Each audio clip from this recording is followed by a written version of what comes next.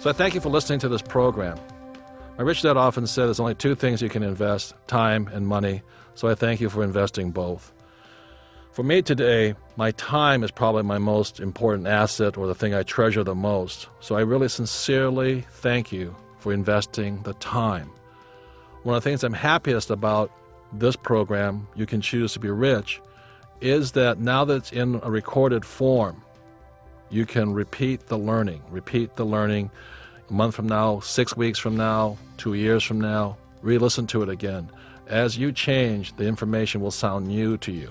My rich dad always said, money is just an idea. It can be anything you want it to be. If you say you can't afford it, you can't. If you say you can't do it, you won't. And if you say you can't learn something, you'll never learn it. So please be careful of your ideas. The most important thing my rich dad taught me was not say I can't afford something, but how can I afford something? How can I do something? That mindset, that way of thinking will always increase your wealth. Money has the power to make you rich as well as poor. That's why oftentimes lottery winners come into millions of dollars, but a few years later are worse off financially because they use that money or the power of money to make them poor. When my wife and I were down, we had no money, and it seemed like the world was coming in around us. We did one thing. And the one thing we did, we had 3 piggy banks. And those 3 piggy banks, every single morning, I would get up, and I'd put maybe 25 cents in each piggy bank, or some days I'd put $1 in each piggy bank. That was the first thing I did every single morning. And the reason I did that was because every morning I wanted to start educating myself, I wanted to start learning, and I wanted to start doing it. As I put money in each bank, I was affirming that I was going to be a rich person. The point I want to make here is this. Every morning you get up, you have the power to choose, and only you can choose to be rich, poor, or middle class. It is something I do every single morning. Just starting each day by putting a few pennies, a quarter, a dime, $1 in each 3 piggy banks was my way of saying to myself, I choose to be rich. So thank you for listening to this program, and every day when you get up, may you choose to be rich.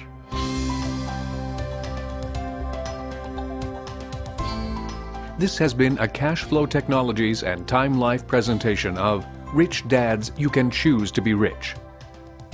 Executive producers Pamela Farrell and Robert Somerville. Producer-director Arthur G. Insana. Recorded at Lamb Chop Studios, Phoenix, Arizona, and Clean Cuts Music, Washington, D.C. Edited, mixed, and mastered by John Kovarik.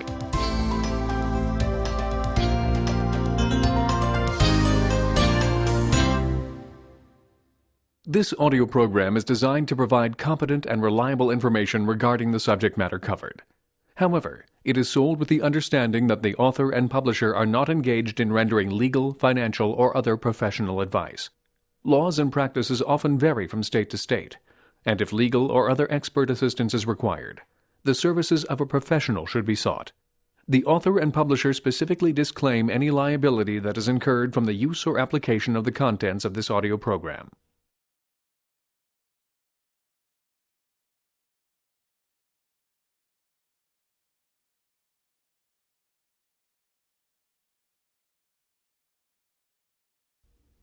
When you decide to go public, if that is the choice you make, you're going to have to bring in a whole new team of advisors, including investment bankers. They're the ones who are going to make a market for your stock. They're going to have to believe in your company and believe in its future success as a public offering. You're also going to have to make sure you bring in very top-notch securities attorneys to make sure the documents are drafted. Now remember, it's very, very time-consuming and it's very expensive. So what do you need to do? Make sure you do not lose focus on your business. So many times, companies that go public end up going right back down the drain because what's happened is top management who made that business successful have diverted their focus to all this filing requirement. And what's happened? They took their eye off the ball, the business. So make sure you keep your focus evenly split so that you have your business first and going public second. When you have these new advisors on your team, they're going to come up with all kinds of wonderful ideas that you may not have even considered. So listen to them carefully and learn more. This is a great opportunity for you to learn other ways to expand your business. And they may actually consult with you and say, your company isn't the right one to go public. And that's okay. Listen to them. Follow the guidance of the experts. But if they think you have the opportunity to go public, congratulations, because you've got the opportunity to become the ultimate investor. Now, how did Rich Dad say it? The ultimate investor is a selling shareholder, not a buying shareholder. Remember, the rich invent money. So what he's telling you is you've taken an idea, you've created a successful business, and now you are sharing it with the public. You're giving them an opportunity to participate in your business. Congratulations. You have made the choice to be rich. The final step in our program is Step 7, Become an Ultimate Investor. Before we launch into that, I'd like to just recap where we are. You've started this program, you've determined where you are, you've made a financial goal, you've set your goals, you've created the potential of what you want to do. We have reviewed options. We've walked you through paper assets, stocks and bonds. We've talked about real estate assets, and we've talked about developing a business. There's a lot to choose from, but something probably piqued your curiosity. You felt better about one area than you did another. Think about it, review it, and get started in that direction. You have the choice every day to buy assets, not liabilities. Now, before we talk about the ultimate investor, let's go back to your financial plan. Was your plan to be secure? Was your plan to be comfortable? Or was it to be rich? Now, be honest with yourself. If your true plan is to earn $100,000 a year or to produce $200,000 a year, you may not want to become the ultimate investor. It's not an easy path. It's expensive, but the reward is huge in the financial arena. Now, don't panic. I'm not saying you have to make that decision today. We just want you to be aware of it because you never know. You could be the next Bill Gates, but it may be 2 or 3 years down the road before you realize that you've created a business that has the opportunity to go public or has the opportunity to be sold to another company. But it's important for you to hear and understand what the potential is. If it's always ever present in your mind, you'll be open to the possibility. Today, your financial goal may very well be to reach security, to reach comfort. That's fantastic because you defined a goal. That gives you a plan. But you may find that once you get to security, you want comfort. And you may find that when you get to comfort, you want a plan to be rich. That's great. You must redefine your goals as often as possible so that you can keep going on your own personal financial path to freedom. Rich Dad said, "The rich invent money." Well, this is one way they do it. The ultimate investor has taken an idea, created it into a profitable company, and now is selling shares in that company to the public. They've invented money. That's just one way the rich invent money. We've talked about other ways in the area of real estate, in buying a property and flipping it over for a higher dollar value and taking that money back as a seller financing tool. That creates an asset. It's a receivable. There are many ways the rich invent money. But what we want to talk about today is the ultimate investor. Who is the ultimate investor? It's someone who has a passion. They want to be rich, but they also want to give back to society. Very important to understand. The rich want to help. Now, there are people who say the rich are greedy. That's a great point, Sharon. In fact, in my practice, where I have the opportunity to work with some very wealthy people, I see that they are the most philanthropic. In other words, they give back in many ways, much more than the average person might. We talked earlier in the text about the 3 piggy banks, where a certain amount is put in every day or every month to give to charities, to a church, to civic-minded groups, to charitable organizations. Well, I see that the rich frequently give a lot more than just the 10% you might have thought of. In fact, we have great examples of that. The wealth that is accumulated frequently goes to really make a difference in other people's lives. The list is endless. Carnegie, Rockefeller, Ford, Bill Gates, Ted Turner, all of these people have created foundations and made significant impact in other people's lives. And I think that's important to think about as you're thinking about growing your wealth and becoming rich. Frequently in our society, we get very mixed messages about money. We might have been told money is the root of all evil. We might have been told it's bad to be rich. You have to make choices between family and money. But that's wrong. In fact, through wealth, you can make significant impacts and differences in others' lives. And maybe that's what drives you to be an ultimate investor. Thank you, Diane. And in addition to giving back through charitable organizations, through foundations, let's not forget that the ultimate investor is building a large corporation in which they're selling stock to the public. They're creating jobs. They're making an economic impact on their community by creating a large corporation, and that corporation itself is employing hundreds, maybe even thousands of people. They are making a huge contribution to their community and sometimes to the international arena. And isn't it true that the people that build these corporations, not only the ones that give back through philanthropic organizations, but the ones that employ people, they're actually stimulating the economy. So through growing a large corporation, you may be making a significant impact on the economic history that's currently occurring. That's right. And we're going back to people who have absolutely made the shift to the right side of the quadrant. But they've been successful because they realize in order to be successful there, you need employees. You need self-employed individuals who are advisors to you or specific technical consultants in areas for you. They recognize that we need everybody. We need all four arenas of the cash flow quadrant: employees, self-employed, business owners, and investors. And where you fall is where your heart is, what your personal financial plan is. But as the business owner, it's their job and their responsibility to make sure they keep a thriving organization. So they have to consult with their people. They need to understand what the needs are of their employees, and they have to give back to their employees as well through fringe benefits, providing health insurance, providing retirement options for them, and that's what makes them a successful ultimate investor. So let's go back to your personal financial plan. What are your financial goals? Is it your goal to be secure and comfortable? Great. You've established a goal. You know where you are. You're ready to get started. Make that appointment. Find a financial planner. Get some help to determine how you can start buying assets and investing in your future so that your money will work for you and you won't have to work so hard for money. You'll not necessarily want to do it on your own. Remember, the right side of the quadrant is a team sport. It is okay to ask for help.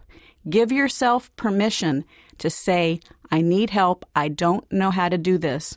So pick up the phone, make an appointment with a financial planner, talk to 2 or 3, but get going, get some help, and start your financial path to security and comfort. If your plan is to be rich, you may want to carefully consider Step 7 of Choose to Be Rich, how to become the ultimate investor. Now, we've reviewed a lot of the elements that go into becoming the ultimate investor in building a business, but it's a much bigger picture, much larger. So let's review them one at a time, a little closer.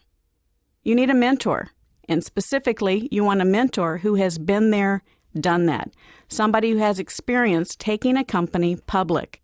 They've learned lessons the hard way. Listen to them, so you don't have to experience the same lessons. You'll probably find a few new ones, but it's one step at a time, and the more advice you get, the more help you get along the way, the more likelihood of success. After you have your mentor, we've talked about developing your management team. You definitely want to have experienced people on your management team who also understand and know the process of going public, even at the beginning. And here in this step, as much or probably more than the other steps, you want to concentrate on the system, on the management.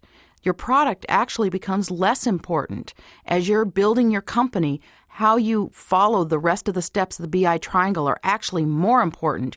You need to work on your communication, on your selling, on your management, on your systems. All of these become critical to your success. That's right. And the financial ratios we covered in the Learn It section related to companies, keep those ever present in your mind as you're building this company, because when you go public, you have to expose everything about your company from the very beginning, and you have to have full disclosure. The last remaining section at the top of the BI triangle is the product. And that product could be tangible or it could be intangible. It could be a service. It's what you are forming a business about. And let's talk about it. You've already formed the team that likes the product. You have the leadership to push it through. You've made the mission statement of what you want to achieve with that product. You've developed your cash flow system to be able to support it, communication to tell the world about it, and to be able to keep your employees motivated. You've developed all the systems so that you can make it, distribute it, sell it, get paid for it, and make more. You've protected it. You own the rights. You have created a barrier of competition from other people coming in and making the same product or service. Or you may have a product or a service that isn't necessarily protected by a patent, but you've created goodwill, so you have a corner of the market, you have brand recognition. In any event, you have all of this wrapped around the tip of the BI triangle, your product or service. You had a great idea, you built the structure to make it a success. And the product, you'll notice, is at the very top of the BI triangle. And I started off by saying the cash flow management was the foundation. That's what built this all. And the product is what it all focuses it to. But you notice the product is also the smallest step on the BI triangle. Remember Robert's story of McDonald's. Ray Kroc created something that didn't make the best hamburger. The product wasn't the best. No, he had the best cash flow management, the best communications, the best systems, and legal protection to create the best business.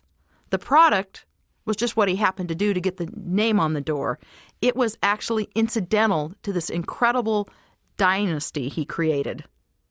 Now, for more information and more detailed analysis of each section of the BI triangle, please refer to Step 6 in your manual.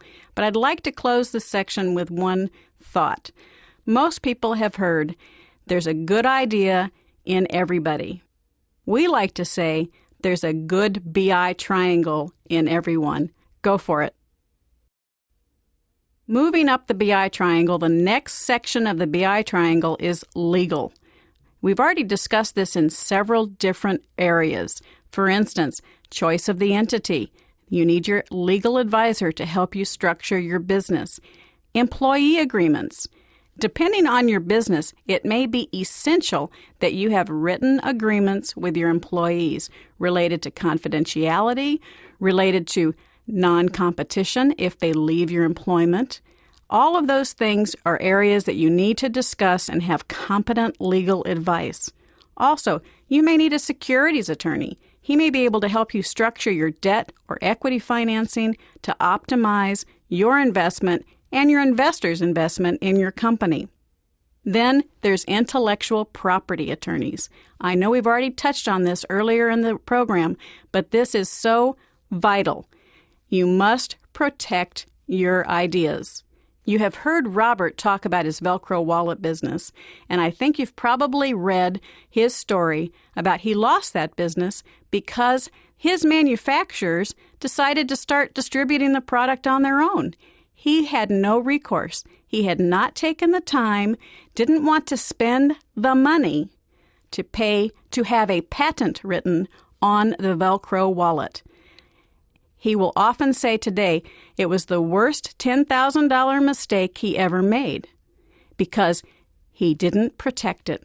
Had he protected it, no one else could have made that without subjecting themselves to liability by infringing on his patent.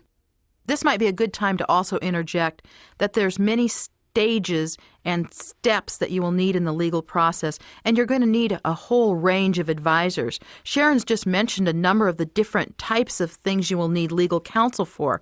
Remember, lawyers will specialize in these different fields. So it's quite possible that your business doesn't have one lawyer. You might have a number of attorneys that you work with to work on this stage.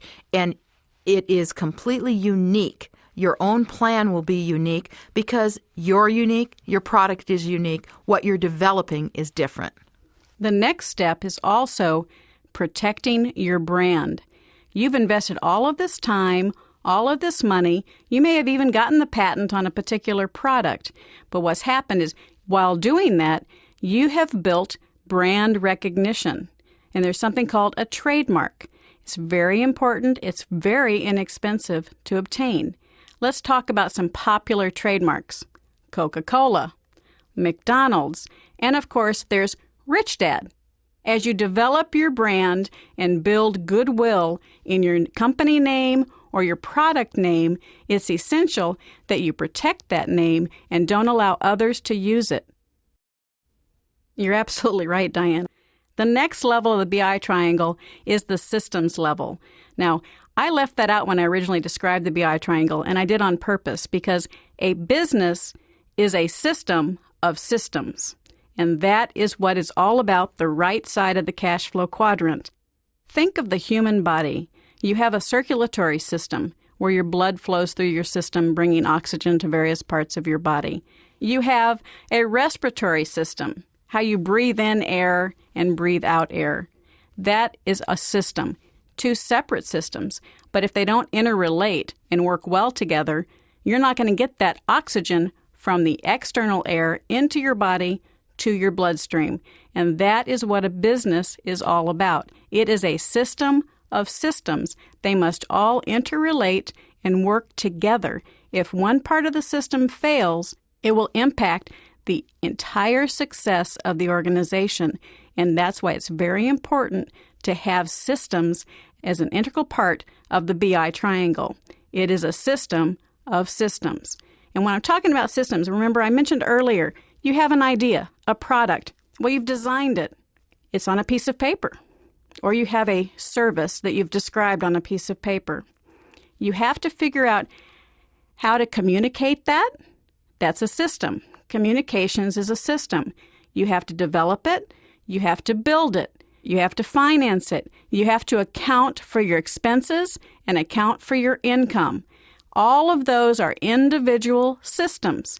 And as Diane just so aptly put, you have to be able to listen to your customers. Customer service is a system. You have to have a system to answer the telephone. Who's going to answer the phone? What are they going to say? Who's going to open the mail? Who's going to make sure that the mail gets handled? Every activity that happens in your business is a system. And what's more important is it doesn't matter how big your business is. A hot dog cart has the same need for every one of those systems, just like a large corporation would. Moving up the ladder from cash flow management is communications. Now, communications has really three parts. One is motivating yourself, and this is kind of something that Diane added in a conversation we had yesterday, and I think it's very, very valuable, and I'm going to have her speak to it. But you also have communication to your employees, to your business, to those insiders, making sure they know what's going on, making sure you keep them motivated. Then you have communication to the outside world, sales and marketing, telling the outside world about your product. And that's essential because if you don't tell them about it, they won't know to buy it. So for instance, sales and marketing. What's the difference between sales and marketing? Marketing is the communication to the outside world. You tell them all the benefits of your product, why they cannot live without your service or your product. Sales is one-on-one. That's when you ask for the order. That's why marketing and sales are very closely intertwined. Remembering, too, communication is a two-way street. So you're not only communicating the values of your product or service, you're listening to your clients. You're listening to what they want. Another fatal flaw I've seen business owners make is they create something that they are in love with. Now, the market may or may not like it, but they don't listen to them because they know they've got the right answer and they're excited. Well, Sadly, they fail because they didn't listen to the communication back from their market. Listen to your customers. Exceptionally good point. Customer service will give you a lifetime customer or a one-time visit. And believe me, you want a lifetime customer. Now let's talk about internal communications. I've seen so many times when executives are running their business and they don't take the time to let their team of employees know what the successes are of the business. But boy, do they hear about the failures. What's wrong with customer service? Why didn't these orders get out today? Why didn't you get on the phone and make this purchase order? Those are the kinds of things that will build disharmony and discord into your organization. You, as the leader, need to be a cheerleader for your employees. Energize them, motivate them, help them build your successful business. Now, I mentioned communications with yourself, and I would love Diane to talk about this because I love her input. Well, I've got to tell you, first of all, it doesn't mean that we're going to tell you that you need to start talking to yourself or that you need to listen to voices in your head. Well, maybe that is what I'm going to tell you, because the fact is that we all do what's called self-talk. We tell ourselves what we can or cannot accomplish. By focusing on what we want for this business, remember, we're looking at the mission, and we actually are wanting to be a leader. So we have to, above all things, be focused on what that mission is so others can follow us. That's part of that self-talk. But there's also listening that needs to happen. Have you ever experienced that kind of feeling deep down sometimes when things just aren't working right and you don't quite know what it is? Well, maybe you push it aside and don't worry about it. Well, that could be something very important that you need to listen to. As the leader, you're going to know more about what this company needs to accomplish and what you want to accomplish. And so you're going to know first when things aren't working. Listen to that. Now that we've dealt with the framework of the BI triangle, let's look at the internal components of the BI triangle, starting at the bottom. It is the foundation. It's called cash flow management, financial literacy. I'd like to interject a point here. This is the key fundamental part of the triangle. This is what supports it all. It's the foundation to a good business. That's understanding how the cash flow in a business works. If as you hear that makes you a little nervous, a great tool you can use is the game Cash Flow 101. I've mentioned it before because it's so useful in helping you understand the use of financial statements. It's also very useful in helping you understand how flows of cash work. If you get involved in a business deal, how does that impact your overall statement? Well, in Cash Flow 101, you do an individual's financial statement. The difference is that now you're going to do a business's financial statement. So you want to see how cash impacts that. And just like with an individual, a business can have earned income, passive income, portfolio income. We want to create a well-rounded business that's solid, that has a strong foundation, that can hold up the rest of the pyramid. Absolutely, Diane. The other piece of cash flow management is simply timing. You need to understand the flow of your receivables, the flow of your payables. You may be in an industry where your sales look great, but you might be in the publishing industry, for example. You publish a book. You have a distributor that distributes to all the bookstores in America, and you have these great sales numbers, but you're not going to see the green cash for 180 days. That's 6 months. But those suppliers would wait to get paid for all the costs of printing those books, right? Not ever. You're exactly right, Diane. You don't have the luxury of having your creditors wait to get paid until you get paid. You have to actually make the product, and you don't make it the same day you ship it. So you may have to bring in the paper. You may have to pay the printer to actually print the product. Well, he wants to be covered on his end, so he's going to want at least a certain amount up front.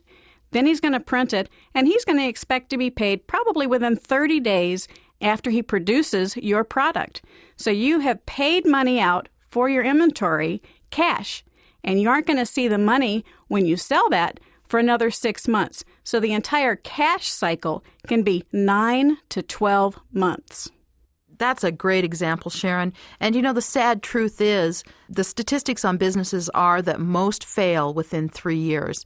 And the reason they fail is because of cash flow management problems.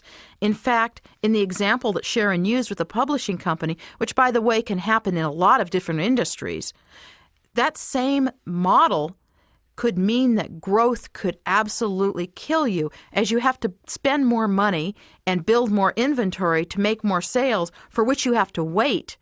You have to have better and better cash flow management skills. So this is a never-ending process of gaining those initial literacy skills, financial literacy skills, and learn the tools of cash flow management. And the more experienced your team is, your team of advisors, the more you will be able to foresee those kinds of issues and make sure you have the financing in place to cover your business needs until you start receiving those receivables in cash. And that's a very important part. Now, we have additional information related to cash flow management in Step 6 on page 3-186. As you look at the BI triangle, we've already discussed team. You've built your team. We've discussed mission, because mission is an important part of your business plan. You'll notice that third side says leadership. That's you. You are the visionary, you are the pit boss, and you are the tough decision maker that's going to drive your business to success. Sometimes you need to be a cheerleader for your employees. Sometimes you have to be the communicator and communicate the message of your business and sell your idea or your product to the outside world, or instill enthusiasm in those who are working with you to make it successful. You've created your business plan, you've attracted investors, you have the money. Now let's get started in building your business. Now you think, I have a great idea for a new product or a new system. Well, it takes more than a great idea. Remember McDonald's, you need a system. So the system is created by building multiple facets within that business structure, which include the product, legal protection, communications and marketing, cash flow management, and all of that wrapped around with team, leadership, and mission. And what I've just described is the BI triangle. Rich Dad showed Robert this at a very early age so that Robert understood very early on that it took more than a great idea to build a business. I've got a great story. I just have to interject here. I remember one time when I was traveling with Robert and Sharon on a seminar series that we were doing in Australia. And after the seminar, a lady came up to Sharon, and she was so excited. She just had a great idea for a product. And she went on to explain how it was going to work. And her husband was being transferred to America, so she was planning on starting this new venture. In fact, it was a brand new idea in a foreign country where she had no advisors or true understanding of the legal implications of doing business in America. But she had a great idea. And I just got to be a little mouse in the corner and watch the transaction of what happened with Sharon. And Sharon listened to the idea, and it was a good one, but then she queried the girl. And she asked her, well, when do you think it's going to be profitable? And the lady said, well, it's going to take 3 to 5 years before we really see anything. In fact, some of the stuff hasn't even been invented yet. I'm not sure we'll have it figured out for 3 to 5 years. And Sharon asked, well, what are you going to do for money meanwhile? But it's a great idea, she answered. And Sharon said, I've got another idea. And we'd all been traveling in Australia for a little bit, and there are some wonderful products that are available only in Australia. Australia is an island, it's a continent, it's a country, and in a lot of ways it's very unique. And we'd found some things such as a toothpaste that you can't even find here in the United States. And Sharon suggested, well, what if you got some of the names of these manufacturers before you went to the United States?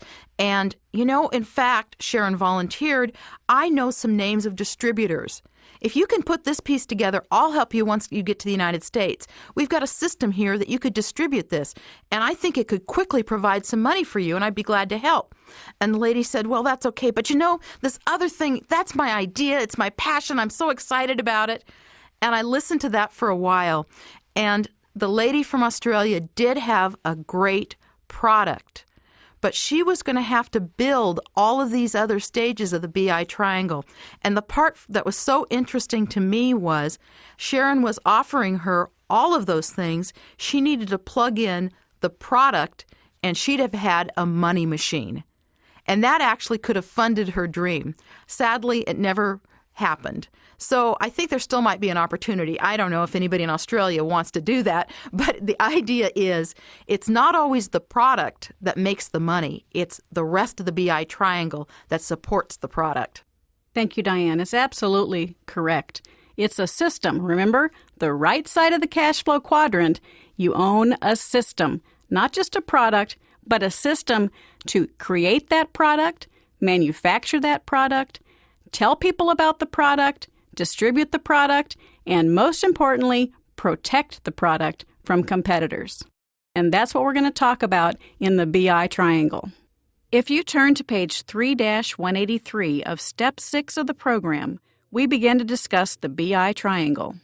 You'll notice the triangle is framed on 3 sides by 3 different concepts: team, mission, and leadership. Now remember, we've already talked a lot about team, and that's important, and it applies here. You need to have your team. When you develop your business plan, you have a mission. At Cashflow Technologies, our corporate mission statement was developed before we ever incorporated, and our corporate mission statement is to elevate the financial well-being of humanity. Sounds pretty global, but every letter we get, every phone call, every email we get that says, "I'm out of debt. I can see the light at the end of the tunnel. I just bought my first real estate property. I'm so excited." Every time we get that kind of letter, phone call, or email, we feel we've moved towards accomplishing our mission.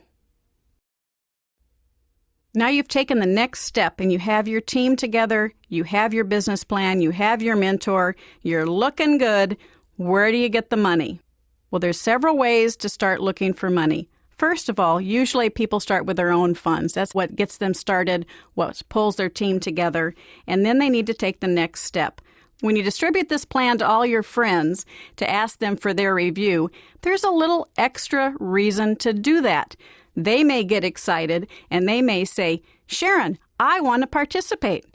That's your next round of funding. Friends and family is a wonderful way to get started to that next level. Within your circle of friends and family, you may actually have what's called an accredited investor. So they have the resources and the financial knowledge to risk investing in your company. You might even want to write a private placement memorandum with the assistance of your attorney and tax strategist. That document will allow you to attract funds from what we call accredited investors. And an accredited investor is someone who has a net worth over $1 million and has earned either $200,000 as an individual or $300,000 with his or her spouse for the last 2 years. But usually you get to the point where you need additional infusion of cash. Where do you go? Well, there's always your banker. You can go to the bank and get a conventional loan. In lieu of a bank, you may want to consider alternative forms of investment called venture capital. There are lots of organizations who call themselves VCs or venture capitalists. You have to be careful because many times they'll want to come in and they'll want to take over management control or take a large piece of your business. Now, for a smaller amount of money, there's a group called angels. These are typically regionally based in your own community, and they actually perform the job of mentoring as well as investing in your young company. Again, they'll want a piece of the action, so you have to judge it very carefully to make sure that their guidance and their money is worth the percentage that they want in ownership of your company. So now you've found the money. Well, what are you going to give up for the money? You can either do debt financing or equity financing. What's the difference? Debt financing is a loan to your company. You still own all of your company, but you've agreed to pay back the money over a certain amount of time at a certain interest rate. There are different forms of debt financing that we don't need to go into at this point. The second form is equity financing. This is when you're going to have the money come into your company in exchange for ownership. Or in the case of a corporation, it's actually in exchange for stock. Therefore, your investor is participating on an ownership level with you. The decision as to whether to use debt financing or equity financing is one that you need to make with a complete team of advisors around your company. The second part of your business plan that's very important to the potential investor is the part that describes your management team. Now you say, wait a minute, I'm starting this business. I don't have a whole huge team. Yes, you did. You've just selected your team. They may not be employees of your company, but they are definitely part of your team. So for instance, if I was doing a business plan, I would have Diane Kennedy's name in it saying, this is my tax strategist, my trusted advisor, so that the people that are going to invest their money in my business know that I'm not trying to go it alone. So how would I get Diane's name in there? Well, first of all, I'd probably ask her permission. But also, what's important is create an advisory board. Now, most of your advisors, your team members, will be part of that advisory board. It shows the depth of knowledge that you have brought together to help guide this business to success. An investor will want to know who is involved. Now, you may have somebody that you want to bring on board as an employee in the future. Prearrange it with them. Say, please, I want you to be part of my team, initially part of my advisory team, but when I get my funding, you agree to come on board as an employee. It's a very easy thing to do, and it builds strength and depth into your business plan. Remember, Rich Dad always said, money follows management. So the stronger your management team, the more likely you'll get the money. Thank you, Diane. We now have an idea as to what kind of structure we want to use for our business. You figured out what type of business you want. You have the structure. You have the mentor. You have the team. What's the next step? Well, maybe you need to finance your business. But before you can finance your business, you need to develop a business plan. This probably sounds a lot like your own personal financial plan, and it is. It's exactly the same. For your business, you need to plan the financial future of that company. How do you start a business plan? There are many alternatives. It's very easy. In fact, there are some very inexpensive software programs that you can buy that will help you walk you through it step by step. We also have it lined out in the text beginning on page 3-174. I won't go through each item of the business plan, but I would like to give you my personal thoughts on the most important sections in the plan. At the beginning of your plan, you are going to have an executive summary. Typically, if possible, you should keep that to a one-page format. This is what is going to determine if the people with the money read the rest of the plan. It is by far the most important page in your business plan. And you know, the executive summary is an incredible tool for you as you're developing your plan. It helps you in one cohesive, concise step come up with what it is you hope to accomplish with this business. A lot of people come up with great ideas, but then they're not quite sure what they're going to do with it. The executive summary helps them come up with that idea. It helps bring focus to what they want to do. Exactly, Diane. Thank you for adding that. The executive summary, when you are looking for money, tells the individual potential investor or the financial institution that you are approaching for lending exactly what your plan is for that business. But it also tells them what their exit strategy is. And that's very important. A professional investor who puts their money into a business wants to know when they're going to get their money back. It's the what's in it for me. The investor wants to make sure that they put money into a business that's going to return that money to them in a reasonable amount of time with a very good return on that investment. Knowing about the exit strategy ahead of time, too, is incredibly invaluable as you set up all of your plans. And that's a good question to ask yourself as you're building this business. Where do you want it to go? What are you going to do with this? Are you looking to build a business you sell? Are you looking to build a business that you pass on to your children? Or are you looking for something that's going to ultimately create a passive income stream? Know your options ahead of time. Know where you're going so you don't have to wonder where it is you went. And as the business owner, you may be saying, wait a minute, I'm just starting this business and you're telling me to think about how I'm going to exit. Remember, creating this business and growing it is what you want to do. The investor wants the opposite. They want to know what it's going to be down the road and how they're going to get their money back. So if you want them to read it, you write the executive summary so it convinces them to read on.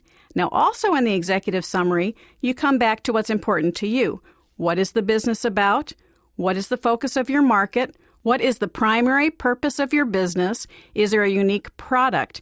Are you developing intellectual property, which means you are garnering a competitive edge so that nobody else can do what you are doing? That's very important because then the investor sees additional value. It's called intangible property. It's a value that means your business is not going to be knocked off by somebody else if you have intellectual property that protects either your product or your system.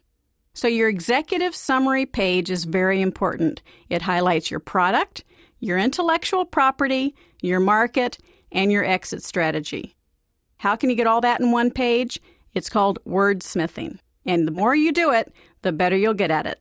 Write your business plan, give it to all your friends, and get feedback. And ask them to be critical because it's important that when you actually give that business plan to the people with the money, that it is well polished.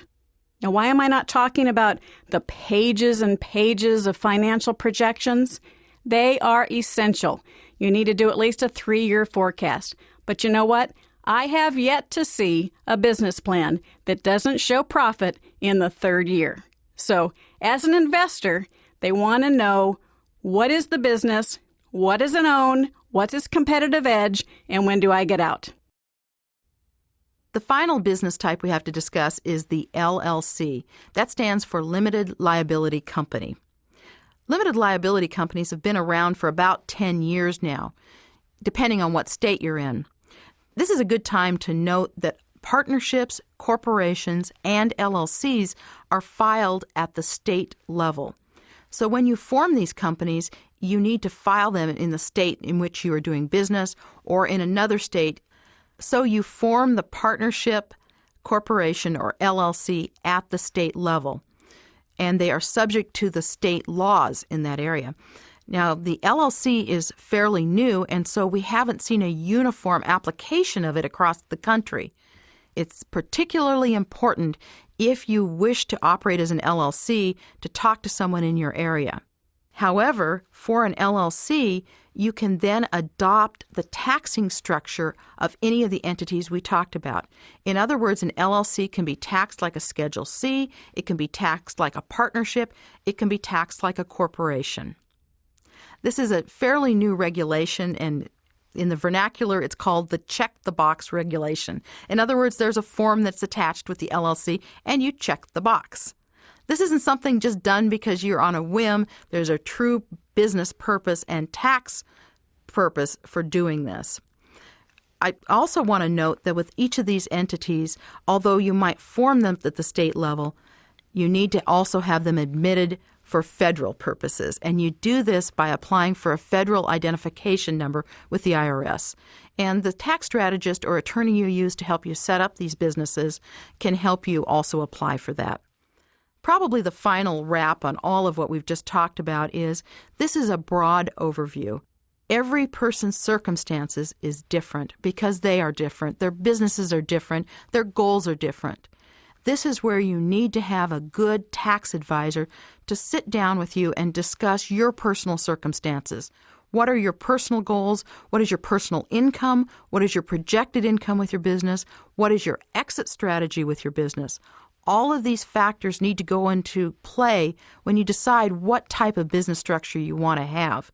This isn't a light choice, and sometimes you can get into a business structure and it was the wrong one and you might be stuck. So take the time to find a good advisor and look through these structures together. Don't do this alone.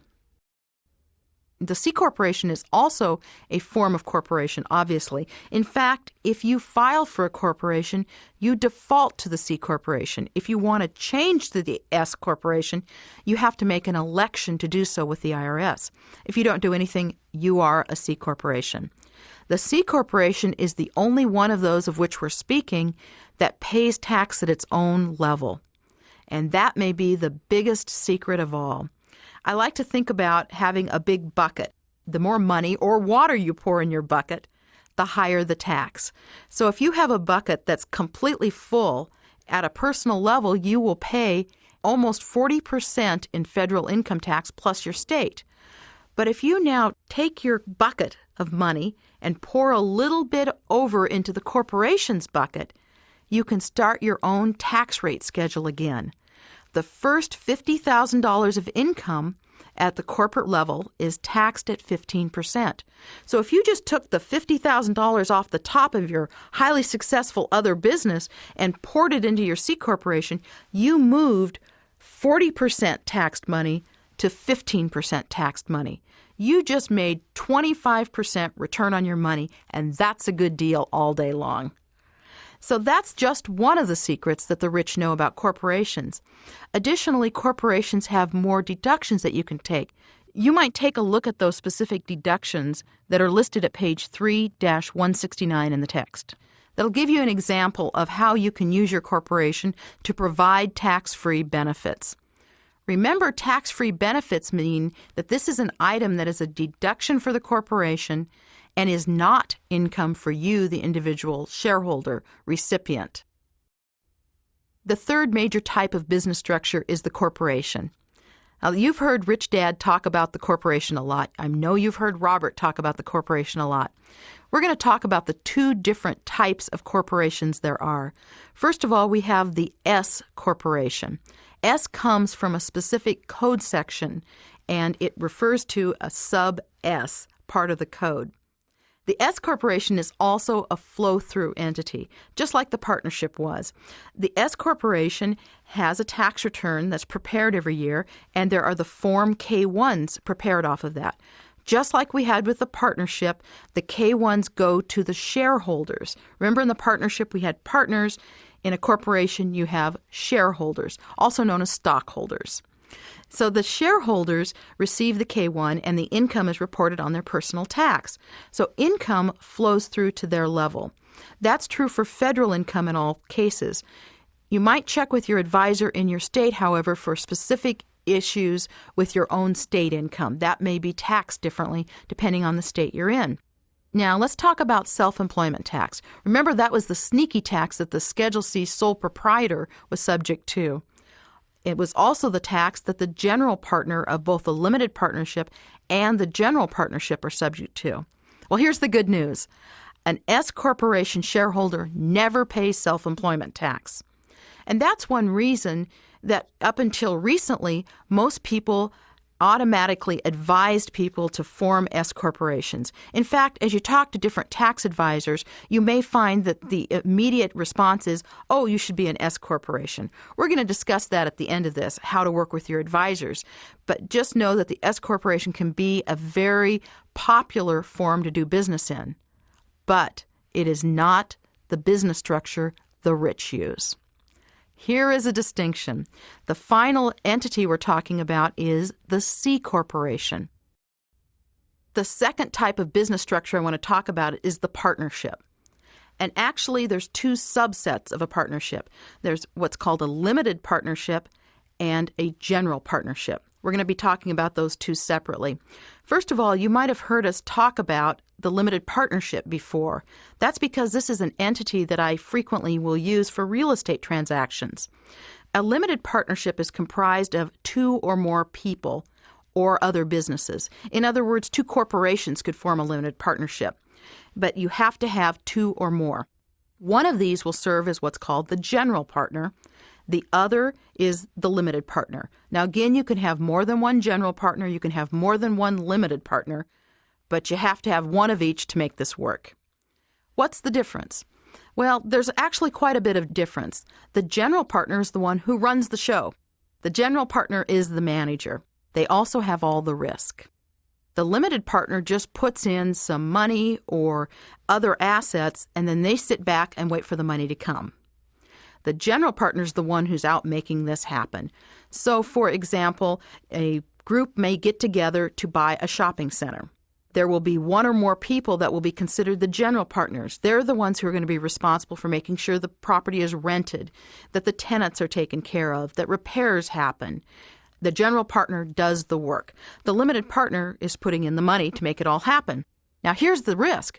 If something happens at that shopping center, let's say someone forgets to clear the ice in the morning and somebody slips and then they sue the shopping center, the risk is the general partner can be personally sued.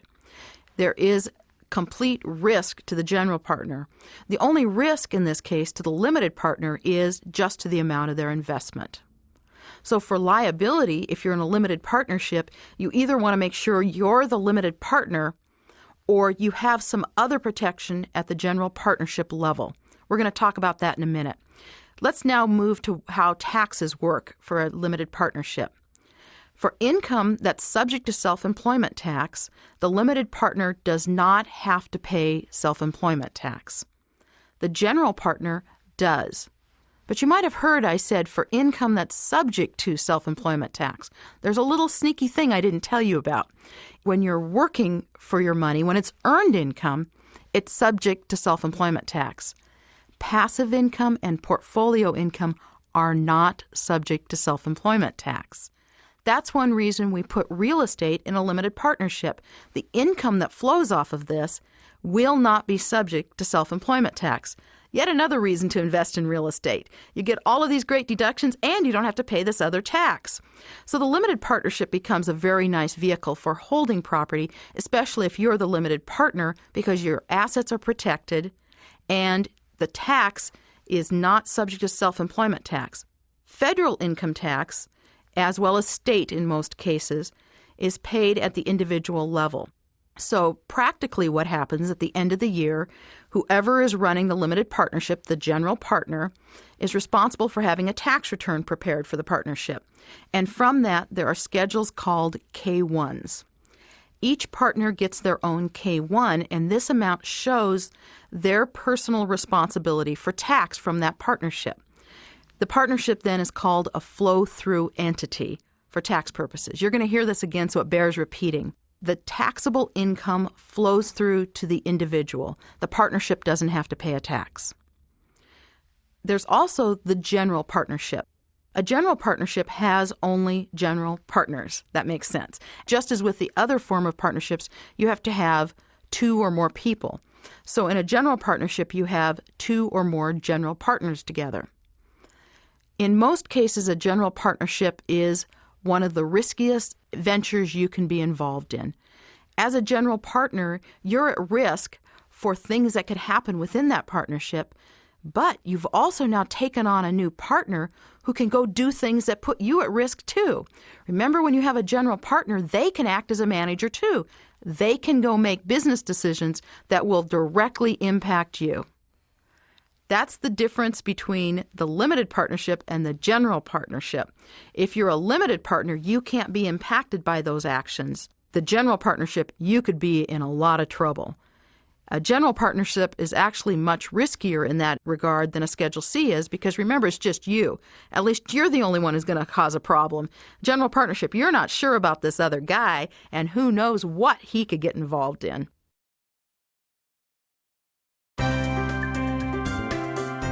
Welcome to Step 6, Mind Your Own Business. In Step 5, we reviewed the various types of businesses that you could start. You could develop your own business from scratch. You could buy an existing business, buy a franchise, or join a network marketing company. You found a mentor in that arena, and you found your team members. What's next? Well, get all your team members together, get the advice you need, because you need to figure out how you want to run your business. What entity do you want to run it as? Now, Diane is going to jump in and talk to us about what options you need to review for how you want to run your business. There's actually three main ways that you can run your business. First of all is the Schedule C. Now, it's called the Schedule C because it's a schedule that's actually attached to your regular tax return, the Form 1040. Before we go through all of these different types, though, I want to tell you that we're going to be looking at each of those as they relate to federal income tax, to self-employment tax, and to your liability protection. In other words, how protected are your assets that might be held in that business? Remember, that's a pretty key point here. Rich Dad told us it's not how much money you make, it's how much you keep. So we're looking at two things here. We're trying to reduce our taxes so we can keep more, and we're also trying to reduce the risk that we have that somebody else might want to take those things. Obviously, you can't keep it if somebody's trying to get it. So we're trying to reduce both the tax and the liability. Let me explain a little bit about what self-employment tax is. I think we're all pretty familiar with what income tax is. And by the way, I'm specifically only talking about federal income tax here because each state has different taxing structures. Most of them follow the federal income tax, and there's a few states, such as Nevada, that have no tax whatsoever. However, because your state might be different, you'll need to talk to an advisor in your own area. Now, self-employment tax is a sneaky tax. Most people that first start their business never think about this one. In fact, if you're currently an employee and you're thinking about your own business, the first time you have someone do your tax return, I bet you're going to be surprised when you see this. Well, you might notice on your own paycheck that there's an amount that's withheld for Social Security and for Medicare tax. Currently, that's 7.65%. Don't worry about the percentage. It's just an amount that's held out of your check each month. Also, your employer matches that amount. So there's a total of 15.3% currently being withheld for these taxes. That's sent off to the government. However, when you're an employee, you only have to pay half. But guess what? If you're a Schedule C business, you have to pay both halves.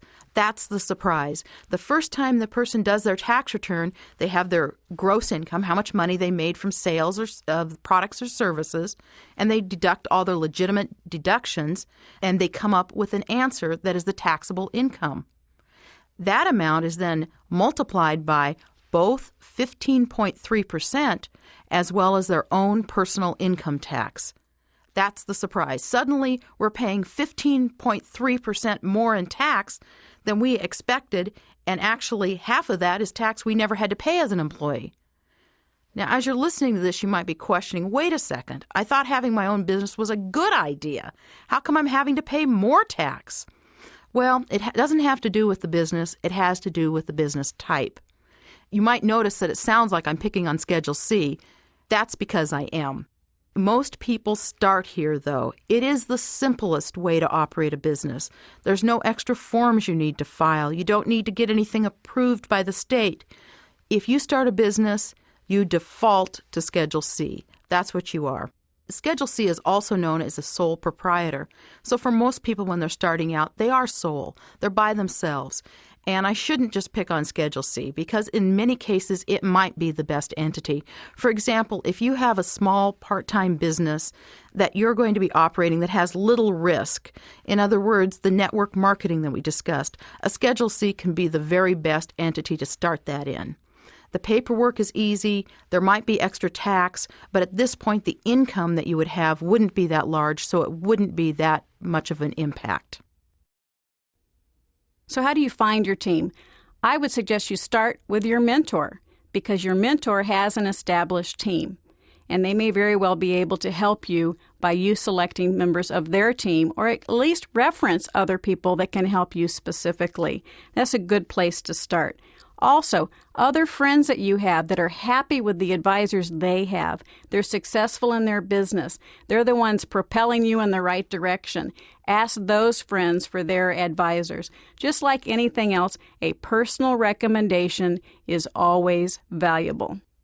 Check out their credentials. Ask them what types of credentials they have. For instance, Diane is a CPA. A lawyer has passed the bar exam in the state where he or she works, so he or she has credentials in that state. In fact, the intellectual property attorney has a national exam that they take as well. It's called the patent bar. Also, stockbrokers. There are about 6 or 7 different credentials I can think of off the top of my head that a stockbroker may possess. For additional information on places that you can call or places that you can reference for these particular advisors, check the text in Step 5 because there are specific regulatory authorities for each type of advisor, and those are listed with reference phone numbers for your use. You can find this information starting at page 3-140. And the final step to building a team Now, this is after you've identified the team members and you've assessed them, is to truly begin to build a team. The interesting part of that is how the cash flow quadrant can fit into this. You're going to have different team members, and actually some of your team members may be employees. Remember, they would operate from the E quadrant. Now, as you might recall from cash flow quadrant, an E, an employee, is concerned about security. So what can you do in your interaction with them to help them feel secure, to let them know it's okay to make suggestions, to give you comments, to give you feedback that can help grow your overall business? Now, in the case of an S, the self-employed, remember, these people like to feel they're Superman. In other words, professionals like to know that their ideas make sense, that people can make use of these, that they're valued for the ideas that they have. And of course, make sure you're paying both your E and your S. Your employees need to feel well compensated, as well as your advisors need to feel that they're compensated. That might sound a little unobjective coming from me as an advisor, so I'm going to ask Sharon her opinion on how you build a team. Yes, I definitely agree. You need to pay your advisors well. But we're talking about actually two different teams here. One is your team of advisors. The second is your team of employees. And we're going to talk about motivating your employees as well. But it is very important that no matter what the team, you do know how to motivate them best, because they don't necessarily have the same goals you do, but they have valuable information, valuable participation that they can give to you to help you on your way. So if you recognize what their individual needs are and you can provide what they need by motivating them, you will end up getting better advice from them, and they will help propel you on your path to financial freedom even quicker.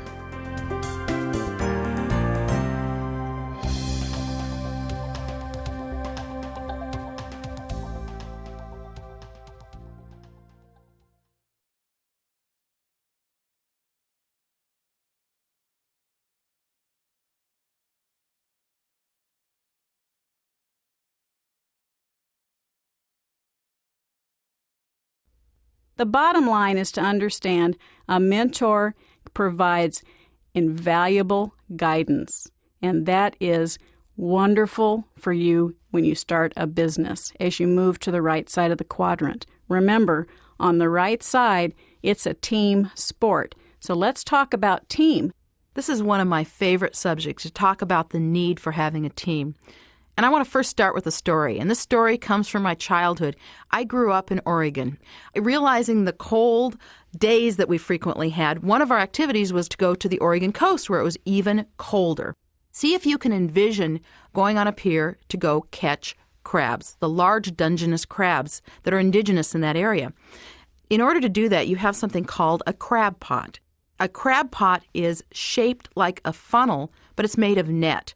And it allows the crab to crawl in, but it can't crawl out. So that's how you catch a crab. And you would throw these out and wait in that cold winter day. And after a while, drinking coffee, you pull up the crab net, and inside you'll have hopefully more than one crab. Now that's important, because if you have one crab, you're going to have to leave them in the net. If you have more than one, you can take them out and put them in a shallow box. And the box typically was just a large plywood box that the sides are only 5 or 6 inches high. And it's important, if you do this, that you have more than one crab. The reason is because although a crab could easily climb over the top of this 5-inch barrier, if it tries, the other crab will pull it back in. This always happens. They pull each other back in. Well, the same thing happens around you. You might have experienced this.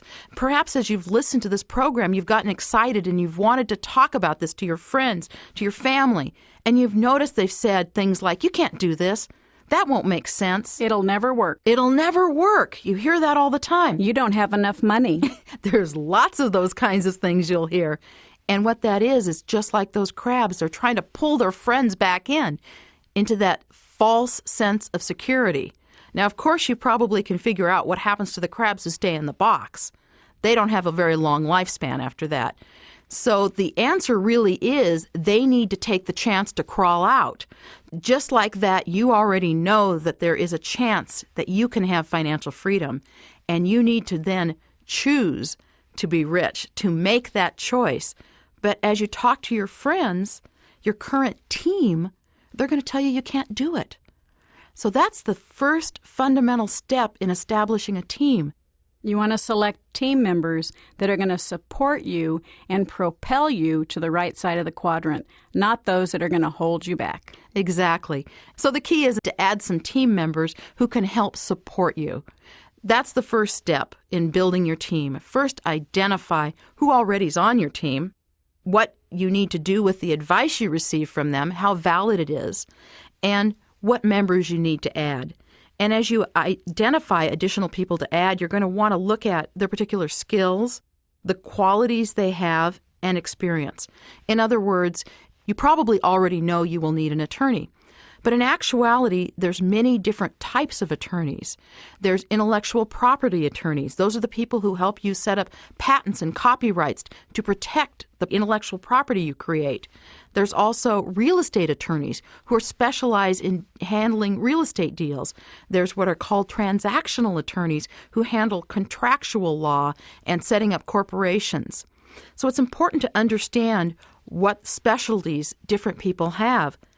And as you're looking for an attorney, ask them specifically if they have experience unique to what you want to do, because you don't want to pay them to learn it. You want to go to them so that they can use their experience in that field to help you. Ask them for references. That goes with all of your team members. As you ask for those references, this is just an aside, you may find that with an attorney and with a CPA, they won't be able to give you actual names. These types of professionals are prohibited from disclosing that kind of information because of client confidentiality. However, they can tell you, my average client makes $500,000 a year. And if you know that's where you want to be, then that makes sense. Or if they tell you, my average client is a farmer and you want to start a microelectronic company, you realize there's not a good fit. So ask for a typical client, ask for what they're used to working for, and additionally, you might ask their personal experience. For example, if you're going to a real estate attorney, you might ask them what kind of real estate they are involved in. That will help you get an overall view of their experience. It's called walk the talk. Does the attorney walk the talk? It may very well be that you want a tax advisor who knows the tax law related to real estate, and they may not specifically own real estate, but if they do, it's all the better for you. And as far as how to get started in that step, I strongly suggest that you take a moment to think about what your financial plan is and then list the types of advisors you will need. Not everyone will need the same ones. There's some ideas for these types of advisors in your text at pages 3-140 through 3-158. As you look at those pages, you can see some ideas, but you may need to add some additional ones.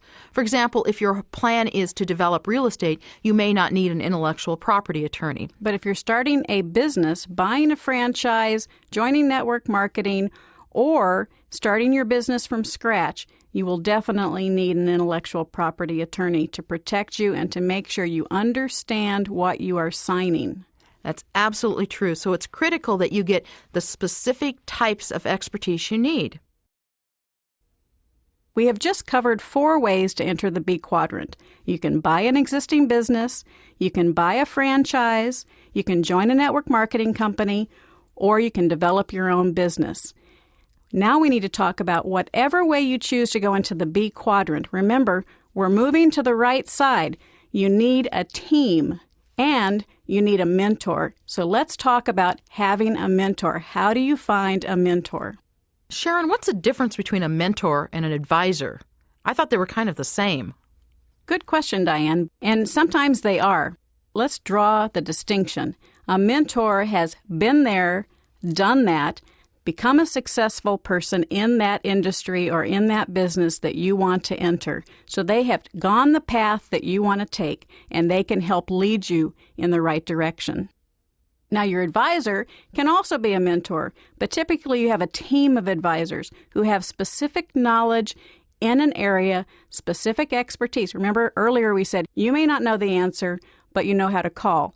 The person you call is your advisor. Your lawyer is going to be your tax strategist, your financial planner. That's part of your team. And we're going to get into that in more detail after we talk about finding a mentor. And why did we talk about entering the B quadrant before we talked about a mentor? Because it's important to know what business you want to develop before you find a mentor. And isn't it also true that you might want a mentor for the other investment strategies we've talked about? If you're going to invest in real estate or invest in paper assets, it's good to find someone who's been there, done that already. Absolutely. It's the same formula. As we've talked earlier, buying a piece of real estate, it's a business. And if real estate is what you want to do, you need a mentor who has been successful in real estate. Right. That's a key point, too. Finding a mentor who's been successful in what you want to do.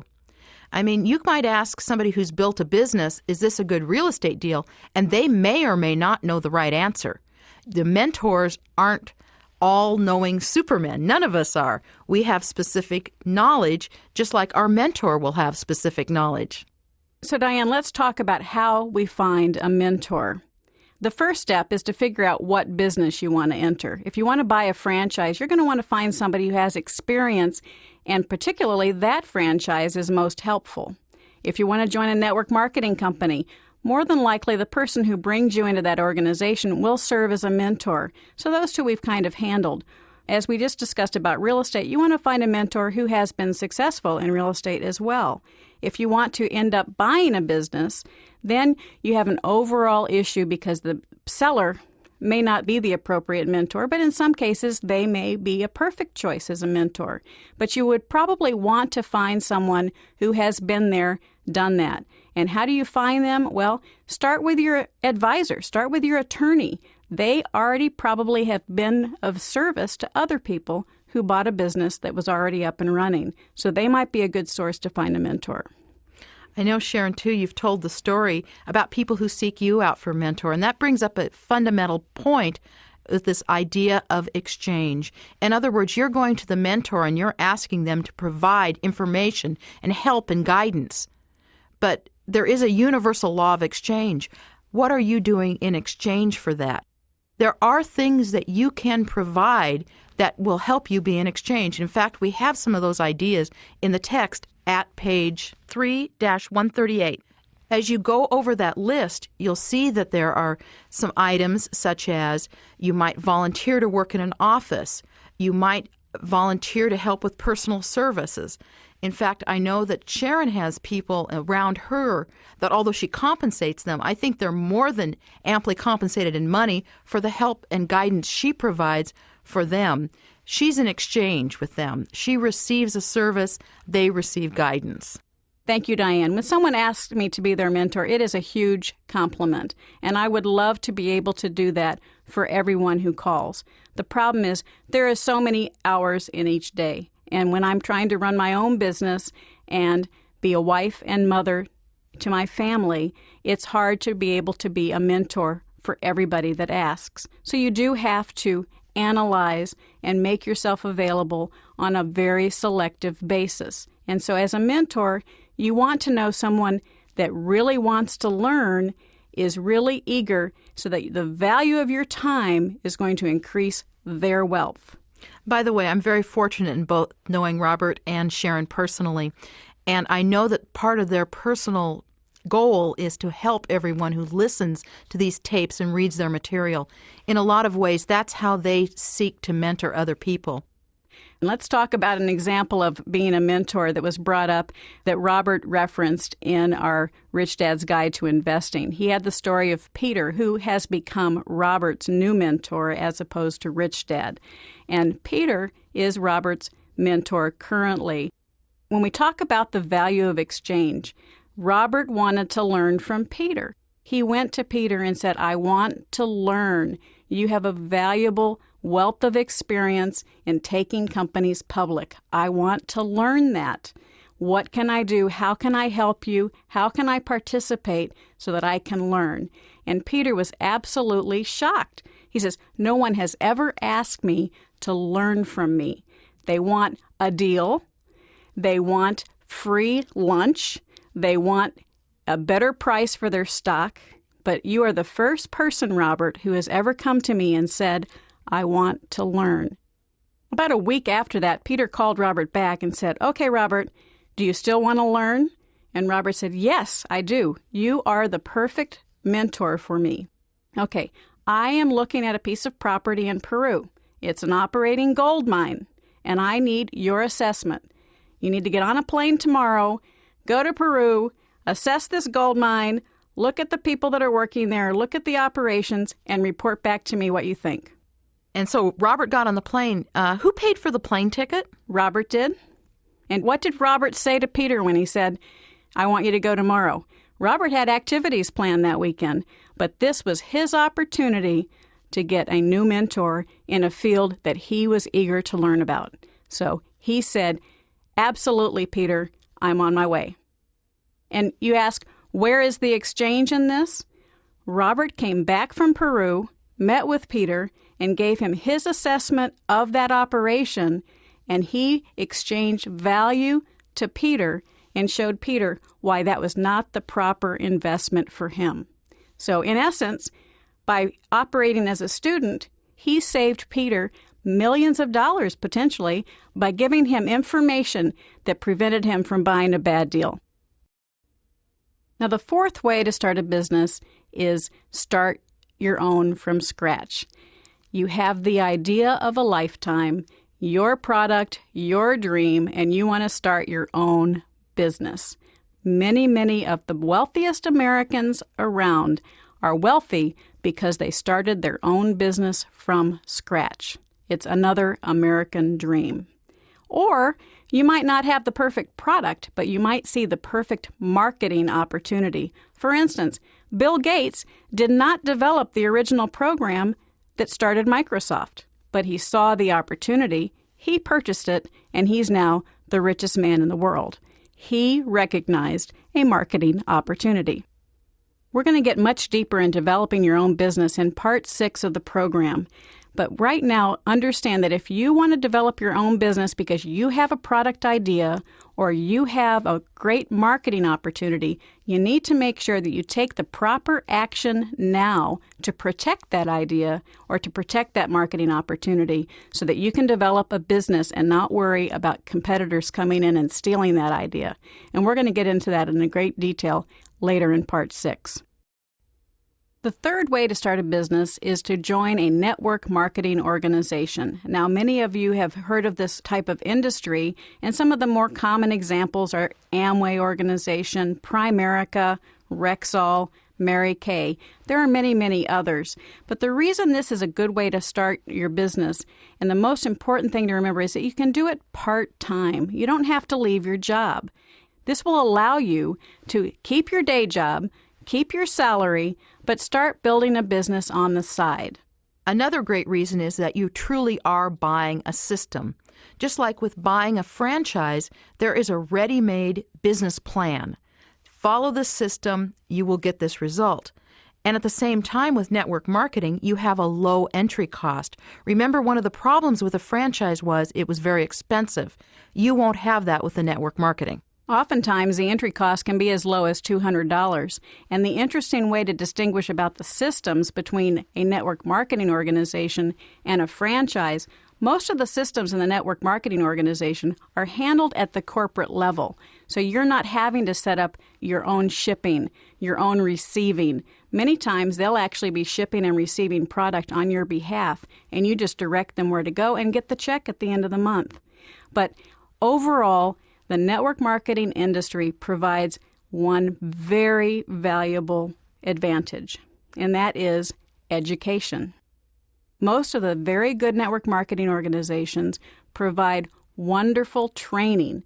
They have meetings every week. They have online training.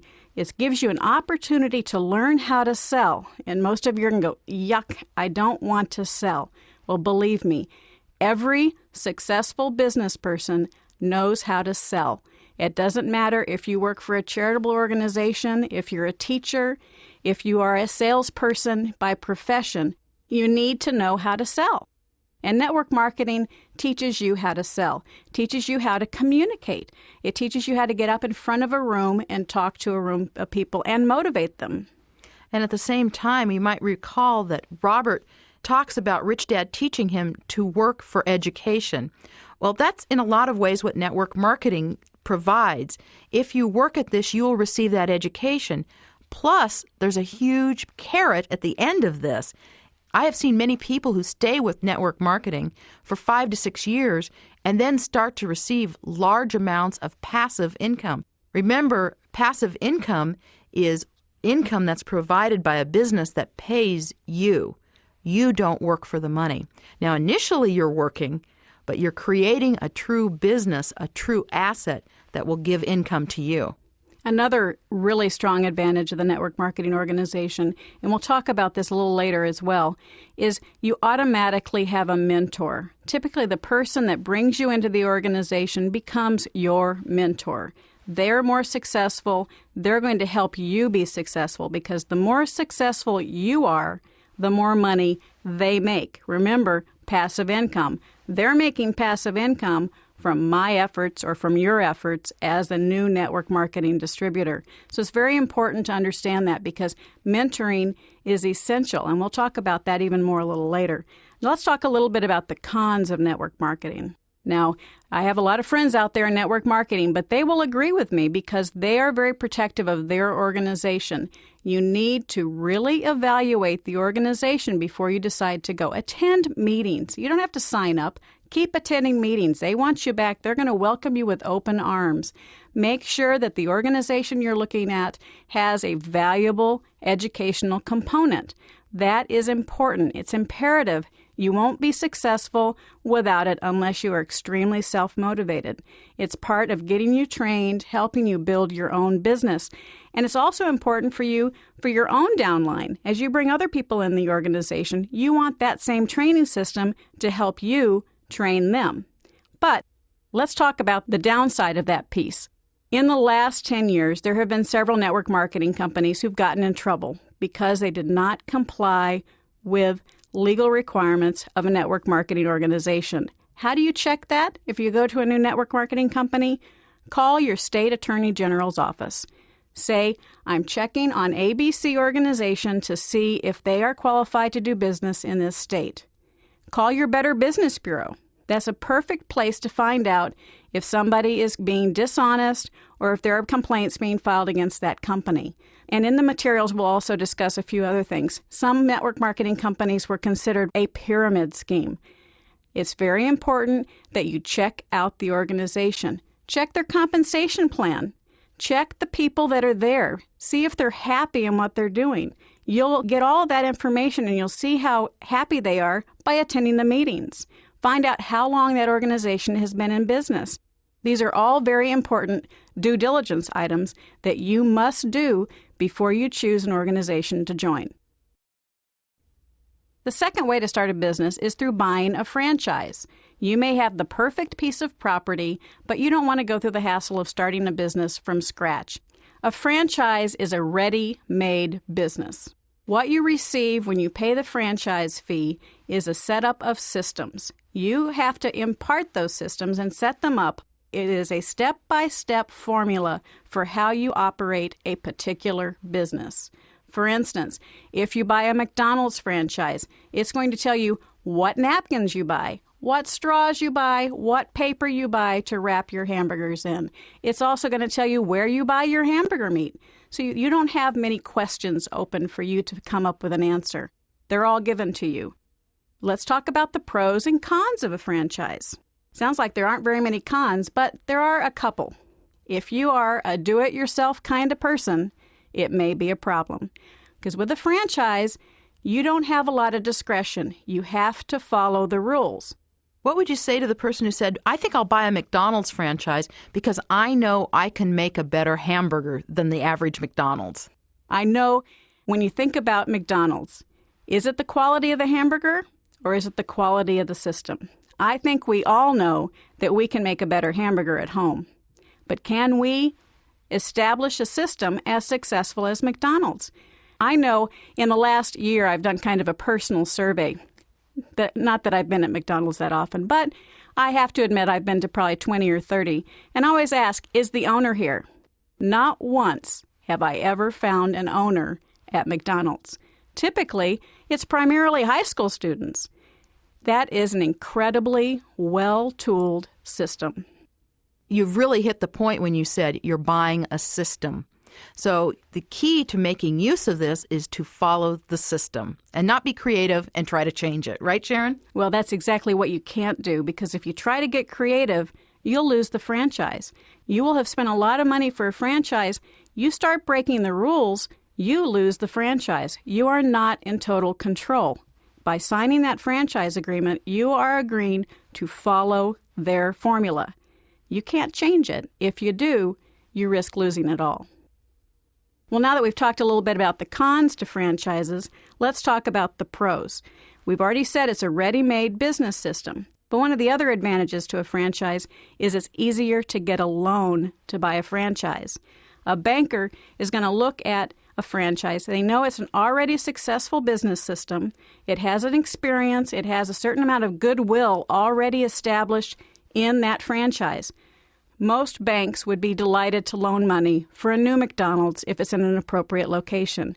If you told them, I want to go open up a hamburger shack, they might have a little different attitude, because then they're going to look to your ability to open up a hamburger shack.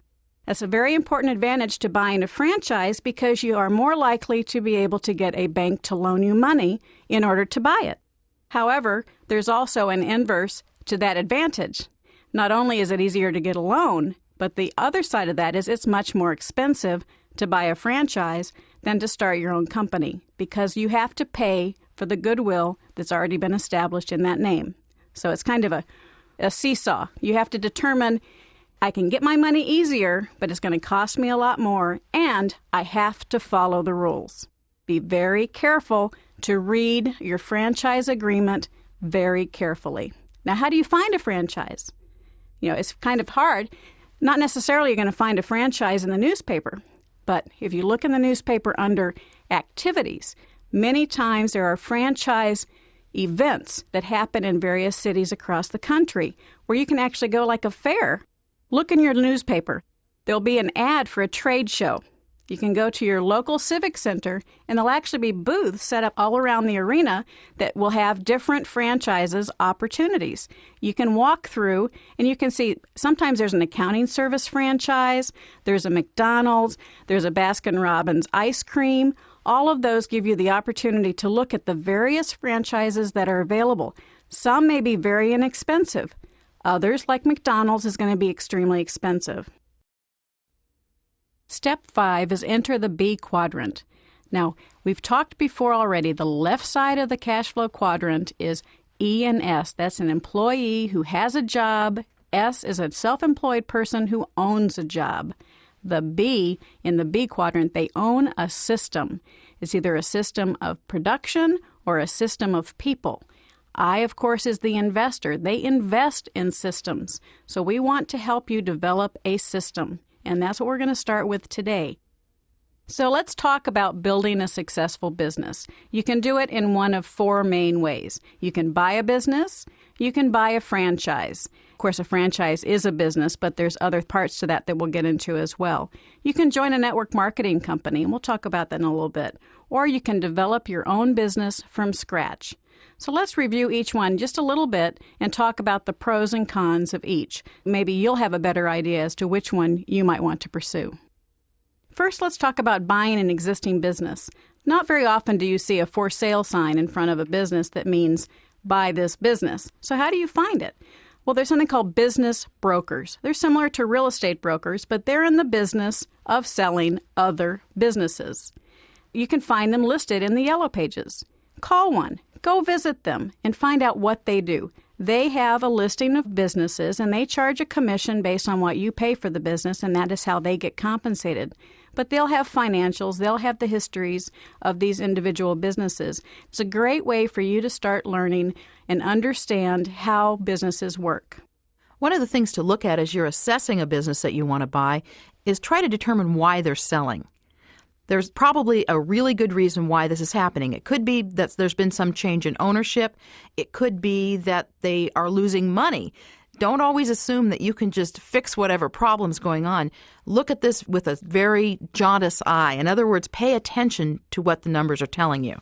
Also, in buying a business, there are pros and cons. Let's discuss just a couple of each. The pro side, why buy an existing business?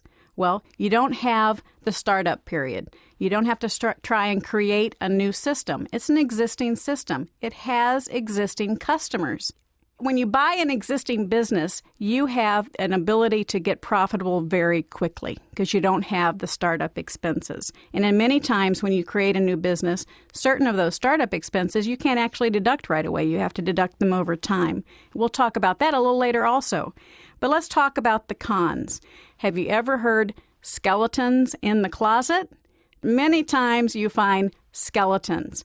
You find disgruntled employees who have filed a lawsuit that, funny thing, they didn't tell you about that. Or the disgruntled employee files a lawsuit after you buy it. You have to be careful when you buy an existing business. That's where your team comes in, because the attorney is going to protect you. He or she will make sure that when you buy that business, the contract has certain warranties from the seller. And those warranties are going to protect you in the event of an undisclosed disgruntled employee or an undisclosed potential lawsuit. In fact, you want to make sure as you're assessing the business that you add in the cost of this, what we call due diligence. In other words, looking into what's really going on with the business. And I strongly recommend that you get a good attorney to help you with this. Those skeletons can absolutely bury you. You don't want to buy this without knowing exactly what you're getting. And in some ways, real estate is actually easier to buy because we have pretty standard checklists for that. A business, depending on the type of business, could have a whole range of issues that you might need to deal with. The tax specialist will help you determine what choice of business structure you should have for your property. This would be like the limited partnership or corporation.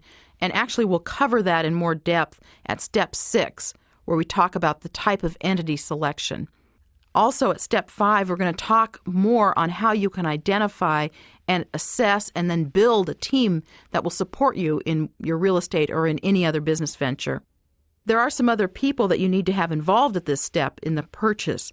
You need to have your attorney involved. You'll want to talk to them about what kind of structures you need, as well as having them set up and also work on the contract that might need to be in place. You also will need a mortgage broker. This is the guy who's getting the financing. Hopefully you've already talked to them so you have an idea of what you can qualify for and a range of what the interest rates will be for this. You also will need a title company. Depending on the part of the country you're in, you either need a title company or an attorney to actually close the deal. Closing the deal means making the title transaction, transferring it from the seller to you. And, of course, you need insurance. Don't forget the insurance guy. You might need fire insurance. You might want to have some liability insurance that covers you. If you're going to be renting the property, you might want to have a landlord policy. If there's a business involved here, you might want some business interruption insurance. It all depends on what your specific needs are for that property. And that is a very important cost to include when you're doing your assessment of the cash needs. Exactly. In fact, we talked about these people. This isn't the time that you should first meet them. Hopefully you've been talking to them already, so you have an idea of what they're going to recommend and the costs associated with that. And also, you want to make sure they clearly are on your team and understand your personal circumstances and your plan. Finally, you now have the property. What are you going to do with it? Hopefully this isn't the first time you've asked yourself this question.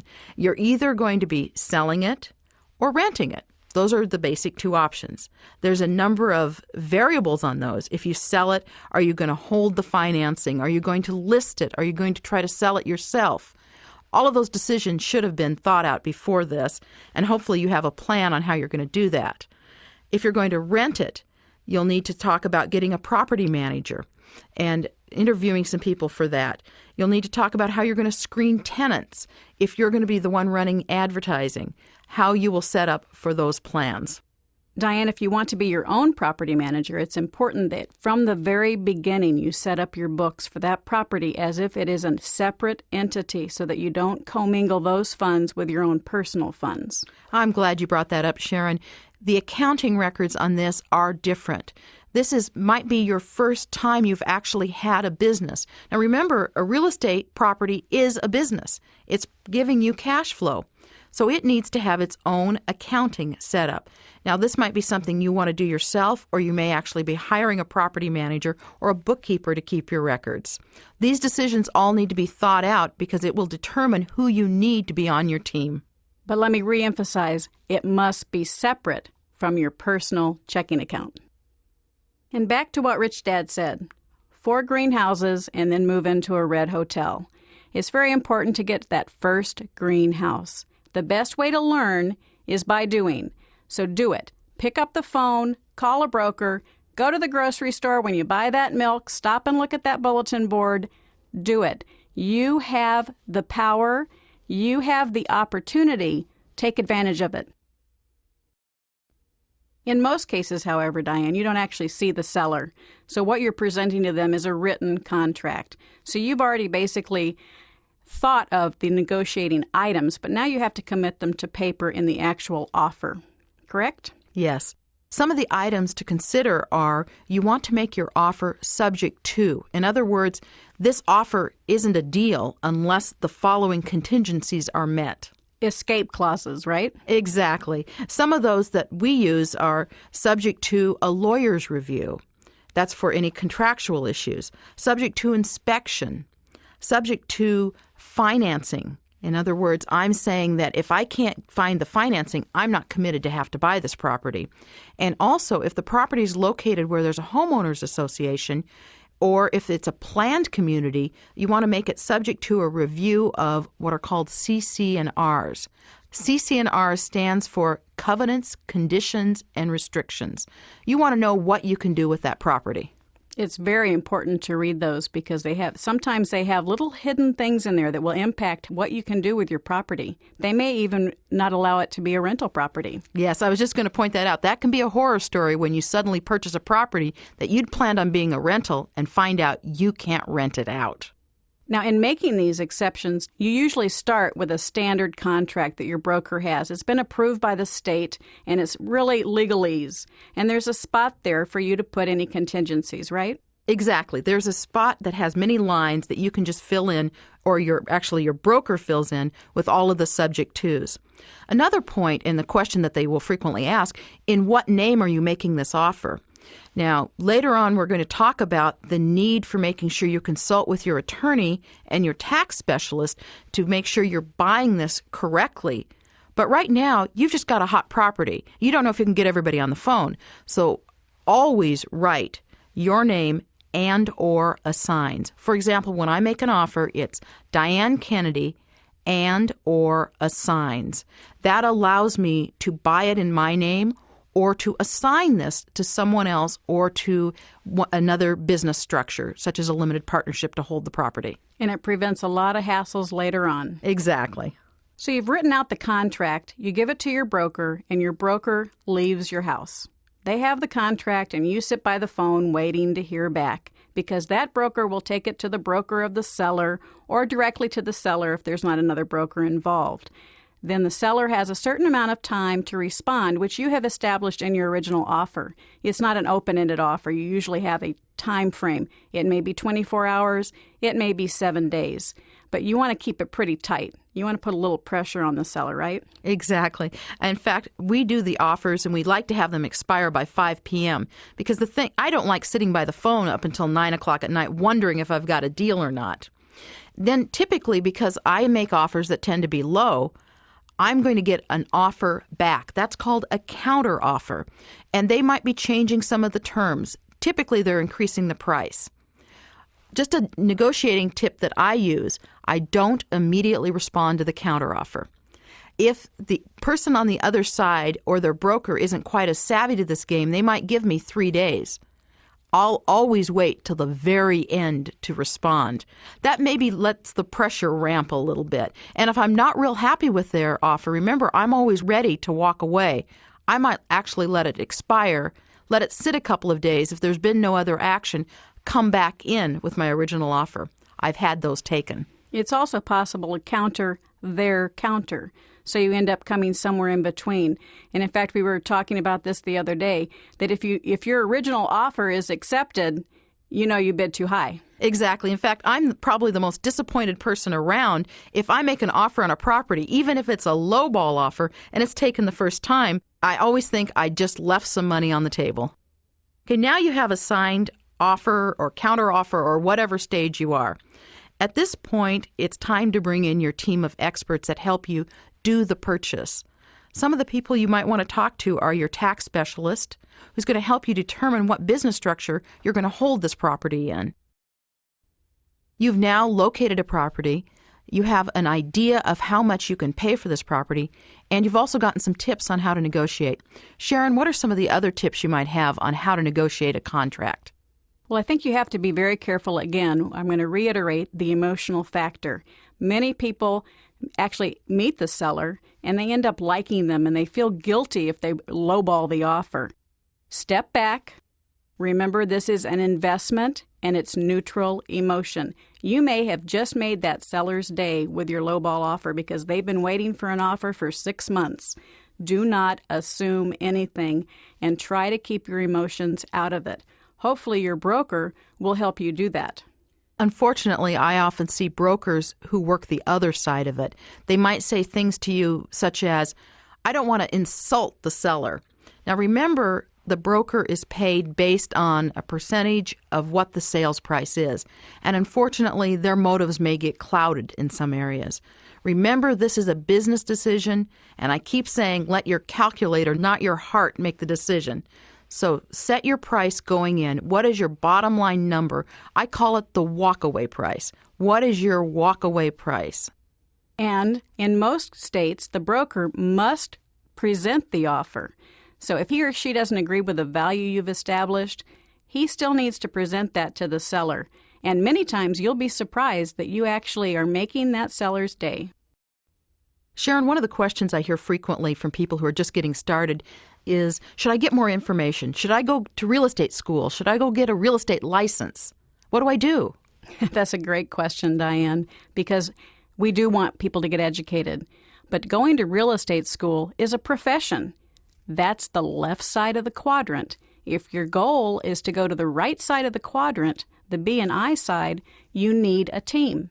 So call a local broker. Let them know, I want to buy my first property, but I need to learn. Most brokers are going to be happy to share their knowledge. But remember, they get paid based on you buying.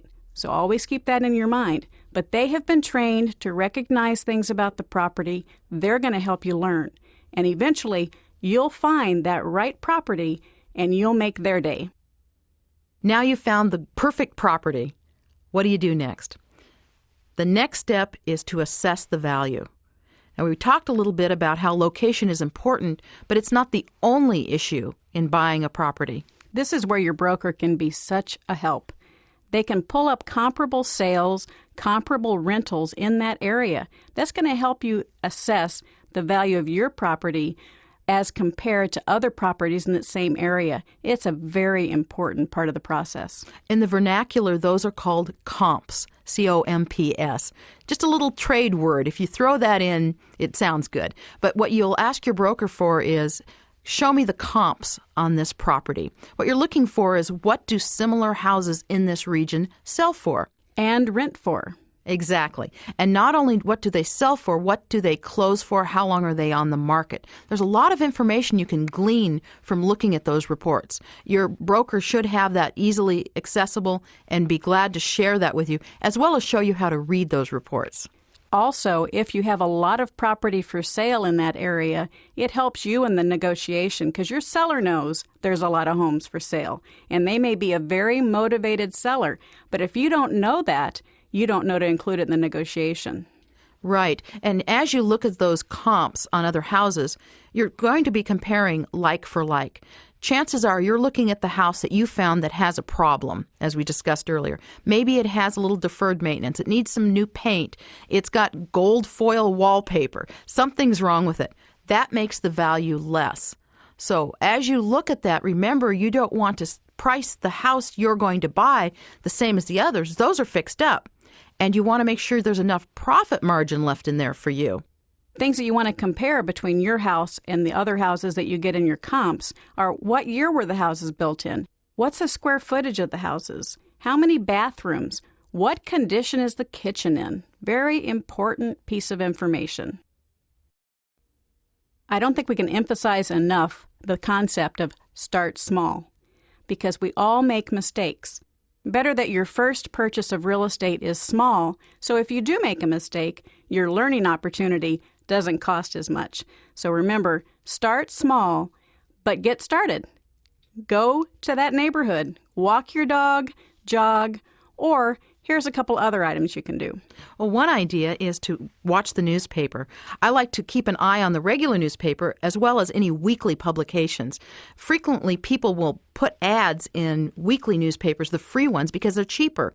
Another idea is to make sure all of your friends know what you're doing. You might want to get some business cards printed up that say, "We buy houses." That makes you look like you've got a business of doing this. Pass out the business cards. Hang them up at your local grocery store. Let people know you're in the business of buying houses.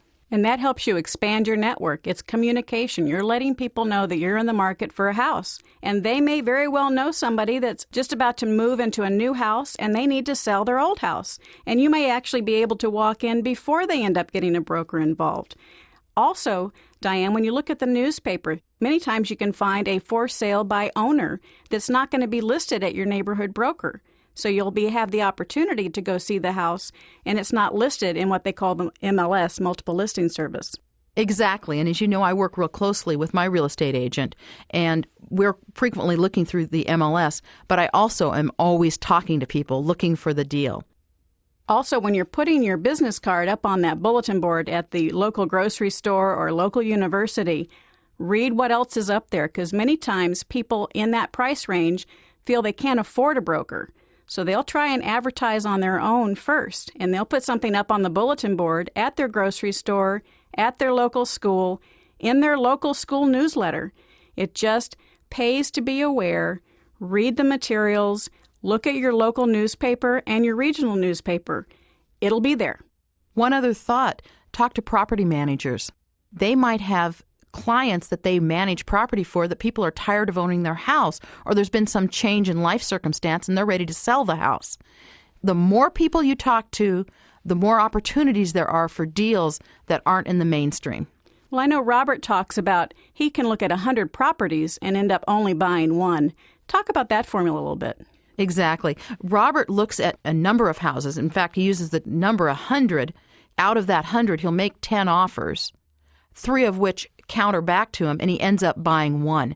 Now, that's an interesting concept. Many people think you look at a property, somehow you feel you should be obligated to buy it. Don't make that assumption. And also, if you make an offer, don't get sucked into the idea of, I need to follow through on this. Remember, it's your calculator, not your heart, running this. If it is not a good deal, don't buy the property. Looking at those 100 properties is like going to real estate school. You learn the terminology, you look and see how the numbers flow, and you'll learn all about deferred maintenance. One house may have the bad roof, another house may have termites.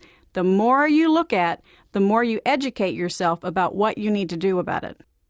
Diane, our listeners may still be trying to figure out how they're going to accomplish this first green house. A typical rule of thumb index would be if you're looking for a $100,000 house to buy as a rental property, you should have at least $10,000, probably $20,000 to put down on that house. Isn't that a good rule of thumb to use? Exactly. I also, when I'm calculating that, I'm going to calculate how much I think it's going to cost to fix up, and then I always put in a 2 to 3 month holding period. If there isn't currently a tenant in place, I know it's going to be a few months before I either find a tenant or I sell the property. And you need to get an idea of closing costs as well, because you'll need to pay those up front. Exactly. So that gives you a good rule of thumb on what neighborhood you want to start looking. Remember, we're also looking at the maintenance and the fix-up costs with the house, too, as we're assessing the value. I always want to keep in mind what it is I ultimately want to do with this property. Remember, that's part of the plan we had in the very beginning. For example, if this is going to be a rental and there is not a current tenant in place, I need to figure out what the approximate rental value of that is. How much am I going to rent this for? What are my costs going to be associated with that, such as the property management cost, handyman, repairs? What can I estimate? Then based on that, I do a quick calculation of what my cash-on-cash return will be. I do that before I even make an offer. That helps me in the negotiation process because it determines what is my bottom line. What am I going to walk away from on this house? Let's say there's a house on the market for $110,000, and when I'm through with my calculation, in order to make the return I want, I need to get it for $100,000. Well, I might come in with an offer of $95,000 or $90,000, but I know that if they counter me more than $100,000, I know that $100,000 is going to be my walk-away price. And that's when you have to be very careful not to let emotions get involved, because you have to stick with the numbers. Now, in the binder under Section 3 on page 3-116, there's a form that you can use that will help you assess your cash-on-cash return and the monthly cash flow statement that you'll have to create for that property. Exactly. Also, we mentioned that there might be current tenants in place. It's very important that you read the leases now, because you might be buying a property with very low leases. In other words, the tenants aren't paying a lot, and there's not a lot you can do about it for a certain period of time. Or you might find a fantastic opportunity. The lease is at $400 a month, but the lease is up in 3 months, and you can re-rent it for $600. That makes your numbers much more attractive when you know that it's actually being rented below rental rates and the lease is up soon. So, Diane, let's talk about the first greenhouse. Let's get down to basics. What do we do tomorrow when we get out of bed? Great question. First of all, you have to find a property. Now, let's assume this is your first property or one of the first you've ever owned. This can be a really scary step. First of all, I want to acknowledge that. This might be something entirely different. You might have a lot of ideas about problems that can go wrong. But the first step is action. And that action is going around and looking at neighborhoods. And looking doesn't cost you anything, right? Exactly. I personally like to look in neighborhoods that are in the lower half of the economic price. For example, if you are in an area where the median value of a house, median means average. So let's say the average price in your area is $150,000. I'm going to be looking at properties below $150,000. A couple of reasons. One is typically they make better rentals. You're more likely to be able to get a good return on the money. And if you want to sell them, there are more people looking for lower priced houses at the lower level. So look for the smaller houses. Now, this is a tip. I go into neighborhoods that I know tend to be a little more of the working class or the lower priced houses. I'm looking for a couple of things. One is I love to look for neighborhoods where there's a lot of pickup trucks parked, because typically these are people who are trade oriented. There's a lot of market for those houses. That's a good one. The other tip is I usually take my dog with me, and I'll park and walk my dog through the neighborhood. That gives you a chance to leisurely look at houses without anyone calling the police because they think you're casing the joint.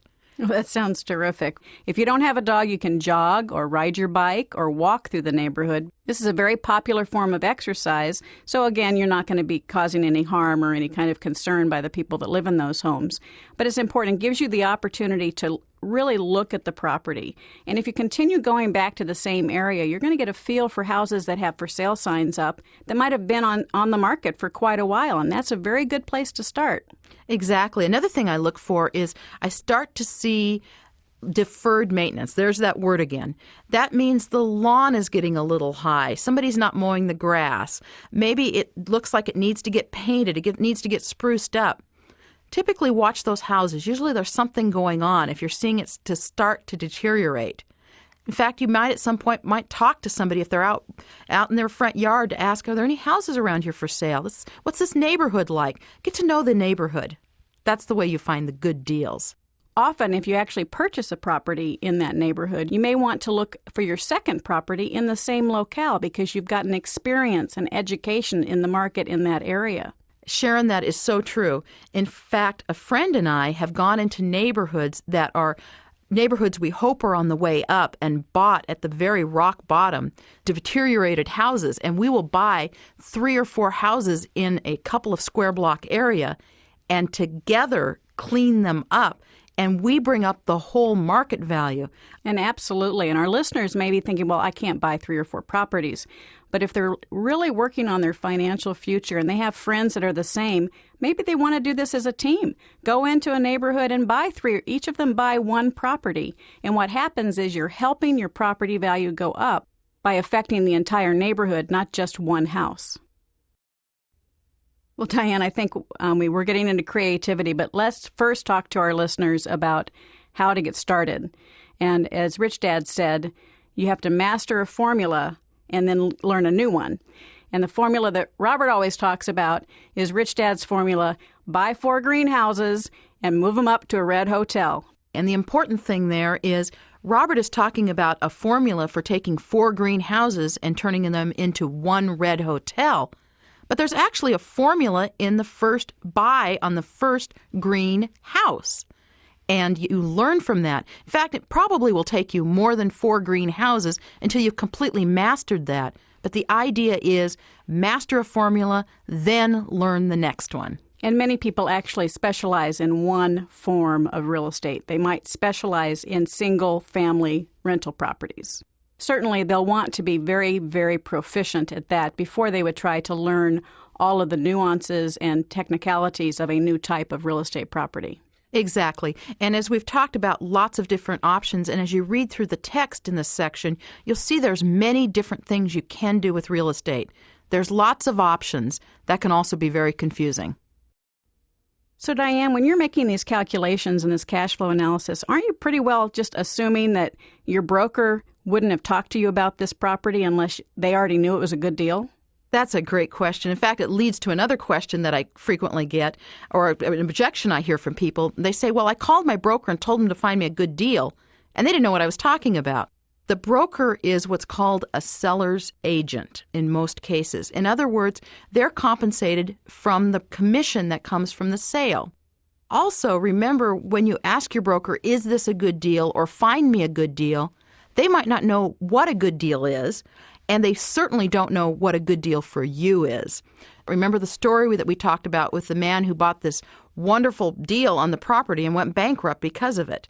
That wasn't a good deal for him. But it could have been a great deal for someone else who had the income from other sources to cover the maintenance costs on a monthly basis on the mortgage of that raw land, so they could hold on to it and afford that property until it appreciated in value and they could sell it. Exactly. So rather than asking your broker the question, how do I find a good deal? A better question might be, where can I find property that's in the bottom quadrant of the price range in this specific area? When you give your broker specific instructions like that, they can then focus in on a property. Also, if you know I want a residential, that helps. When you just say a good deal could be a $10 million office complex or a $100,000 house. They need to know what range they're talking about. And the bottom line is, it's your responsibility to make sure it's a good deal. Since we're talking a little bit now about team, I want to talk about some of the other people that I have on my real estate team. One of the most important members is my mortgage broker. In the text at page 3-110, you'll see a list of the different people who might be involved in the loan process.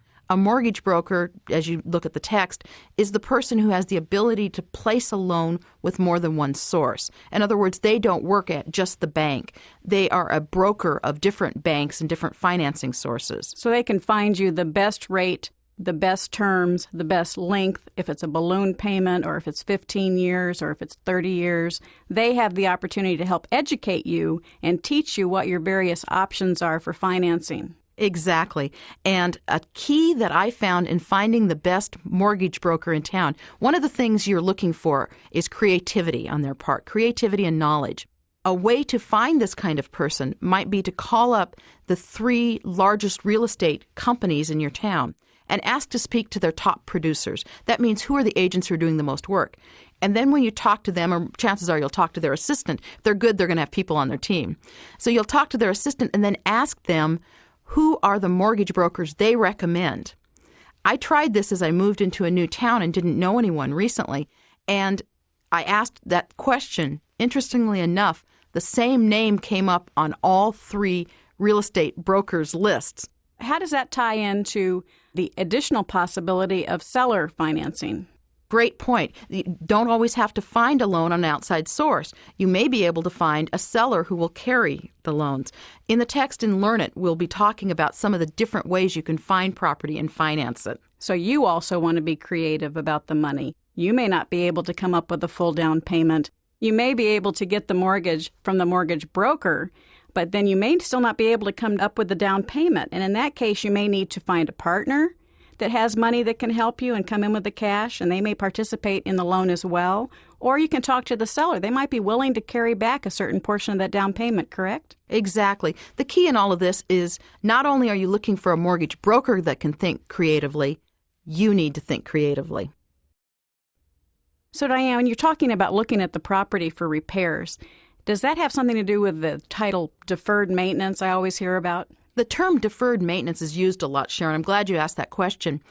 There's really two key ways that it's defined. One is that you're looking at a property that you know is going to need some maintenance in the near future.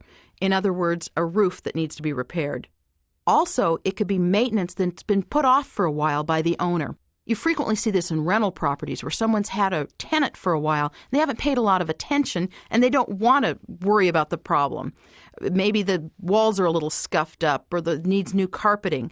Those are things that should have been handled a few years ago and are really impacting the price of the property.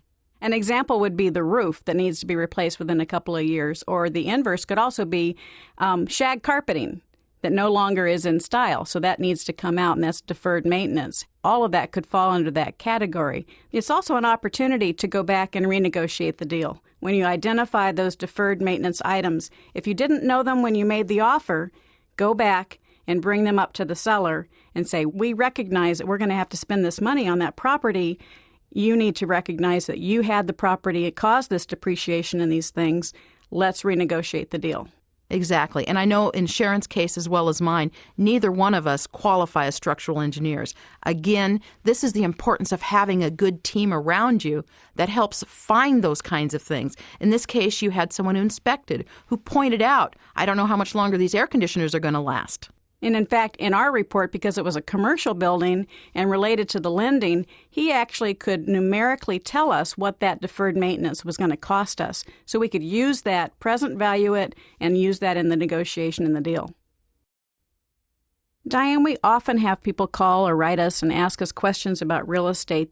For instance, they call and say, well, I understand that the most important thing about real estate is location, location, location. How can I figure out how to buy a property based on the value of its location? That's a great question. And by the way, location is a key component to buying a property, determining where the location is, because you can fix a lot of things. You can't fix the location.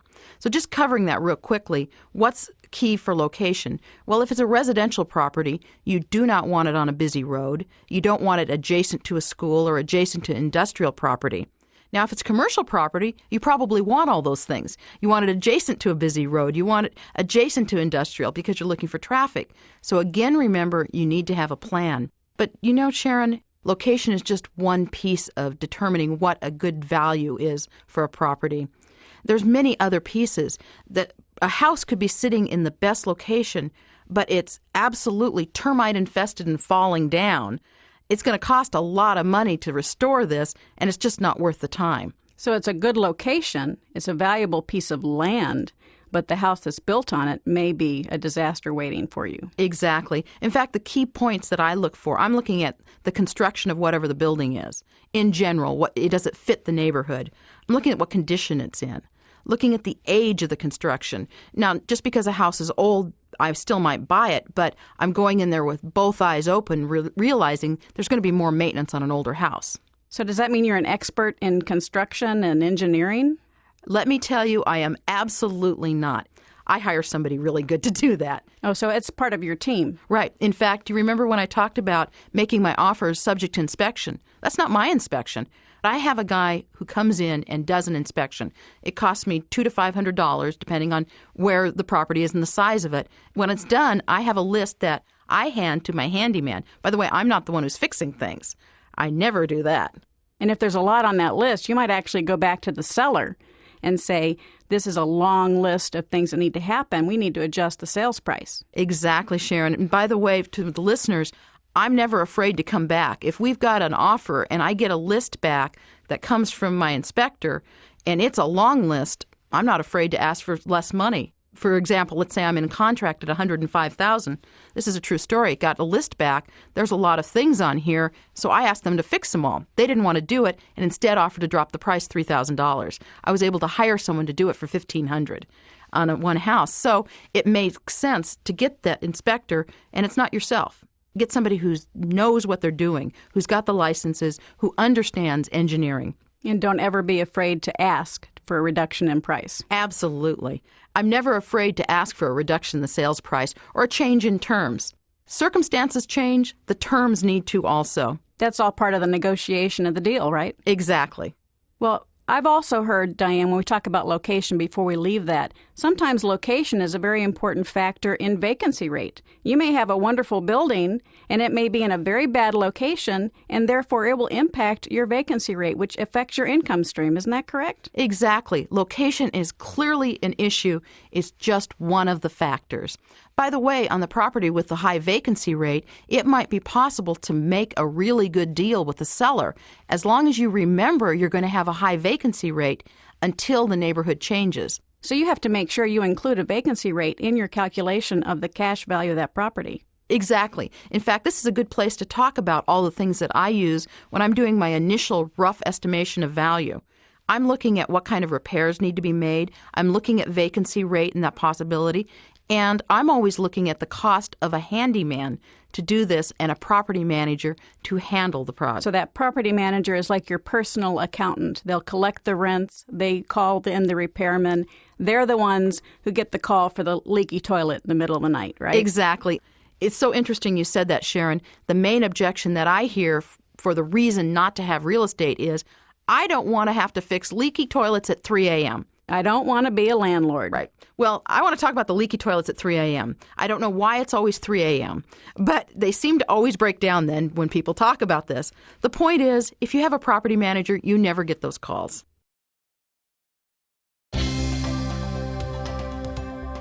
Well, Diane, when we talk about real estate, what we just discussed was a rental property, residential rental condo. But there's so many different items within the category umbrella of real estate. Let's kind of go through a list just so our listener understands the broad depth of that field. You can have single-family housing. You can have multifamily housing. So that's residential property. You can have commercial office building. You can have a warehouse. You can have industrial property, strip malls. You can have raw land. And in fact, Diane, how can raw land be an asset? Great point. Remember, an asset needs to put money in your pocket. So initially, buying a piece of raw land might actually be a liability, and it can be a wonderful asset with great appreciation. In fact, people get excited about that when they know that the development of a town is moving in a specific direction. They go out and buy the land ahead of it. Got a story about that. A person that I knew, this was actually up in Reno, Nevada, and we knew that the freeway was coming through an area and there was going to be an interchange coming to a section of land. And we're going to call this person Joe. Sounds like an opportunity to me. Absolutely. Joe knew exactly when that interchange was coming, and he knew what was going to happen. People were going to want commercial space near an exit from the freeway. So he picked up an acre of land. Now, here's some details that you don't need to write down, but there's 43,560 square feet in an acre. Typically, when you buy raw land, you'll buy it by the acre. So he bought an acre of land at $175,000. That seems like a lot of money, but he knew what was going to happen. He knew that this ultimately would sell then by the square foot for a commercial property. In this case, in this area, he anticipated between $10 and $15 per square foot. So he was looking at, for his $175,000 investment, a $500,000 to $1 million sale in 3 years. So doesn't that sound like a great deal? It certainly does, but that truly is appreciation, correct? That's absolute appreciation. And let me tell you what happened to Joe. He went bankrupt. What? How did that happen? Exactly. It seems crazy because, by the way, it did sell in 3 years for $575,000. Well, now you really have me confused. Right. He paid $175,000, but he didn't have any money. So he went to the bank and he got a high-risk loan. He paid a lot of interest with just a little down. And what he hadn't calculated was how was he going to make those payments. And 6 months before the interchange was completed, he had no more money. He lost his house, he lost everything he owned, and went bankrupt and lost that land.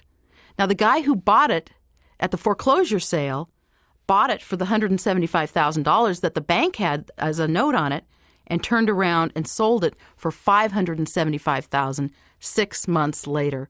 Joe had a great idea, but it wasn't a secure investment for him. Because he didn't understand cash flow and his need to have the income to pay the debt. Correct.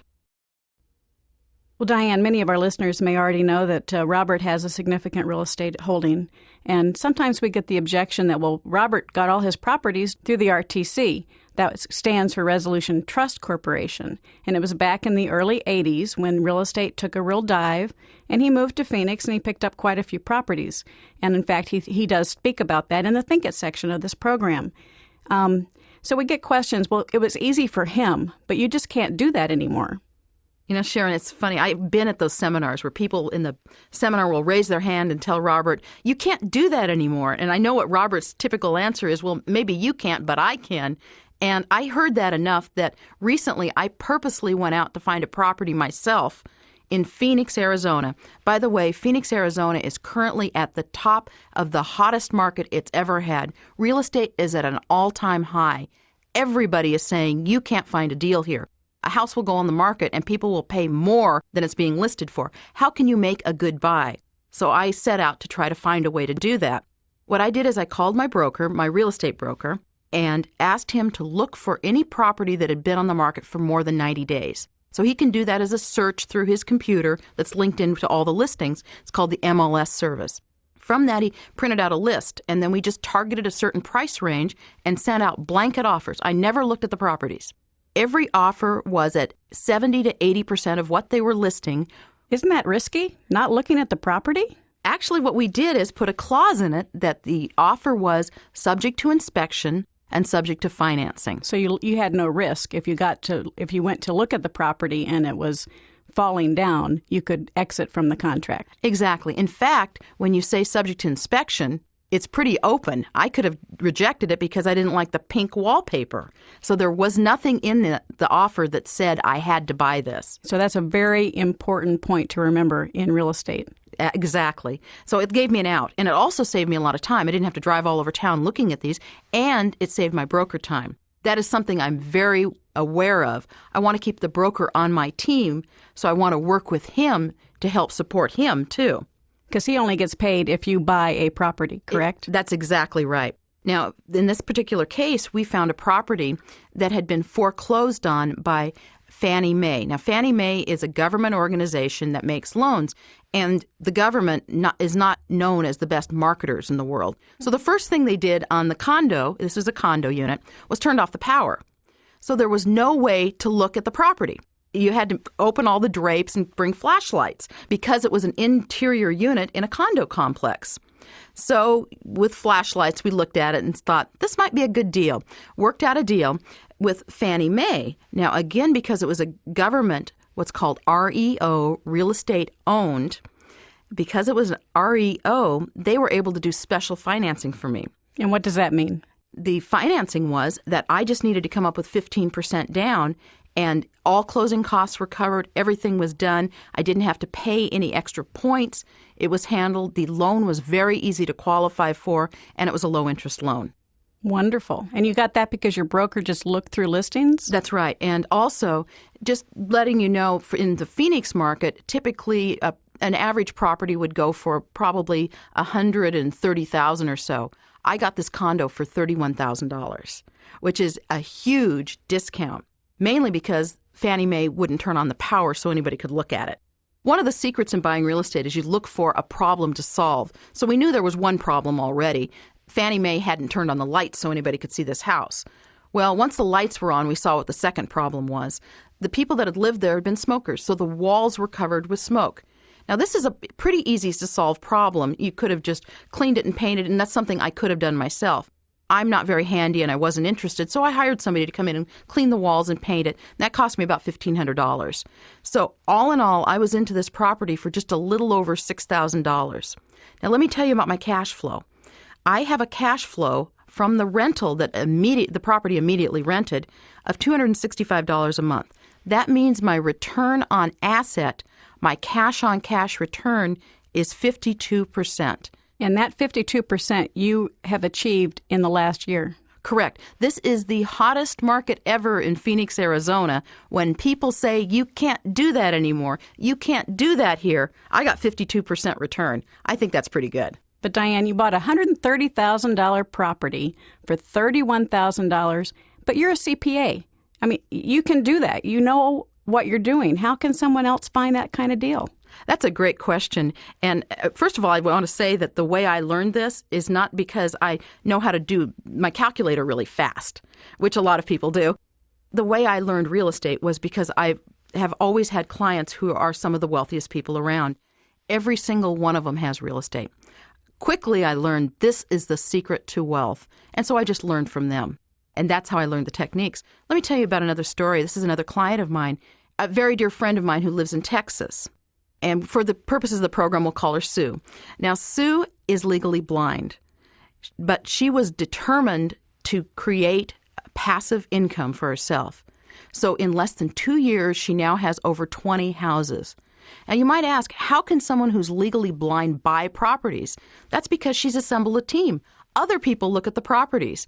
What she's good at is crunching the numbers. And by the way, she is not an accountant. She had no training in this. She learned from others what was a good deal. She was also very good at talking to people, and so she found good tenants for properties. She made good deals when she bought the property because she assembled the team. Now, let me tell you, if Sue can do this, anyone can do this. By the way, since she can't drive, she has a little vision, so she'll ride her bicycle. So she's had to buy properties that are within a bicycle ride of her home and has been successful with it. What a great story.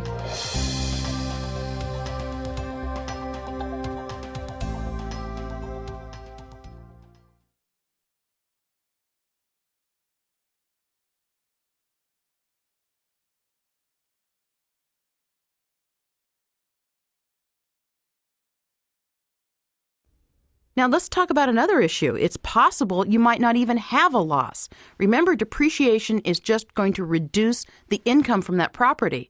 When you buy a property right, you might not even have a loss, and you're getting cash you're putting in your pocket that doesn't create an overall loss. It's just free cash. You don't have to pay tax on it. So when we're talking about return on investment, cash on cash return, we're not taking into consideration the depreciation. Is that correct? That's absolutely correct. In fact, what we're talking about is strictly cash. We're going to get into that calculation a little later in this tape, but the primary thing to think about is if it's putting cash in your pocket, it's an asset. Now, that may or may not be taxable cash. That's the joy of real estate. Frequently, it's not taxable cash. Our favorite word, cash flow, right? Positive cash flow. That's right. And my favorite word as a CPA, positive cash flow without tax. That's even better. And the final point that makes real estate such an effective investment is that you also get the value of appreciation. And this is the really secret on real estate. You get appreciation using other people's money. Remember the bank that we went down to get the loan? Well, their chunk that they have invested in that property, well, that's just a loan. They really aren't your partner in this. But you get the appreciation. They put the money in. You get the appreciation on their piece. Plus, when you rent that building out to someone else, either commercial or residential, they're going to be making the payments. So you get the benefit of their money making the payments. It's all free, and you get the appreciation and get to be the one who wins on the deal. And that also sounds to me like the right side of the cash flow quadrant. Other people's money or other people's time. That's a great point. In fact, that brings up how the cash flow quadrant fits in so closely with real estate. Remember, on the left-hand side, we've got the E and the S. It's possible to use real estate in a way that you work as an employee or self-employed in real estate. For example, if you buy a property and then manually do the fix-up yourself, by the way, there can be tremendous rewards in that. That is working it yourself. You're on the left-hand side of the quadrant. When you buy a property and set it up as a rental or lease option, something that brings in cash flow for a length of time, you're either B or I. You're on the right side of the quadrant. Real estate is a product. Remember, we talk about you want a plan, not a product. Excellent point. To go through that real quickly, though, if you are considered a real estate professional, you can take the full amount of the loss against any other income. In other words, if you have a loss from a property and you have a regular W-2 job, you're able to deduct the losses from that business against your earned income. In order to qualify as a real estate professional, there are a few rules that you have to follow. First of all, there are activities that are defined as real estate professional activities. You'll find a list of these at page 3-106. To recap, though, the point is that you need to be involved in real estate in some form. This doesn't mean you need to get a real estate license, but it does mean you need to be involved. Additionally, if you have a full-time job, you need to spend more hours at the real estate profession than you do at your job. For that reason, many times couples will have one spouse who might work only part-time or not work outside of the home be designated as a real estate professional. In that case, they only need to meet 750 hours of time. We strongly recommend that people keep a diary of that time to prove it. That's all you need to do. Once you've proven that you are a real estate professional, you can take unlimited amount of losses. Remember, these are paper losses, phantom losses that the tax code gives you against other income. So, Diane, if you have a two-wage earner family where both spouses are working and have a job, does that mean they can't take losses? They would be limited to either $25,000 per year, or if their income was too high, they could possibly be phased out in the amount of losses they could take, unless, of course, one of them spent more time in the real estate profession than not. And more time in that real estate profession than their own job. Correct, yes. So, or they could get started on the side, buy a single property and fall under that $25,000 loss cap. And then as their real estate business grew, then they could quit their day job. Exactly. The next part of becoming an investor is learning how to invest in real estate. I have to tell you that this is a part that both Sharon and I have a lot of personal excitement around. That is truly what Rich Dad's philosophy is. Build a business, invest in real estate. So we're going to study some of the ways that real estate can work and how you can make use of good debt, leverage, to greatly enhance your own position.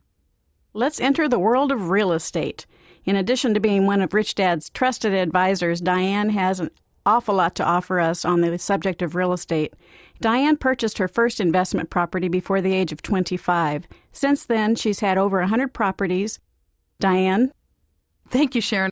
Let me tell you, though, real estate is absolutely something I'm passionate about. I know that at richdad.com, you frequently get the question, why are you always talking about real estate? Robert talks about it all the time. Rich Dad frequently talked about it.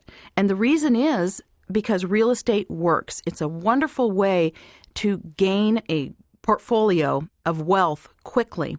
And there's three major reasons why it works. We're going to go through that briefly and then get into how you can do this. But mainly what happens with real estate is you're able to leverage. There's tax considerations. There's some wonderful tax laws that have been written to help real estate investors. And third, you have the joys of built-in appreciation. Let's go through those just real quickly. One, you have the ability to leverage. Well, what does that mean? Let's say you go down to the bank down the corner, and we'll just call it Bank of Your Town. And you walk into Bank of Your Town and say, I want to borrow $100,000 to buy this rental property. And they are likely to say, okay, if the numbers work. So with $10,000 down, they come up with the money. You now have somebody else's money. By the way, if you go down to Bank of Your Town and ask for $100,000 to buy $100,000 worth of their company stock, even if you show up with the prospectus that they prepared, they're likely to laugh you out of the bank. The bank's not going to give you a loan on their own stock, but they will give you loans on real estate. Why is that? Real estate is real. Everybody understands that. Tangible. It's tangible, exactly. And so because you have this ease of getting other people's money involved, you have what's called leverage. Secondly, there's some wonderful tax considerations. We have some wonderful text written on this in the Learn It section of this program. But just to recap, under current tax law, your principal residence, that if you live in it for over 2 years, for a married couple, you can exclude from gain $500,000 in capital gains. If you're single, that amount is $250,000. That is probably the biggest gift Congress has ever given us. In other words, you just have to live in the house for 2 years. It goes up in value. You get money tax-free. But we just said that a house was not an asset. That's exactly right, because it's not an asset until you sell it. But you get to sell it and take that gain, that money, tax-free. So even if it's not an asset, it's considered a secured piece of property that you have, and it could increase in value. Absolutely. And because of the tax laws, it's a great deal, too. Secondly, you have this joy of what's called depreciation. Now, the whole theory on depreciation is that a building is going to depreciate or deteriorate over time.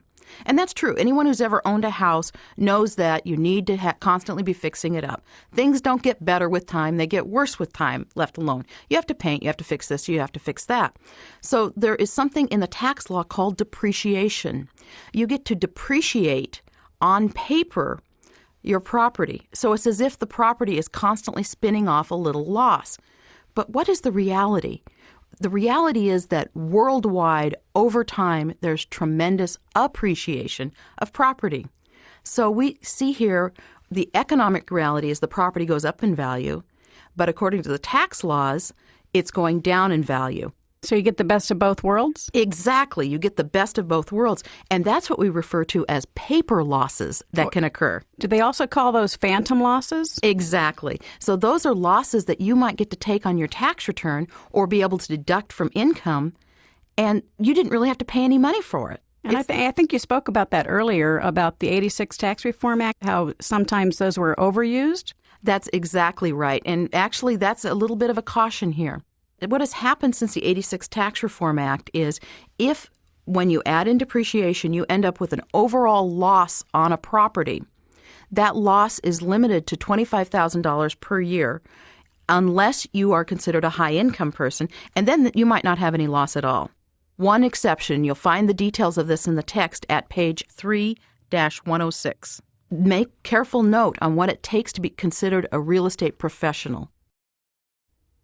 In addition to finding a broker that you're comfortable with, there's something else that you can do. There's another option, and that's join a local investor group. It's a lot of fun, and it's very educational. I'm sure there's one in your local area, or if not, start one, because you're not the only one right now that's looking for a way to improve their financial position. Nobody likes to admit that they don't know something, but if you take the bull by the horn and you start the investment group, you'll find out that it's a lot of fun and it's a way for everybody to learn together. And the camaraderie is great, and the end result is usually a step further forward to achieving your financial plan. How do you find an investor group? Start asking your friends. I know several of my friends are involved in them, and many of them are open to additional members and would be happy to have you join the group. So start asking. Ask questions. Don't be afraid. Bury that fear. It's time to get out there and have fun. So joining an investor group, talking to a broker, these are all things that you can get started on immediately, on your own, but by adding additional insight and education from those around you. And it's a lot of fun, as I said. But the paper securities section of your investment plan, it's very important for you to understand that that's part of your overall plan to be safe and secure and comfortable, not necessarily to be rich. Remember, investing in paper assets is you investing in somebody else's company. You're not in control of that company, so you are going to basically ride the market with that company. So you want to make sure that you properly evaluate, or you have someone else who's better qualified than you are to properly evaluate, so that you make sure that you do have a certain level of security in that investment. And I'm glad you mentioned broker, because that's probably one of the biggest keys to being successful as a true investor in this field. Get good advisors.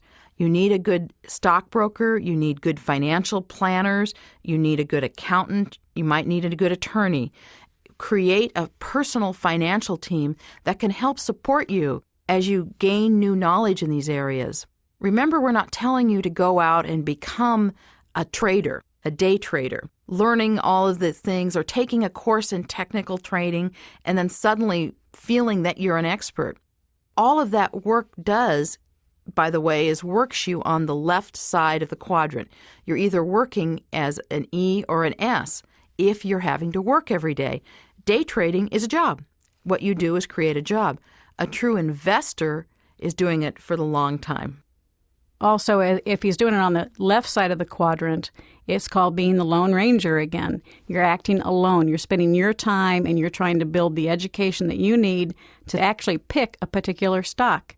Now, if you are on the right side of the quadrant, you're not going to necessarily do all of the homework yourself, but you're going to know who to call. You're going to have trusted advisors. You're going to have experts in that field who can help you with the technical and fundamental analysis of those individual stocks. And that's what happens. People want to become the expert. But when you're working a day job and you come home at night, there's only so much time in every day. And I know my time I want to spend with my family. So what I want to do is be able to have very trusted and competent advisors on my team. And this is my personal team. Now, later we're going to talk about your business. And if you develop a business, you need a team on your business as well. But this is for your personal wealth, your personal destiny. You need to have competent advisors there who can help you make the right decisions. At this time, too, you might be hearing something that this sounds like a conflict. Wait a second, I'm supposed to get more financial education, and now you're telling me I should just hire someone. I shouldn't get educated in stocks. That is absolutely not what we're saying.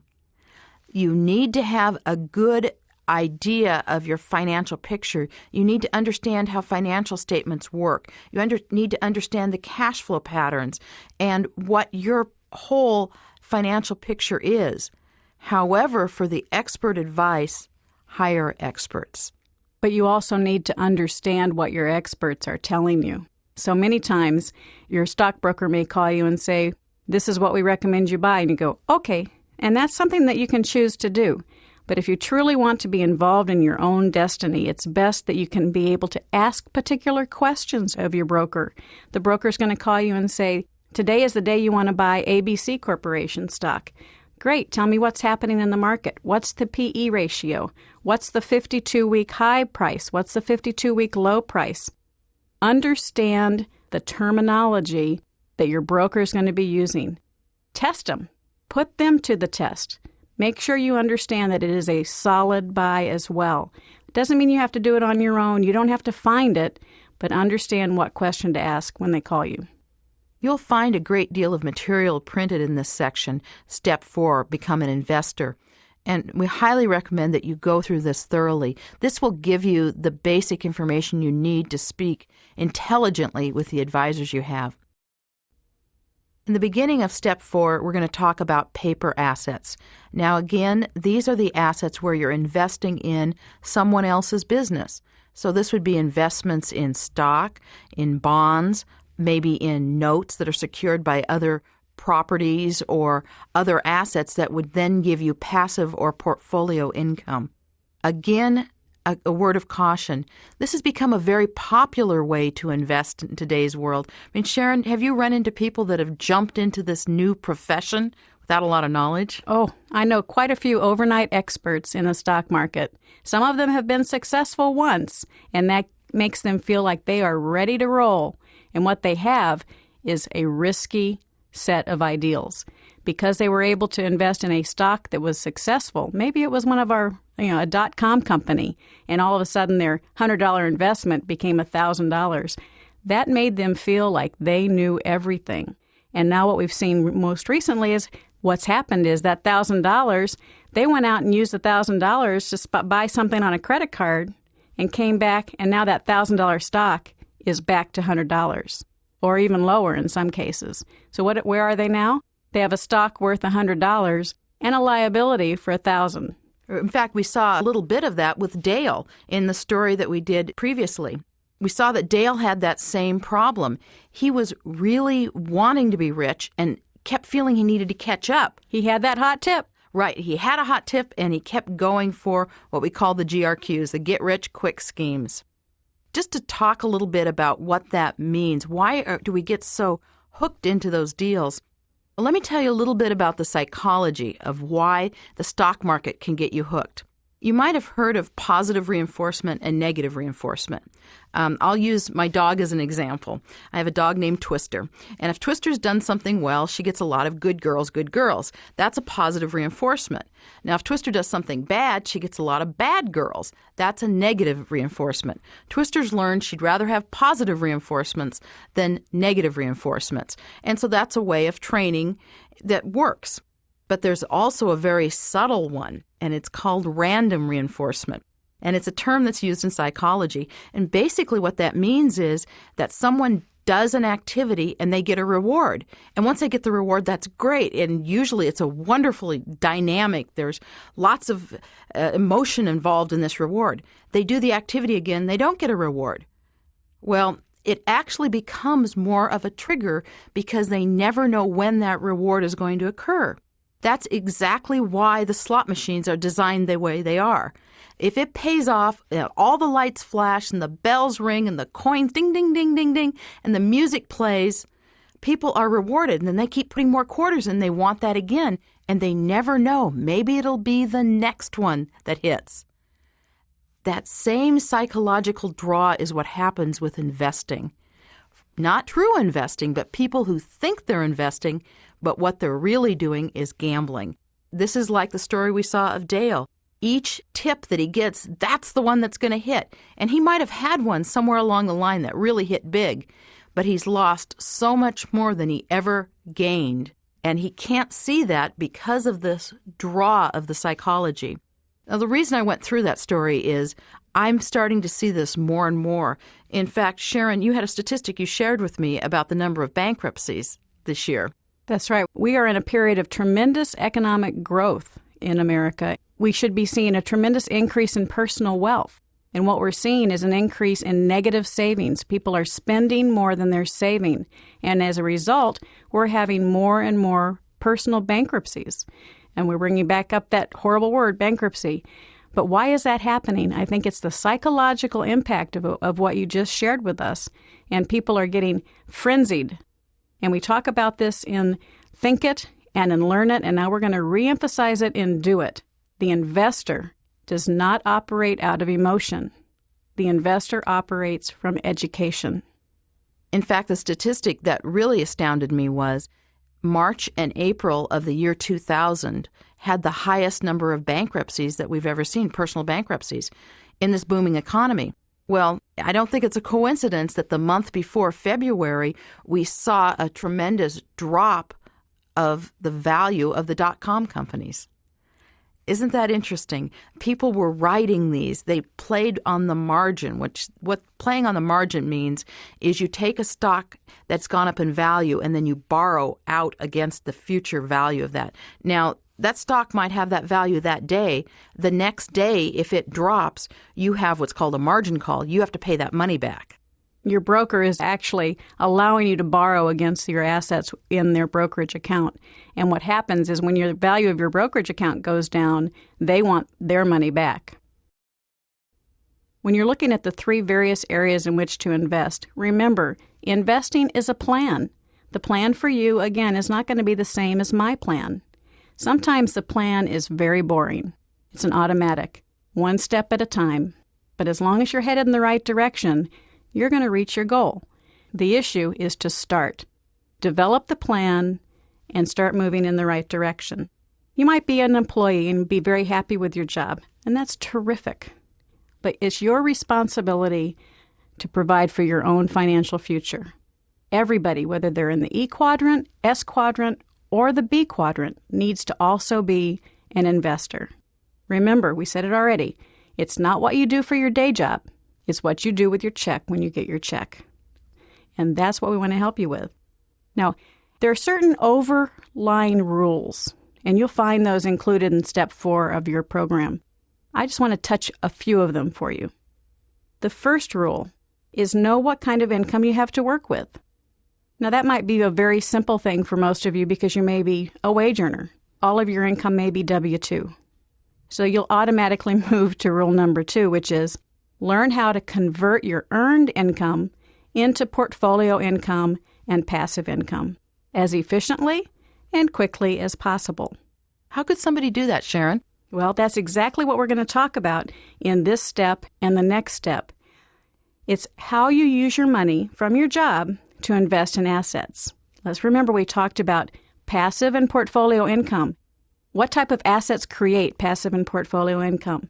Stocks, paper securities, royalties, real estate. That's the kind of asset we want in our asset column. Purchase securities that are secure is rule number 3. Now, that means different things to different people. For instance, Diane referred earlier to my wonderful debacle in one particular stock.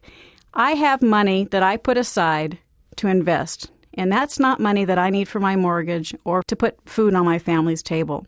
I have a foundation of security and investments and assets that provide my future, and I have some money that I like to play with on the side.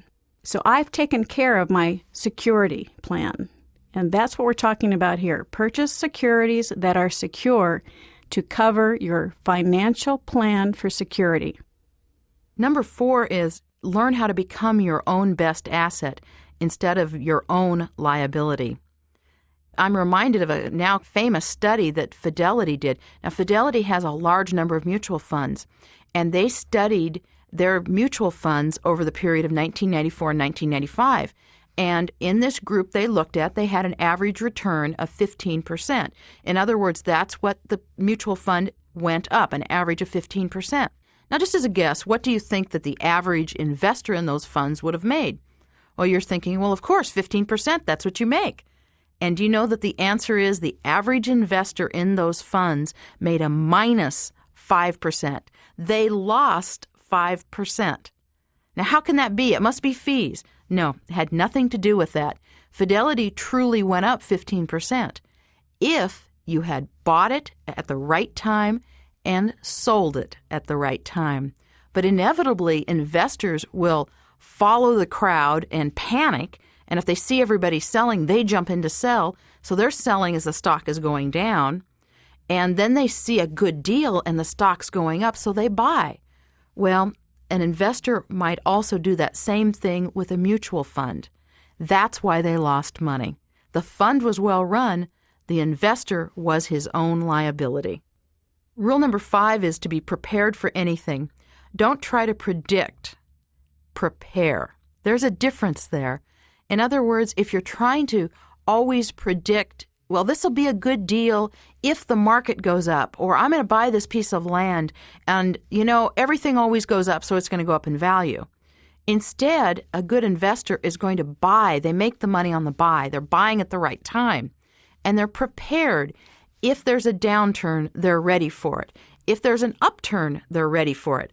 Either way, they can take advantage of the situation. Yes, an educated investor is prepared to make money in both an up market and a down market because they understand the difference and they understand when the opportunities present themselves, and they don't have an emotional piece that gets in the way for so many other people. It's interesting, if you've heard the comments on the last 2 rules, listen carefully. Both of them fundamentally have to do with emotions. You might be asking yourself now, wait a second, what do emotions have to do with money? And you know what? They have everything to do with it. That's one thing Rich Dad taught us, and why the first third of this program all had to do with think it. Because it's learning to change the way you think, getting control of the emotions. Only then can you begin to put the learn and the do it on top of that to create your own financial wealth. So how do we get started? Well, let's look at rule number 6. It's learn to trust that when a good deal presents itself, the funding will be close behind. A lot of people will say, well, I can find an investment, but they're not going to lend me money. I'm not going to be able to find the money. And again, it's back to emotion, as Diane just said. They're afraid. They're afraid to ask. Have you ever thought of going into your bank to saying, you have an opportunity to loan me money? Change your mindset instead of going in and saying, please, can I have some money? And I know that's true for me. It's true for my clients. If somebody presents a deal that makes a lot of sense, they have the money to invest. So for anyone listening to this, trust that if you have a good enough deal and it's solid, you will absolutely find the funding to make it work. Finally, Rule 7 is to know how to evaluate risk and reward. Now, that's a relative term because there's risk in everything we do, and there's certain levels of risk that we can all handle in our own financial life. Remember the 3 goals that we started out with? Secure, comfortable, and rich? Well, if your goal is security, you're not going to want much risk. However, if you're at the point of rich, you can handle more risk because you have more baskets of income that will support you if one property, for example, were to go bad. And typically, you've already provided for your financial plan for security and comfort, and those 2 plans have incorporated investment vehicles that inherently have less risk. But let's not forget what Rich Dad said. The most risky thing in life is being an employee. So that really kind of shakes you up a little bit. But as an employee, if your only source of income is your wage, then you better think twice because you are at the mercy of your employer. Not only are you at risk being an employee, but many people add additional risk because they're suddenly working for the government by paying a lot of taxes and working for their mortgage company by having a lot of debt and working for the credit card companies because they have the credit card debt. So in essence, they've become an employee with a great deal of risk in their lives. And there's always the uncertainty of, will you have that job tomorrow? So take the steps to bring down your own personal risk, which is that of being an employee, by starting to build an investment portfolio. We call it the 2-legged approach in the cash flow quadrant. Have one leg in the E, that's okay, but make sure you get that other leg in the investment quadrant. Become an investor. Whether you're an E or an S or a B, you also need to become an investor. And furthermore, become a smart investor by following these 7 rules that we've just summarized. Absolutely. Let's begin step 4, become an investor. Now that you have determined where you are today, what your plan is for tomorrow, next year, and 5 years from now, you've gotten control of your cash flow management, it's time to move to the right side of the quadrant.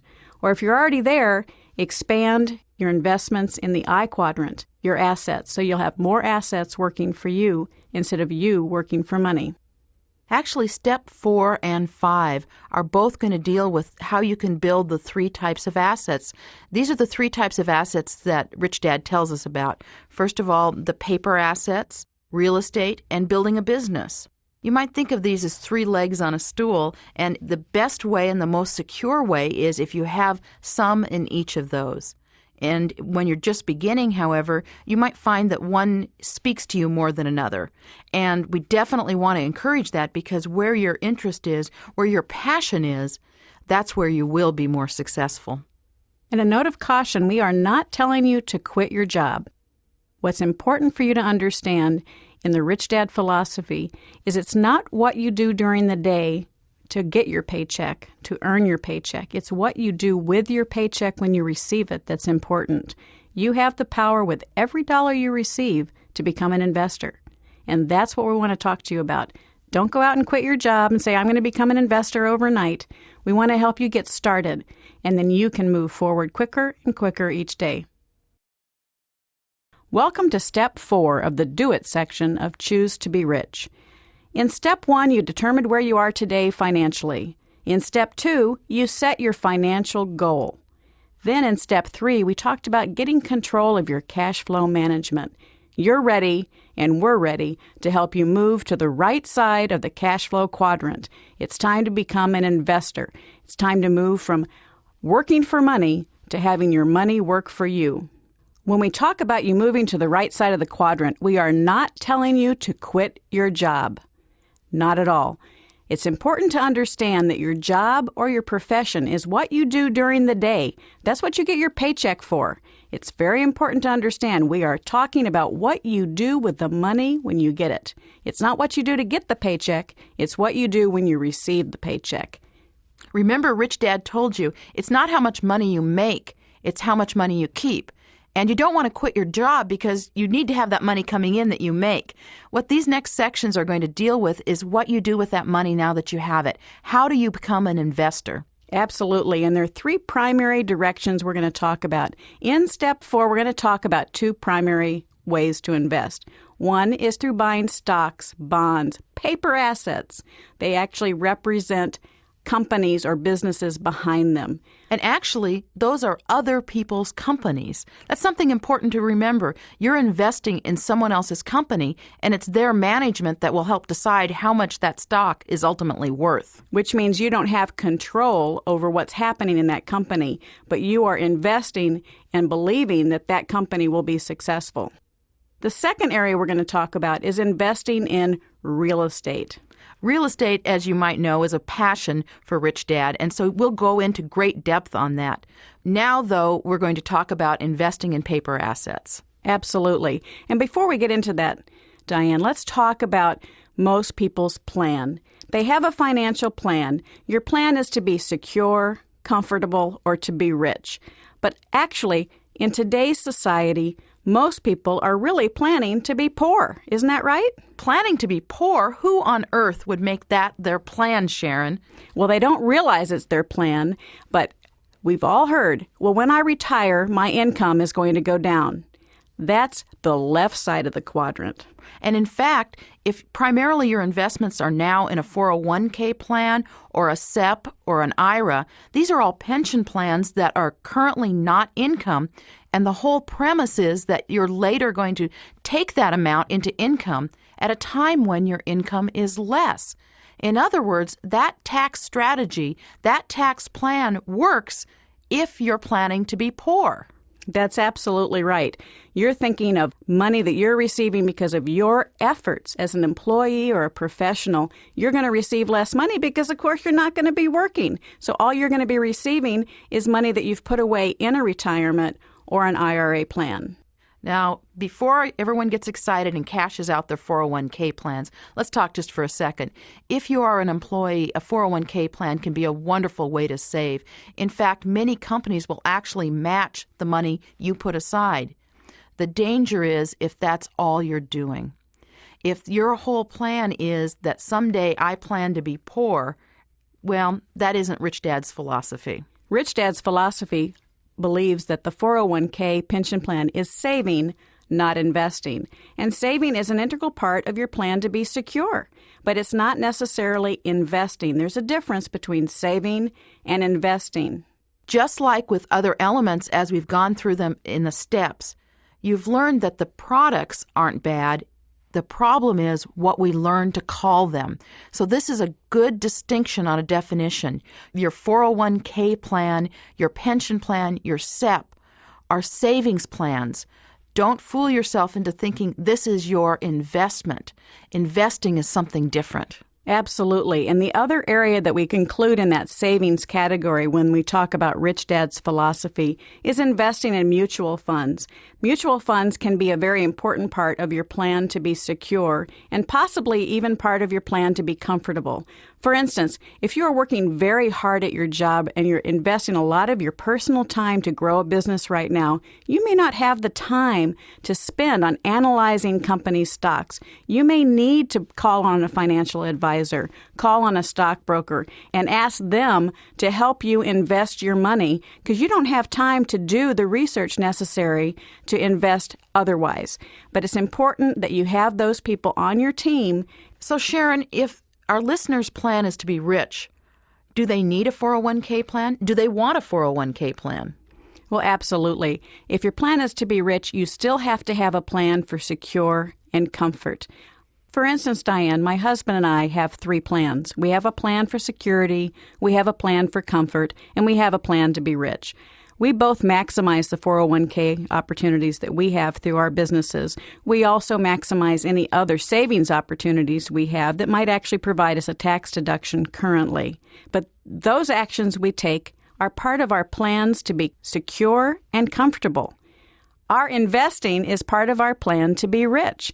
That does not include 401ks and mutual funds. However, they are an important part of our portfolio. Before we leave step 3, getting control of your cash flow, I think it's important for us to review one particular area. A little earlier, you mentioned good debt versus bad debt, and nobody knows that better than Robert.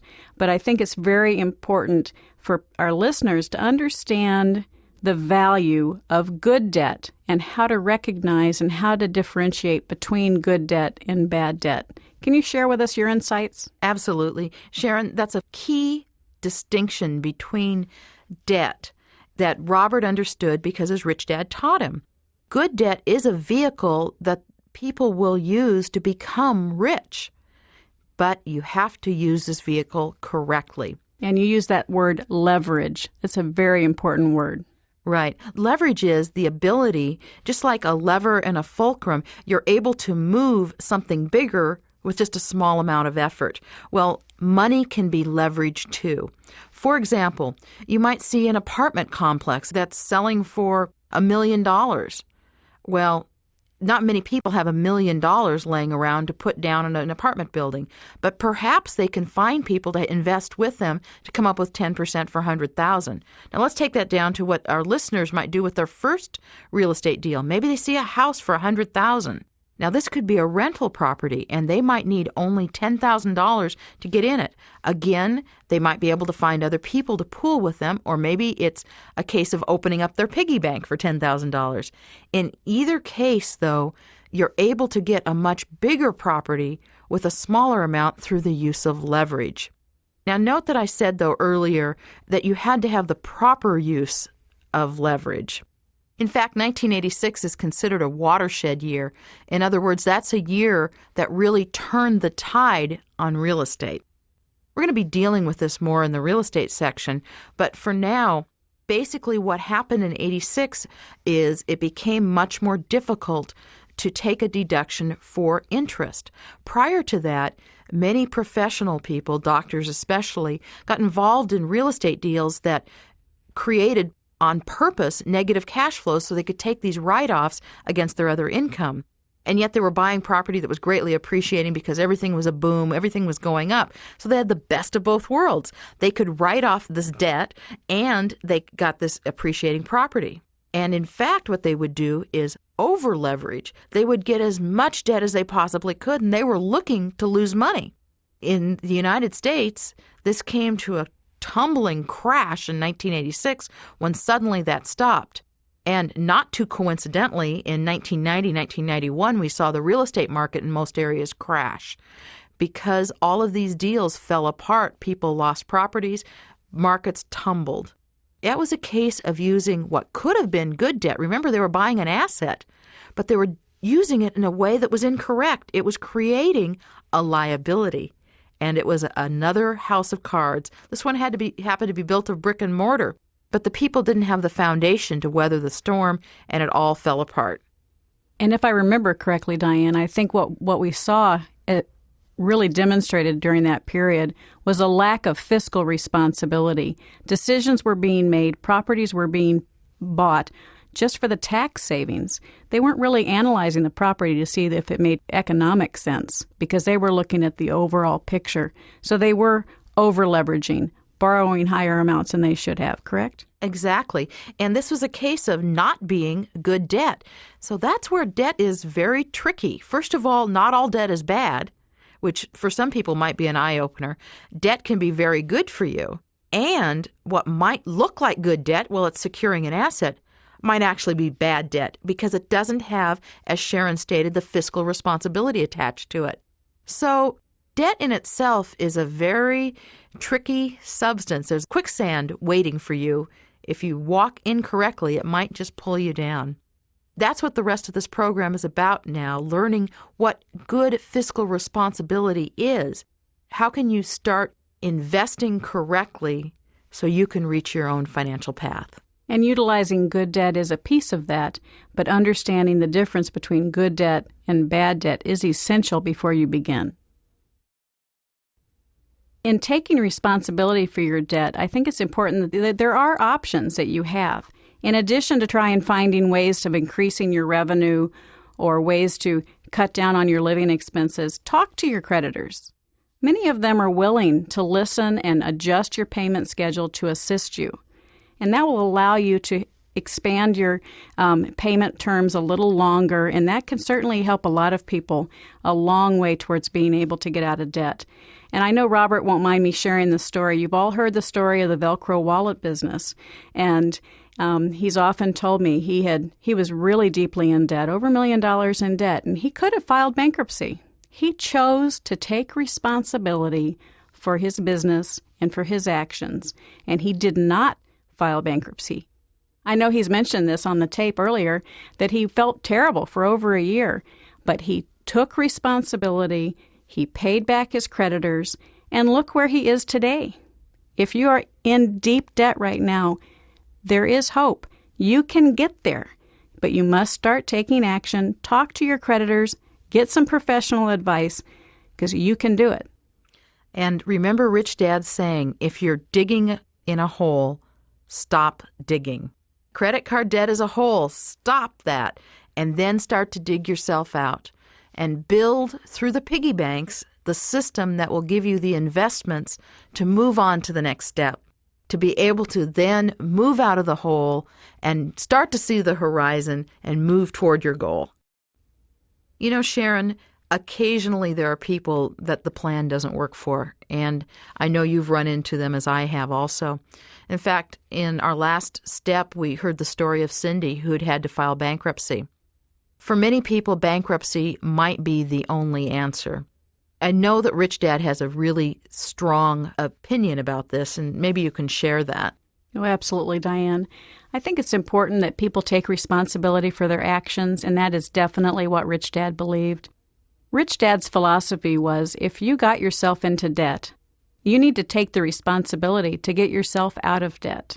So he would suggest that you get the counseling that you need, you look at ways to reduce your debt and increase your revenue to be able to pay off the debt that you incurred. It's simply an act of responsibility. Bankruptcy is at an all-time high right now, and it's because people have gotten out of control. Their spending is out of control. Their debt is so high that they find it as an easy answer out. I think we're also seeing a lack of people wanting to take responsibility.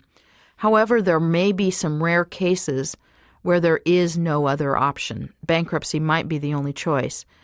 Definitely, if that looks like the case, get good advice. And this isn't just going to a cheap bankruptcy attorney. This is talking to a professional credit counselor. There's many nonprofit ones available that aren't trying to sell a program. They truly are trying to help.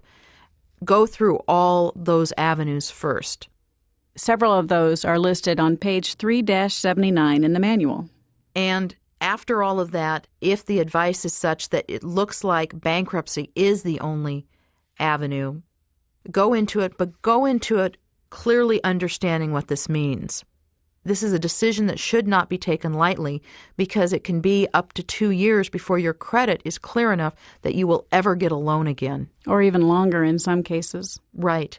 Additionally, your plan may be that you eventually pay the creditors off in exchange for getting your credit cleaned up for those people. Again, this is a last resort. It is something that you don't want to enter into lightly. It may be all you can do after this step. You've already established the habit. We've talked about this, the additional money each month paying down your credit card. I have a new challenge for you. Go to the store, buy 3 piggy banks. These aren't really doodads. Piggy banks. 3 piggy banks. On one, write saving. On the second one, write tithing. On the third one, write investing. That's easy. Anybody can do that.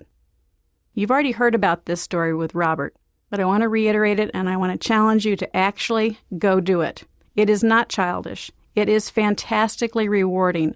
Every morning, put money in each one of those piggy banks. $1, 50 cents if you have to. How about $10? You think you could do $30 a day? What do you think, Diane? There's a great challenge in that. And the point is that it becomes this fun game. For most of us, this is something we might have done as a child, had a cute bank that we put money in. Well, a lot of the best lessons are ones that we learned as children. This is one that can really go a long way. And again, those 3 piggy banks, one for saving, one for tithing, and one for investing. So what do you do then, Sharon? Well, what's great is you can actually see your assets growing. At the end of each month, you have, let's say you have $50 in each of those banks at the end of the month. You have $50 in saving. You take that and you put that into a safe savings account because that's going to help you with your plan to be secure and comfortable. We all need that. That's an important element. Also, tithing. Take that $50 at the end of the month and give it to the charity or church of your choice. Rich Dad has always said, and certainly Robert, myself, and I know you agree with this, Diane, the more you give, the more you receive. It is an inherently important part of life. It's important in finances as well as goodwill. The third bank, that's your investing. That's that money that you can utilize to start building assets. $50 in that piggy bank, you start putting it into an investment account and watch it grow. And you now have 50 employees working hard for you. You also have 50 employees in your savings account. But that investing account, we're going to want to try and get our yield up a little bit on that, right? Right. And the point, again, of the savings is this is helping you for the first initial part, the security. And that's the part that makes you feel happy, that makes you sleep at night, that you don't need to worry about these credit cards you might be paying off forever. Now, the investing, that's where it gets fun. And that's actually what the rest of this entire section is about. We're going to see now the steps on what do you do with that now that you're starting to build that. And what opportunities there might be. And so you can find the opportunity that feels right for you and make that choice to be able to achieve the financial plan that you laid out in Part 2. And so for those listeners that we have now that have determined one of their financial goals is to move out of the bad debt, what plan do you recommend, Sharon? Well, on page 3-69 of Section 3, Step 3 in the binder, we have an actual how to dig yourself out of debt formula. It's simple, but if you follow it and you stick to it, you should be out of debt within 5 to 7 years. And you go, 5 to 7 years. Compare 5 to 7 years to 24 years. And you're going to say that's a really fast formula. And it's relatively easy. Let's say you have 5 credit cards and you have each month, it's kind of a guessing game. Can I afford to pay the minimum balances on each credit card? The challenge to you, this is the challenge. Can you find a way to raise an additional $150 per month? Either by a second job, part-time business at home, or by reducing your expenses. Maybe go to one less movie each week. Find ways to save money on the household side, the expenses, the entertainment. Tighten your belt just a little bit. Yes, it's not consistent with Rich Dad's ultimate philosophy, but we're going to help you get to the point where you can start expanding your means. So find a way. I know you can do it. Take that $150 and apply it to look at your 5 credit cards, write down the cards, write down the balances due, write down the interest rates. Find the card that has the highest interest rate.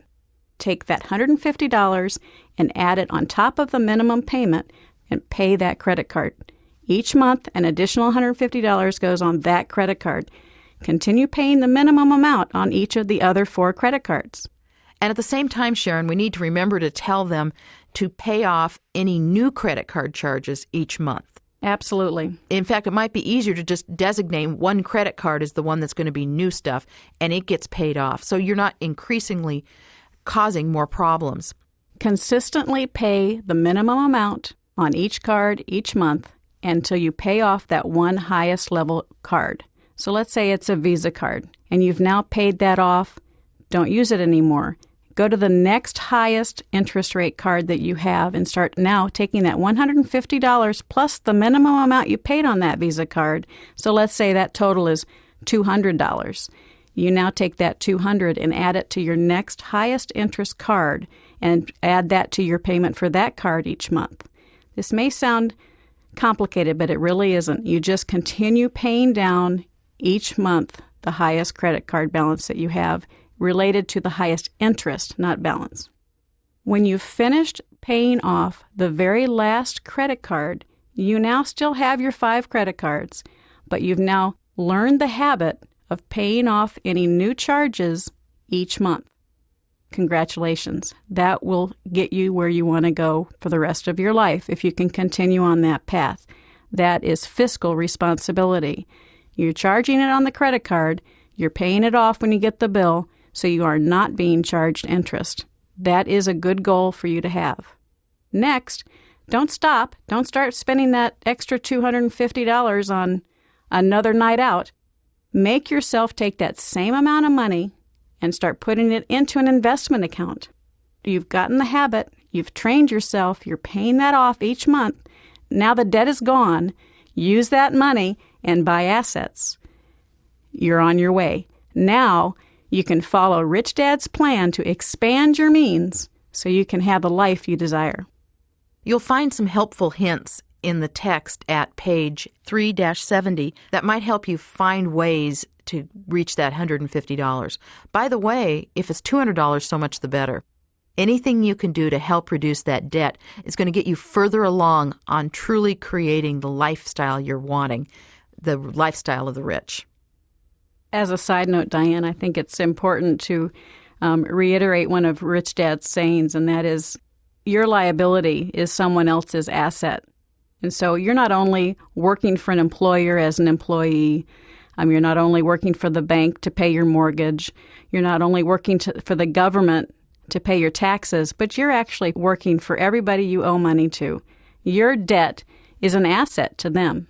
Just thinking about that credit card company who's receiving payments of $150 a month for 24 years on a $10,000 debt.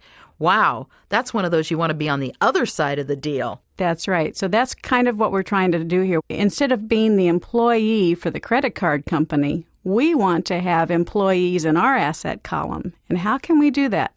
Buying assets. And how do we get employees in our asset column? Every dollar you put in your asset column is, in essence, your employee, and it's going to work hard for you. So the more dollars you get into your asset column, the more employees will work for you, and you won't have to work so hard. And this might be a good time to also talk about the difference between what we call good debt and bad debt. You might have heard this philosophy through the Rich Dad series, and that also is unique. There's a school of thought popular now that you should just cut up credit cards, pay everything off, have no debt whatsoever. And that works. That makes sure that you don't have debt. And that's very good if your goal is to be secure. Remember the three things: security, comfort, or rich. But I'll tell you that the rich use debt. They know how to use debt. And in fact, they have a different word for it. They call it leverage. That is the way the rich become wealthy. It's through the use of good debt, which buys assets. The other term might be other people's money. But it's other people's money that's wisely invested. Instead of putting $10,000 worth of a depreciating asset, such as your stereo, on a credit card, they're buying a building that's going to go up in value. And they've had to put a little bit of their money and a lot of somebody else's money in that. And in the meantime, they receive a cash flow off of it. That's the use of good debt.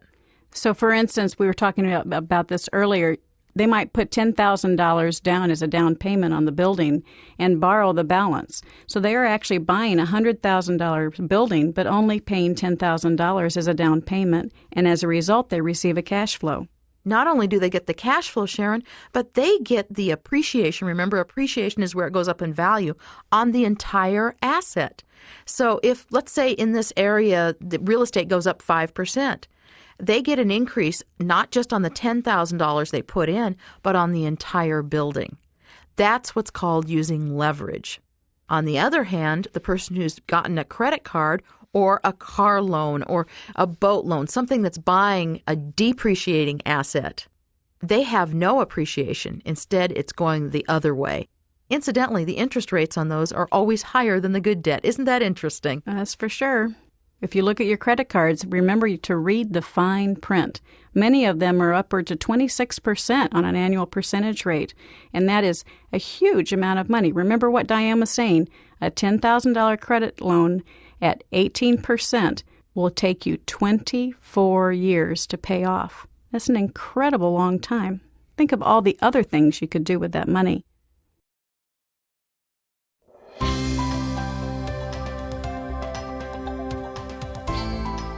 Taking control of your cash flow. That is step 3 of our guide to the financial fast track.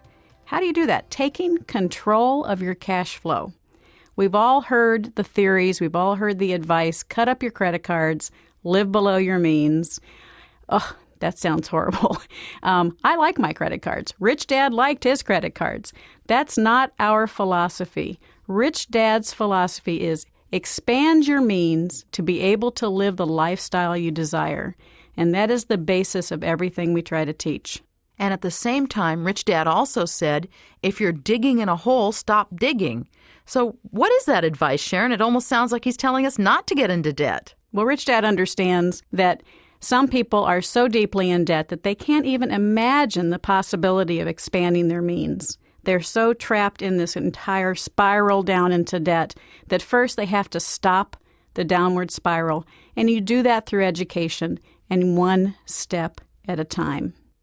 Cash flow management is something that you learn. We don't teach it in school. It's not something that anybody gets educated about. It's not part of the educational program. We are trying to bring that education to you so you can help yourself learn cash flow management, apply it to your life, and get out of debt. I have a question, though. If Rich Dad says that we should just expand our means, does that mean just that making more money is the answer? Good question, Diane. It is exactly not what he means. You could go out and get a second job, work hard, and you're just losing more time. You're not developing anything in the long term. What we want you to do is learn how to expand your means by buying assets. Income from those assets will help you move forward in the right direction. But some people can't even imagine buying assets, and that's why we have this section in the program, because we want to assist people who feel so deep in debt that they feel hopeless. We want them to know there is hope. There's a way to get yourself out of debt. I know this is a personal passion of yours. You care a lot about people being able to get this control. A question for you, as you've worked with people about this, what do you think has gotten them where they are? Why are they in this trouble now? I call it the delayed nightmare. In part of our program, we talk about delayed gratification, and that's building up the income to buy the asset. And the allure of credit cards has what I call the delayed nightmare effect. So you go out and you buy what you want. You pull out the plastic, you charge it, you've got your new stereo. Great. You bring it home, you listen to it straight 48 hours, every minute of every day. Then all of a sudden you get back to your normal routine and the stereo looks good. It's over there in the corner. You see it every day. It makes you smile. 30 days later, what happens? You get the bill. Oops. Well, now you have to pay for it. And if you choose not to pay for it, what happens? It just keeps increasing and increasing and increasing unless you change your habits of how you buy. And that's the part that is most detrimental of credit cards. You get a credit card. What happens? You pay the minimum. Well, you have good credit. You keep charging on that credit card every month. You keep making the same minimum payment. You end up getting another credit card in the mail, another credit card. You have great credit. Your credit report is clean. You get another credit card. All of a sudden, you have 8 to 10 credit cards in your purse or in your wallet, and you're making minimum payments. So what do? We talked about that in the last section, that house of cards, house of credit cards. It implodes and falls on top of you. In fact, you have a calculation to share with us, don't you? In fact, we were talking about that just a little bit ago. Do you realize if you had $10,000 as a balance on your credit card, and that's not too much, really. So you've charged $10,000 and making the minimum payment of $150 a month, which was reasonable. That's what a lot of people would do, on a standard 18% per annum interest rate credit card. Do you know it's going to take 24 years to pay that off? I think we should repeat that. 24 years. And that's without increasing the debt anymore in those 24 years, right? Right. That's as if you don't use this credit card anymore. And you know, the thing that I find so amazing with that is if you buy a house, it takes roughly 30 years to pay it off. So we have something similar to a house. But a house appreciates. It goes up in value. What happens to the items that you typically pay for with a credit card? The stereo unit. Do you think it's going to last 24 years? I don't think so. And do you think it's going to be in vogue 2 years from now? Probably not. No, you're going to have given it away and bought a new one and still had the debt on the old one. That's exactly right. And I like Sharon's comment of calling it a delayed nightmare because that's what happens. It's not only 30 days later when the bill shows up, there's a little bit of, oh my goodness, what was I thinking? But 10 years later, you're still getting this bill, and you can't even remember what it's for. It's suddenly just a bill that shows up, one of many, most likely. Absolutely. And the part that when Diane spoke about the passion I have about this, I have 3 children. They're all young adults now. But it just infuriated me. By the time they turned 18, we started getting credit card offers from them weekly. At least once a week, we'd get a credit card offer. Our use of credit cards, I will say, I've never paid credit card interest because I actually like my credit cards because it helps me keep track of my expenses. It's a great record-keeping tool. I have a credit card for each business I'm involved in, and I have a credit card that's personal. So it helps me be my own accountant a little better than trying to figure it out at the end of the month. So I love credit cards, but I hate paying interest because that interest is not deductible on your personal income tax return. So I use it that way, and my kids saw us using our credit cards that way. Of course, what they saw was, charge it, Mom. Oh, just charge it, Mom. They never really understood that we were paying it off each month. If you've read Rich Dad, Poor Dad, you read the story of my oldest son. He went away to college, and before the end of his first semester, had gotten himself into $1,000 worth of credit card debt. Now, that may not sound like a lot of money to some people, but to him, that was a lot of money, and to me, who was footing his bills, I thought that was an incredibly large amount of money, besides the fact that he'd done it without our knowledge. So we started getting phone calls, and he couldn't come up with the minimum payment each month. So we had a choice as parents. We could pay it off, or we could let him dig himself out of his own hole. We chose that he had taken the responsibility to get himself there. He needed to find a way to get out of it. And it took him about 4 years to get that off his credit report. He paid it off in a year. But of course, it was on his credit. So it took him 4 to 5 years. In fact, I still remember the day I got the phone call. Mom, it's off. I've got a good credit report again. It was the best lesson he could have learned. And actually, that probably again bears repeating. Not only are these credit cards becoming a nightmare as you have to continue paying, if you miss a payment or you start having late payments, these will affect your credit rating. And as you try to move into other arenas of investing, particularly real estate investing, you may find it very difficult to get additional loans because of something that happened 2, 3, or even 4 years ago, as in the case of Sharon's son. Think twice before you use your credit card if you don't have the plan to immediately pay it off. Now let's move to your financial statement. It's time for you to set your financial goals. And it's so exciting because you have the power, you have the energy, and now you have the opportunity to make some decisions that can change the rest of your life. Let's go back through some of those indicators we talked about.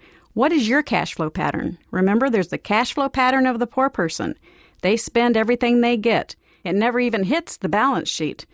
Money comes in through the income column and out through the expense column. Then there's the cash flow pattern of the middle-class person. That's someone who buys liabilities instead of assets. Or do you have the cash flow pattern today, now, and for the future of a rich person? It doesn't mean volume. It means action. Will you take your money and invest in assets? Buy assets that generate income. That's the cash flow pattern of the rich, and you can start that today. Secondly, how much money do you keep? That's part of the cash flow pattern. Remember, Rich Dad said, it's not how much money you make, it is how much you keep.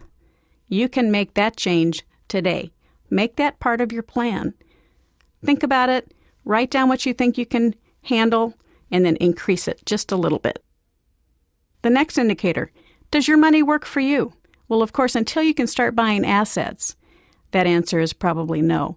Start small, but start now.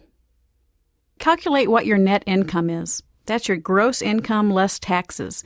If you're an employee, you don't have a lot of flexibility there because those taxes come out before you ever get your paycheck.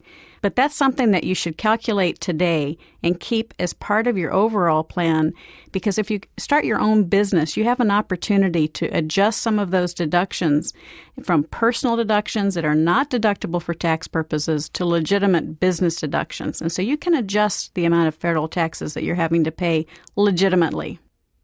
How much do you spend on housing? How much do you spend on rent? How much do you spend on your mortgage? That is such an incredibly simple calculation, but it's very telling. If you are spending more than 33 to 35%, That must be part of your overall financial plan. You need to increase your income so that percentage comes down, or you need to consider finding a new place to live and bringing down your living expenses to a much more reasonable level compared to your income. Now, this is the kicker. It's coming. What percentage of your assets are doodads? 100%? Close to 100%? That's what you need to work on. We want you to start working towards buying assets. Let those assets buy your doodads. We want you to have as many doodads as you want, but do it with fiscal responsibility. Learn the financial education to buy assets. Let those assets work hard for you, because you can always get the doodad, but once that doodad is paid off, you'll still have the asset generating additional revenue. Make that part of your plan. The next calculation is return on assets. Now, today you may not have any return on your assets because you are your only asset. You're the one working for money. But you're going to start changing that. You're going to start buying assets, and those assets are going to generate income. And that income is going to be used to calculate your return on assets. For instance, you have a piece of property. You buy a rental property. You put down $10,000 as a down payment. The balance is the mortgage. So you're going to actually receive, at the end of each month, a $200 income from that property. You spent $10,000. You're receiving $200 each month, or $2,400 for the year. That's a 24% return on that asset. We also sometimes call it cash-on-cash return. That's what you want to strive for. It may be zero today, but you're going to build that. And it's going to be your choice if you build your assets in paper assets or real estate or through businesses. And last, but certainly not least, how wealthy are you today? And how wealthy do you want to be next year and in 5 years? And remember, wealthy is calculated in time, not money. And that makes the significant difference in what Rich Dad's philosophy is. As you've looked at each of these indicators, you might have discovered where the items are that you need to work on. Great. That becomes the framework for your own personal plan. Write it down. Work with your friends, find your advisors, build your team, and get ready for the next steps. We're going to help you do each of those parts. And make your plan achievable. Don't pie in the sky. Don't make it so that you want to increase your income by 1,000-fold in 1 year. Make it reasonable. Plan out your steps one at a time. First, get your debt under control.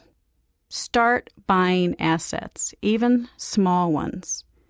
Start looking at how you spend your money and how you can make changes that will help you in the long run. Take action. You're going to hear us say this again and again and again. You have the power. Do it.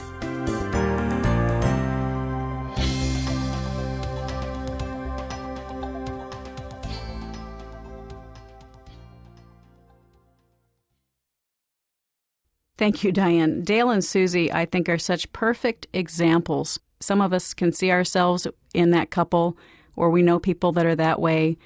Again, it goes back to Rich Dad saying, looking good and going nowhere. So many of us are that way, and so many people can help themselves so quickly by just a small amount of financial education, and again, making that choice with every dollar they receive. Diane, you've prepared a couple of additional case studies that are in the book, and in lieu of the time, I think it's very valuable information, and I would like everybody to make sure they read it and study it. But would you like to just kind of give us a highlight of what's left? Right. The next one is Stan and Marty. Stan and Marty actually, on the surface, might have appeared much like Dale and Susie. They lived in the same neighborhood. However, if you looked closer, they were much more conservative with their investments. And in fact, they had their own business, and I use the term lightly because they both had to show up. But they had their self-employment business that they were able to successfully turn into a business. So they were looking good and going somewhere. Exactly. We'll leave that as a teaser right now, and we'll cover more of that in the next step, or you might read about it at page 3-43. Finally, we have the story of Frank and Maria. Actually, Frank and Maria were already showing the cash flow patterns of the rich. They had passive and portfolio income that more than covered their expenses. However, they had the goal and the dream of becoming the ultimate investor and of creating a foundation. You can read about their story at page 3-52, as you can see how they did in achieving those dreams. I think all of us can relate to Cindy. We all have either been there or know people that are in that position right now. And bravo for Cindy to actually find the route to help her get the education that she needed to be able to take the step and find the resources. That's terrific. If you have a will, you have the desire, you can educate yourself and find a way to improve your position. But my personal favorite story is the next one, and that's about Dale and Susie. This example is looking good, but going nowhere. They are the typical middle-class family who actually live the cash flow pattern of the middle class. They buy liabilities they think are assets, but they look good. The problem we find with Dale and Susie is one of a relationship issue as well. Husband and wife love each other, have children, but they have different philosophies about money. And with that, Diane, tell us about Dale and Susie. Well, I've got to say that the way we all view people like Dale and Susie, and I bet anything that you know somebody, our listener out there knows somebody like this. They look very prosperous, and we might on the outside really judge them as being, boy, they are living the American dream. They have a nice house in the suburbs, and they've got 2 new cars and a boat, and maybe they've got a snowmobile and a jet ski, depending on where you live. The idea is, though, that they really are living the good life. Well, that's the surface. Let's open the door and step inside their house. What's really going on is Dale has a good job. Well, he has a good paycheck that may or may not be there from month to month. He works for a large company. He's a manager supervising a workforce of about 30, but he's seen a lot of departments in his company shut down. He's seen his peer group losing their jobs, and he's in his mid-40s. There aren't a lot of jobs for middle managers out there anymore, and he's worried. Susie, on the other hand, she's got a job she absolutely hates. Dale might like his job. Susie hates hers. She's guilty for the time that she spends away from her children. She wishes that she had more time with them, more time for her community, more time for her aged parents. And she's tired all the time. She just wants the situation to be different. In Susie's case, what she wants to do is compensate for the time she's away from her children by getting them lots of toys. And she also wants to make sure they're getting all the best. I mean, the kids have music lessons and they are involved in sports. And because she's so tired, they eat out all the time. A lot of expenses go into their life. Now, what Dale has decided is his plan for how he's going to solve this is he's going to be a really smart investor. Well, he thinks he's a smart investor. He gets involved in what we like to call GRQs. That's get-rich-quick schemes. He has lots of friends involved in the financial community or who know somebody who's involved in the financial community. And based on these tips, these hot stock tips, he'll invest. And he's gotten involved in a lot of pre-IPO. In other words, these are the insider trading kind of things before a company's going to go public. And every one of them has lost. Now, the problem that's happened is Dale has used money that he's taken from his credit card. He's used money that he's mortgaged from his house in order to invest in these deals. And as he gets trapped into each one, it becomes worse and worse. He's got to get the next big one to get him out of the hole he's in. And Susie, if you remember, when I read your story, I think it's really important to highlight this. She was like so many women I know today who she didn't want to have anything to do with the money. She wanted to have her focus on taking care of the home, taking care of her children, her job, and she relied on Dale to take care of the money. So they were getting deeper and deeper in debt, and she didn't know about it. That's right. The problem that often can happen, it's not only she didn't want to know about it, but because they had such different fundamental issues on what they wanted, they couldn't even talk about it. As Sharon talked earlier, you can have a goal of being secure, of being comfortable, or of being rich. You know, deep down, Susie just wanted to be secure. Deep down, Dale wanted to be rich. And he was willing to jump the other steps to get there. The problem was Susie wasn't willing to do that, and Dale had a family to take care of meanwhile. So the first step they needed to do is get their financial statement in order. They needed to look at, where are you today? And to be honest, it was more painful for Dale and Susie than I think it's ever been for anyone, because they had to get honest about what was going on, and Dale had to get honest with Susie about what was going on. So let's look at the financial statement that Dale and Susie put together. By the way, Susie did help with this. This might be the first time that she really understood what was going on with the financial statement, and it wasn't pretty. In fact, as you look at the income amount, all of their income comes from their jobs. And when you look at their expenses, there's a lot more in expenses than there is in income. Also, look at all the liabilities. They have credit card debt, they have car loan and a car lease. They have a student loan. They have 3 mortgages on their house. By the way, the reason they have 3 mortgages is Dale had seen a great deal for being able to wrap all your credit card debt into a home mortgage loan. So he'd added on a second and a third as a way to try to write off all of these expenses. Well, every time he did, he got more credit cards. So he just got back in the hole. So after Dale and Susie had finished the financial statement, they looked at what the key indicators were for them. They didn't keep any money. In fact, they spent more every month. So they just kept getting deeper in debt, Diane, right? Absolutely. What they did is they either got another new credit card in the mail and used it to roll over debt, or took an advance from one credit card to pay off another. That's one of my real bugaboos about credit cards. I can get very passionate about this subject because you get a credit card, and as long as you pay the minimum balance each month, you still have good credit. And what happens?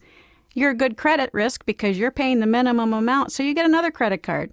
So you keep getting new credit cards. Soon you'll find 8 credit cards in your purse or your wallet, and you're still paying the minimum amount. At some point, you end up building a house of cards because you get to the point where you can't even afford the minimums anymore.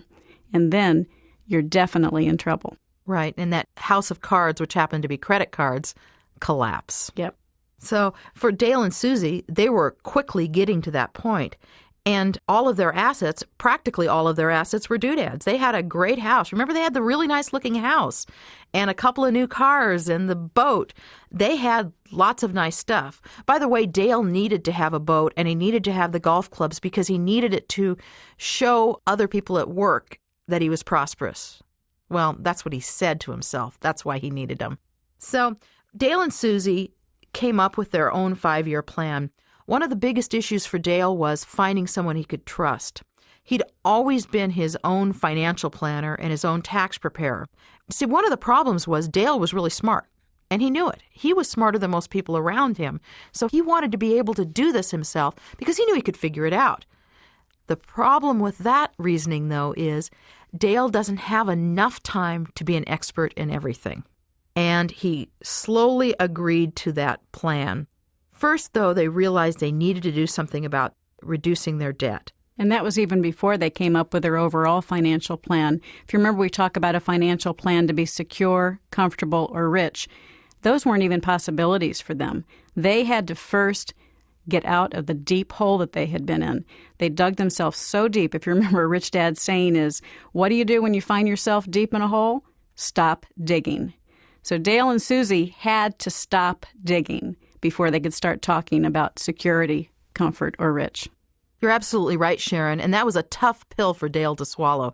I mean, he still had this idea he was going to be rich. He wanted to make his family secure because he was going to be rich.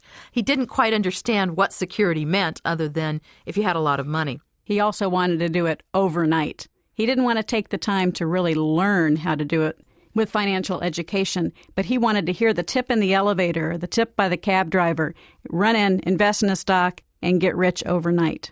That's right. He came up with a plan, or the two of them did, that they were first going to reduce the debt and then find a CPA to help them with the tax records and prepare tax returns if necessary.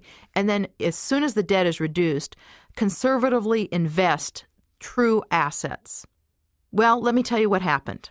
They made really good progress. Dale did find a CPA he could work with. They started changing some of their habits so that they were able to reduce debt. And that CPA found them additional expenses that he could have been taking all along, but it was because his own personal lack of knowledge lack of financial education. He'd been costing himself money in taxes, hadn't he? That's right. Remember, Dale is not stupid. Dale is a very smart person. And so this isn't a judgment on should he have known those deductions. It's a question of, is that his best use of time, keeping up on there's currently 500,000 pages in print of tax law, 500,000 pages. Can you expect an average person to know that for your own situation? Of course not. I don't think a CPA can know all of that. So the answer was finding good advisors.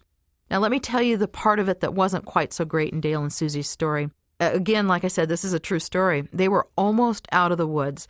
They'd almost completed their 5 years of debt reduction, almost out of debt with all of the unsecured debt. Dale still felt he had the need to play catch-up. You know, all of his buddies had 401k plans and had done well in the stock market. Well, at least that's what they all told him, that they'd done well. He felt a driving need because he knew he was as smart or smarter than most of them. He had to win. So he heard about a deal. An old college buddy of his had a friend who worked at the bank, and there was a rumor flying through town that a local company was being courted by a large publicly traded company. Now, anyone who's ever seen that happen knows what happens to this small company when they get bought. Their stock goes through the roof. So he had an insider tip. The thing he didn't realize was by the time it got to him, everybody in town knew it, and that's not an insider tip. And in fact, what had happened was everybody in town that was inclined to do this had already jumped on the bandwagon. And so the cost of this penny stock was rising. It used to be 10 cents a share. It's now 50 cents. It's gone up 5 times. For Dale, that was validation. This was the right decision. See, we're on the climb. Let's buy it. Well, of course, he hadn't thought that the climb was all because of this local action. The hoped-for deal never came through. And Dale heard that it was falling through, but he was busy at his job, so he didn't have a chance to get out of the stock. By the time he got out, it had gone even lower than it was initially. He'd lost it. But the kicker was he borrowed against his credit cards to invest in the stock. So when he sold it at that low amount, he still had the debt on his credit card, so he found himself right back in debt, right? That's right. He had this credit card debt that it was all because of the idea that I want to go for this get rich quick. Now, I'm going to take a moment here and tell you that both Sharon and I invest in pre-IPOs and in deals that might come up like this. The difference is that we will use money we have set aside specifically for that purpose as part of the financial plan.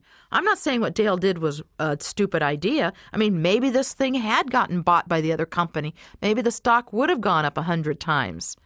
But he used debt to finance a highly risky venture. And this is also where we talk about emotional control in investing, and we'll get into that even more later. But he let his emotions make decisions. We've all been guilty of that. I mean, I've had a stock personally that I invested in. It was like, okay, I heard it from a friend and back up the truck, buy it all. And I did. Because I said somebody I trusted, somebody I respected said, this is a great stock. I know it's going to go high. I lost quite a bit of money on that stock, but it was money that I had the ability to lose. I didn't borrow that money to risk it. I risked money that I didn't need for mortgage. I didn't need it for food. I didn't need it for my family. It was money that I had the opportunity to invest with. Was it a wise decision? Certainly not. It was a perfect example of how emotions can control you. And you make a decision that's an emotional one, you're not acting as an investor. You're acting as someone who wants a get-rich-quick scheme. And it's very important to know the difference. And so finally, for Dale and Susie, there was a true learning through all of this. And as we talked in the beginning, some of these stories have great success. Some have moderate success. And, you know, in some ways, I think maybe Dale and Susie's was one of the most successful because as a result of this, they got closer. They talked about their finances. They made an agreement that every month they needed to jointly work on their plan and together come up with the solution and the goals that will make both of them happy. You will find each of these ratios in greater depth in Step 2 of Section 3 of the program, and you can refer to that for your own specific calculations. But before you do that, we really want to add some additional benefit to help you. Diane has created some incredible case studies that talk about different individuals with different life skills, different marriages, children, whatever, and they have the opportunity to provide you ways that other people created plans, how they executed those plans. Some of them were very successful. Others just made a step in the right direction. But it will help you. You might find something or hear something that triggers an opportunity that you hadn't thought of before. Thank you, Sharon. In fact, these stories are really not completely stories. Everything that's happened in these case stories has happened to somebody that was one of my clients or someone I knew. These are true success stories, or maybe true not quite so success stories. The point is, these people have found themselves in different parts of their financial life and discovered what they needed to do and then made forward progress. You can do the same thing. But let's start first of all with the story of Cindy. You'll see the story of Cindy written in your program at page 3-27. Cindy, as you note, was strictly an E. She was an employee. She was a single mom with her young son that she was trying to raise by herself. And unfortunately, Cindy had come across some bad times. It looked like bankruptcy at the point was her only answer. By the way, more Americans now are filing bankruptcy than ever before, so maybe this is a pretty real story for some people listening to this. You may know somebody who's gone through this. Well, Cindy found that bankruptcy at first was a great answer. The creditors quit calling her. But then she found she couldn't get a credit card. She couldn't get a rental car when she traveled. In fact, she couldn't even rent a video at the store. So what was she going to do? She ended up getting a part-time job, which for her became even more problematic because she had a young son she was raising by herself, and he's now spending more and more time alone, which for any of you who have children know that might not always be the best answer. So what was she going to do? Well, first she did her financial statement. She knew that there was something out of control and she needed to figure out what it was. So following the program, Cindy did her financial statement, and you can see that at page 3-29. As you note on the financial statement, all of her income was earned. Now, she had a full-time job and a part-time job, but that was the only source of income she had. Both of them were jobs. No passive, no portfolio. And she had expenses. She didn't owe any debt, but she still had monthly expenses. And in fact, everything she earned went out in expenses. Absolutely. She was living paycheck to paycheck. And that's something that many people might know. And you might actually have a financial statement that has much larger numbers on it. You might make $10,000 a month, or you might have known somebody who did, who spends $10,001 a month. Whatever it is, what we look here is what is the pattern, not what is the number. So as you see Cindy's, clearly she didn't have any assets because she hadn't been able to accumulate anything. She did have a doodad, a small one, a car, and no liabilities because the bankruptcy had wiped all of that out. So her cash flow pattern was clearly that of the poor. Everything comes in through earned income, goes out in expenses. That's it. There's no liabilities. She has a small net worth according to the banker, which is $5,000 because she had that doodad. According to Rich Dad, though, she had no net worth. When Cindy then went to do her analysis by looking at the indicators that we've shown you at page 3-30, she looked at how much money did she keep. She already knew the answer to that. She didn't keep any. Cindy knew her money didn't work for her, and her net income wasn't bad. In other words, she didn't pay a lot in taxes, but that's because she didn't make a lot of money. Her housing costs were fairly in line. However, all of her assets, according to the banker, were doodads. There were no Rich Dad assets. So she had no return on assets because she had no assets. After looking at that, Cindy clearly knew what she needed to do. She needed to somehow change this cash flow pattern, to build some assets, to get her out of this feeling of being right up against it. If anything went wrong, she lost everything. So what could she do to change? In Cindy's case, the first thing she knew she needed was more information. She needed some help. The only financial advisor Cindy'd ever had was her family. And as she looked at each of those family members, each of them had always struggled financially. They were a warm, close, supportive family, but they couldn't give her business advice. They couldn't give her tax advice because they didn't know that. The other problem was that whenever anyone tried to do something different, the family tried to bring them back. They didn't want to see them fail. And even though their current financial situation might be miserable, at least it was known. So Cindy needed to go find some new advisors, and she found a wonderful source through her local university. In fact, you may have a university in your area that offers special programs for small businesses. In her case, she was able to go there, get wonderful advisors enrolled in a program that gave her a small, what's called a microloan to start her business. And she began a small business. You might say, Diane, that she wanted to start a small business, but her overall plan at this point was just to become secure. She could look at being comfortable, she could look at being rich, but she still had to look at security. She was alone, she was a sole breadwinner, she had a son to support. So her biggest dream and goal at this point was to reach a level of security. That's a great point. In fact, she knew how much at the whim of her employer or the market she might be. At any moment, she might lose her job. She felt more secure in being able to start this other job, which was her own business. She had a little more control. Besides getting some more discretionary income, she also was able to leverage that income in paying for expenses that currently were personal expenses to reduce her taxes. And she was able to actually spend more time at home because she could do that business at home and therefore be with her son. So she had the ability to expand her income without sacrificing time with her son as well. And if you even need to hear one more reason why that made sense, she was able to also work hours that worked for her. Because she did it at home, she could do it when her son was asleep or doing other things. So the whole family unit got stronger as a result of this. And now here's the wonderful news. At the end of 5 years, she had restored her credit and still living with the same means that she had before. She'd been able to put money away. Now remember, it's not how much you make, it's how much you keep. Cindy had been able to keep $15,000, and she now had a small stream of portfolio income. She was breaking out of the cash flow pattern of the poor. She had stepped from the E into the S, not quite on her way to B, but she was able to help herself by creating that business on the side and raise that income. So she went from having no assets to having $15,000 in the bank, earning money, and it gave her the ability to feel secure.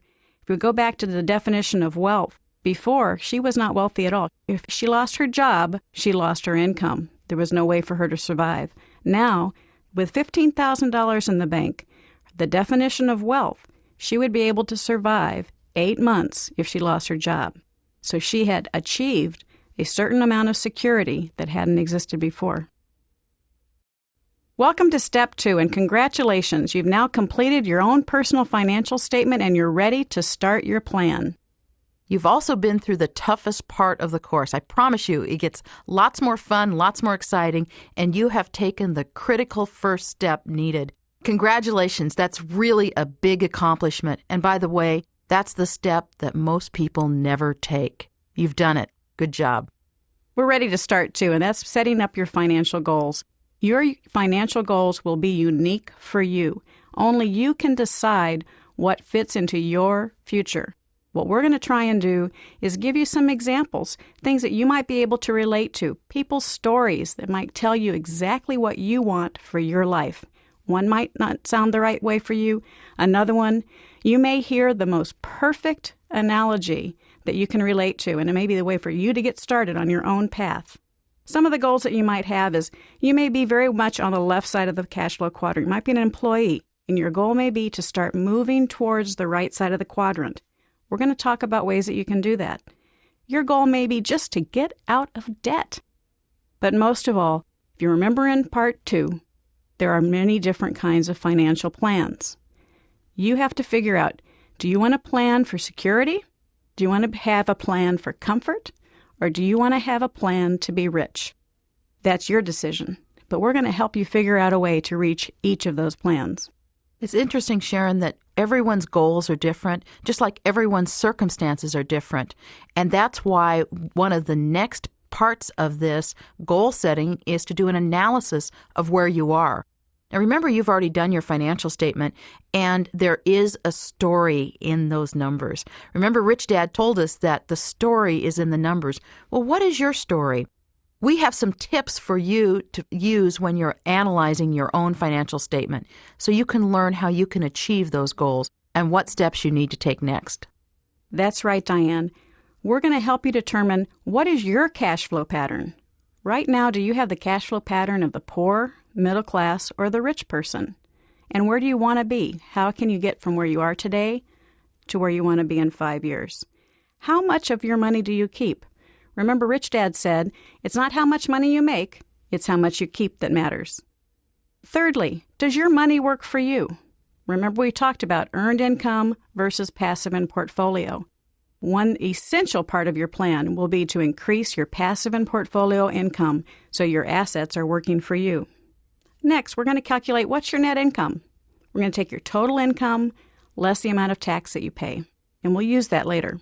Next, we're going to figure out how much do you spend on housing. Do you know the national average, mortgage bankers, lenders, they're looking for 33 to 35%, no more than that for you to be spending on your housing. It's going to be a great measure. If you're spending more than that, that needs to be part of your plan to get that back in line between 33% to 35%. Next, we're going to look at what part of your assets, now here comes the tough one, are doodads. Now remember, your banker calls them assets, Rich Dad doesn't. So if you have 100% of your assets are doodads, we may want to try and move that percentage down a little bit. By the way, I'm going to state again that both Sharon and I really like doodads. So it's not to say that doodads are wrong. What we're doing here is looking at the percentage of what you own is held in doodads. And in fact, doodads can be a terrific motivator for getting you to move forward. Rich Dad doesn't tell you to cut back and live frugally. Rich Dad tells you to expand your means. The rest of this program helps you learn how to do that. We are not into cutting up our credit cards, believe me. But I want to make sure that I use my credit cards to help me, not hurt me. Then we're going to look at what is your return on your assets. Not doodads, assets. What is your overall return on your assets and how can we get that higher? Or how can we make it even exist? More passive and portfolio income. Last but not least, we're going to calculate how wealthy are you? And remember, we calculate wealthy in time, not money. That may be one of the most unique pieces that you're going to learn through the Rich Dad program here is wealth is frequently in our society a number. It's you're a millionaire, you're a multimillionaire, you're a billionaire. And yet, how many multimillionaires have you heard of that suddenly go bankrupt? They're not very wealthy, are they? No, the true key is how long will your money last you? That's the measure of wealth. And we have a way to show you to measure in time how wealthy you are, not in a number. Absolutely, Diane. In fact, Diane referred to our game Cash Flow 101. The goal for getting out of the rat race in that game is to build your passive and portfolio income to increase to the point where it exceeds your monthly expenses. Then you can quit your job and maintain your style of living. That's when you reach infinite wealth. Your assets support you. You have the ability to stop working and have a lot of time with your family and your friends and to benefit your community. Finally, though, let's finish up the financial statement. After you've done the income, you've done the expenses, listed your assets, and listed your liabilities, it's time to add it up. You'll notice at the bottom of assets, there's actually two total assets. One is the banker's version of your assets, and the other is the Rich Dad version. Now remember, the key distinction is that your banker is going to call your doodads assets. And that's true. In fact, according to generally accepted accounting principles, those things we're now calling doodads are assets. They're something you could sell for some value. So that needs to be added as the banker's version. But remember, we're trying to create a financial statement that an investor would use, that Rich Dad would use. So we want to see what Rich Dad's version of your total assets would be. If you refer back to Max's, you'll note that everything he had was a doodad. Therefore, he had total assets under the banker's version, but he had nothing for Rich Dad version. And that will really help us in the next part where we talk about developing a plan, because you'll be able to analyze your own financial statement and see what percentage of your assets, quote unquote, the banker's assets, are really doodads. And then you can look at that and say, how can I make that adjustment different? Right. And then the final part of this is to find out what the net worth is. And again, if you look back at Max's, poor Max has a negative net worth.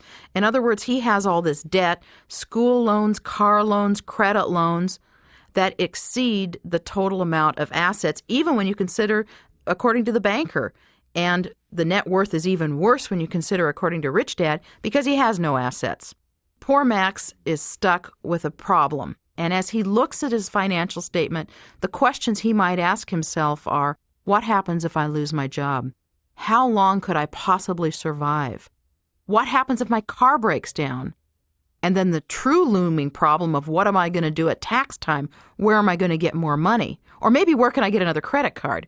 So Max is stuck with questions. In the next step, we're going to now learn about how to set goals and how to analyze further what you see. At this point, finish your financial statement and come up with your numbers. Take the time to do the work and find it.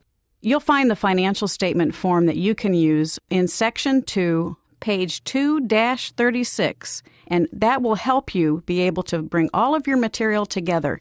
That dining room table is now covered, and you've got it in piles, and it's time to bring it together and find the category. You may have to have separate sheets that you list all your expenses on, separate sheets that you list your liabilities. It's tedious work, but believe me, you will help yourself the most by truly understanding where you are. Total all that income, total all that expenses. Those are the two elements of your income statement. Many people think of it as their checkbook, but that's the income statement. Then go through each one of those elements and say, of all of that income, do I have the related asset, if there is one, in my balance sheet? Then look through all your expenses. Is that a car payment? I better make sure I have the loan related to that car payment in my liabilities section. Go through it all, double check it. It's the accountant in me. Now bring down your totals and get a total for your total income, less total expenses, then get total assets, total liabilities. The difference between your total assets and your total liabilities is your net worth. And you're going to end up with two different net worth numbers. Your net worth that your banker would have and the net worth per Rich Dad. And that's where you're going to use the two different asset numbers that we had before. Now that you have your financial statement done, we're ready to move to step 2. Set your new goals. Let's go. Now, you may not have that personal accountant or the property manager to provide you with that information on the net income from your business or your real estate or the actual asset value. So we have created some schedules that will help you walk through the steps and the related expenses for that piece of property or that business that you own. And you'll find those in the program under Section 3, pages 3-6 through 3-12. These schedules were prepared to help you take the information that you have and go step by step to make sure that you're using the correct calculations and the correct information to generate the net income or loss from each of the properties or businesses that you own, and also to calculate the net asset value, the value of the property less the related mortgage, or the value of your business less any debt. And that will help you get the information to transfer to your financial statement. And in fact, in Max's case, he doesn't have what the biggest doodad typically is, a home. What do you mean? A home? A home is a doodad? Exactly. Again, the definition is an asset is an asset if it puts money in your pocket. Your home isn't likely to be putting money in your pocket. But it's the American dream, Diane. Absolutely, it's the American dream. And what it is the banker's dream, because you get to make payments to the banker. Now, seriously, and a home can actually be an investment if the equity in that is converted to an asset that creates income. In other words, I've seen people have a house that they've lived in for a number of years, have built up a large amount of equity. Now, equity is defined as the amount difference between what the house is worth and what the mortgage is. So they have a lot of equity in their home. They have the possibility of selling that and then buying a more modest home and taking the difference and buying a property that can put money in their pocket. So there is a potential asset here. But meanwhile, it's just a doodad. And many people, though, Diane, don't they go out and get second mortgages, third mortgages, and they say, okay, I'm going to borrow this money against my house at 9.5%, and I'm going to go out and buy stock, and I'm going to buy something else. And what happens is they end up getting deeper in debt, don't they? In fact, Sharon, we see a great example of that in the next step. And you can reference that at page 3-35. It's the story of Dale and Susie. I'm going to leave that for later, but it's a very interesting story of what can happen. But we're not saying don't buy a home. We want you to have a home. We have homes. We have lovely homes. The issue is we bought a home that we recognized up front was not our asset. Certainly, we hope that it will appreciate in value, but the value of your home is an opinion. You only realize that value when you sell it. So yes, many people do buy homes and in the hopes that they will appreciate. But every month, does that home generate income for you? I think the answer is no. But every month you pay your mortgage payment, you pay your yard service, or you're out there doing it yourself. You pay your utilities bill. That house is a liability if you look at it based on Rich Dad's definition of is it an asset or a liability? And that's what we want you to understand. We want you to own a home. We want you to own a home as big as you want it to be, but recognize that it's not an asset. And you need to be able to build assets so that the assets help you pay for your home. In fact, the theory of preparing the financial statements is not to tell you you must do this or you must not do that. It's basically just putting the right words and the right definitions for what you have. By the way, the very wealthy have huge doodads, and it all has to do with the percentage of doodads to the even huger percentage of assets they have. Two other comments on Max's statement. Actually, we don't see them for the real estate and for the business value. However, in your case, as you go through to work on your financial statement, you might actually have these items. Real estate as an asset would be, again, not your home. This needs to be something that's putting money in your pocket. For the asset value, you need to list what the fair market value is. In other words, what realistically you could expect to sell this for, and subtract from that the current mortgage or mortgages on that property. That is the equity you have in the property, and that's also called the net value. So on the asset line, we want to show the net or equity position in the real estate. Likewise, Diane, in the income section related to those assets, we want you to list the net amount of income or loss that you receive from each of those assets.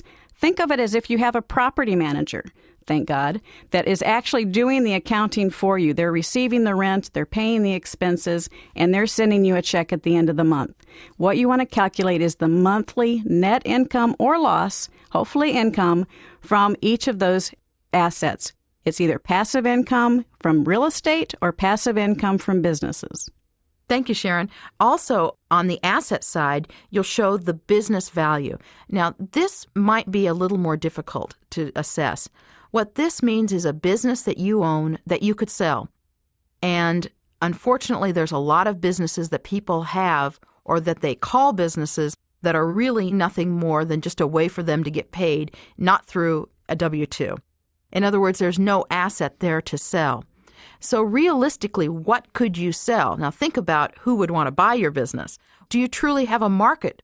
Is there someone who could step into those shoes and would pay you money for the business?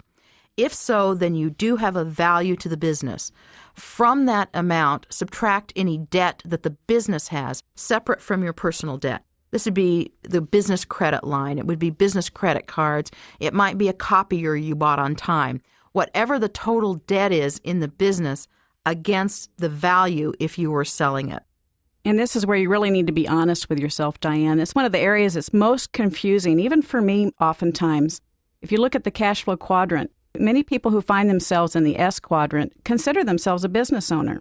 And the distinction between the S quadrant business owner and the B quadrant business owner is a distinct line. If you are an S business owner, you own a job. You have to be there. That business is dependent on you and your efforts. Now, if you're a B business owner on the right side of the cash flow quadrant, it's wonderful. That's when the definition and the question, if you're not sure which one you are, ask yourself this question. Can you leave that business for a year, a whole year, and come back and find that business stronger and even bigger than when you left? If the answer is yes, that's a B business. If the answer is no, that's an S business. So in determining the net business value that you put in your asset column, It still may be appropriate for your S business, but remember, the income you earn from your own efforts are income that is in the first section of the income statement, earned income. The only business income that you have related to that asset is what you earn from the business itself, not through your personal efforts. So many times an S business owner truly doesn't have an asset as a business. They have a job. In fact, though, a business can provide every type of income to you. You can have a job where you receive money from your own business. It can be giving you a flow of income through efforts of others, not your own. It can be paying you rent, so you receive income through real estate. It can be paying you royalties for intellectual property. So it's possible through a well set up business to operate it so that you get many types of income and you actually operate from more than one of the cash flow quadrants. Remember again, E, S, B, and I. Each one of those can be operated through your own business. And you remember Rich Dad's recommendation was build your business and let your business help you buy your assets. So it's building a business from the very beginning concept of an idea through a thriving business, and then you'll be able to utilize the income that you receive from that business to buy other assets such as stocks, real estate, securities. That's the magic formula that Rich Dad used. It's the magic formula that Robert has used, and it's a magic formula that we're going to talk about more as we get further into this section. So to get started, let's first review the case of Max. Now, Max was one that was in Section 2 at page 2-37.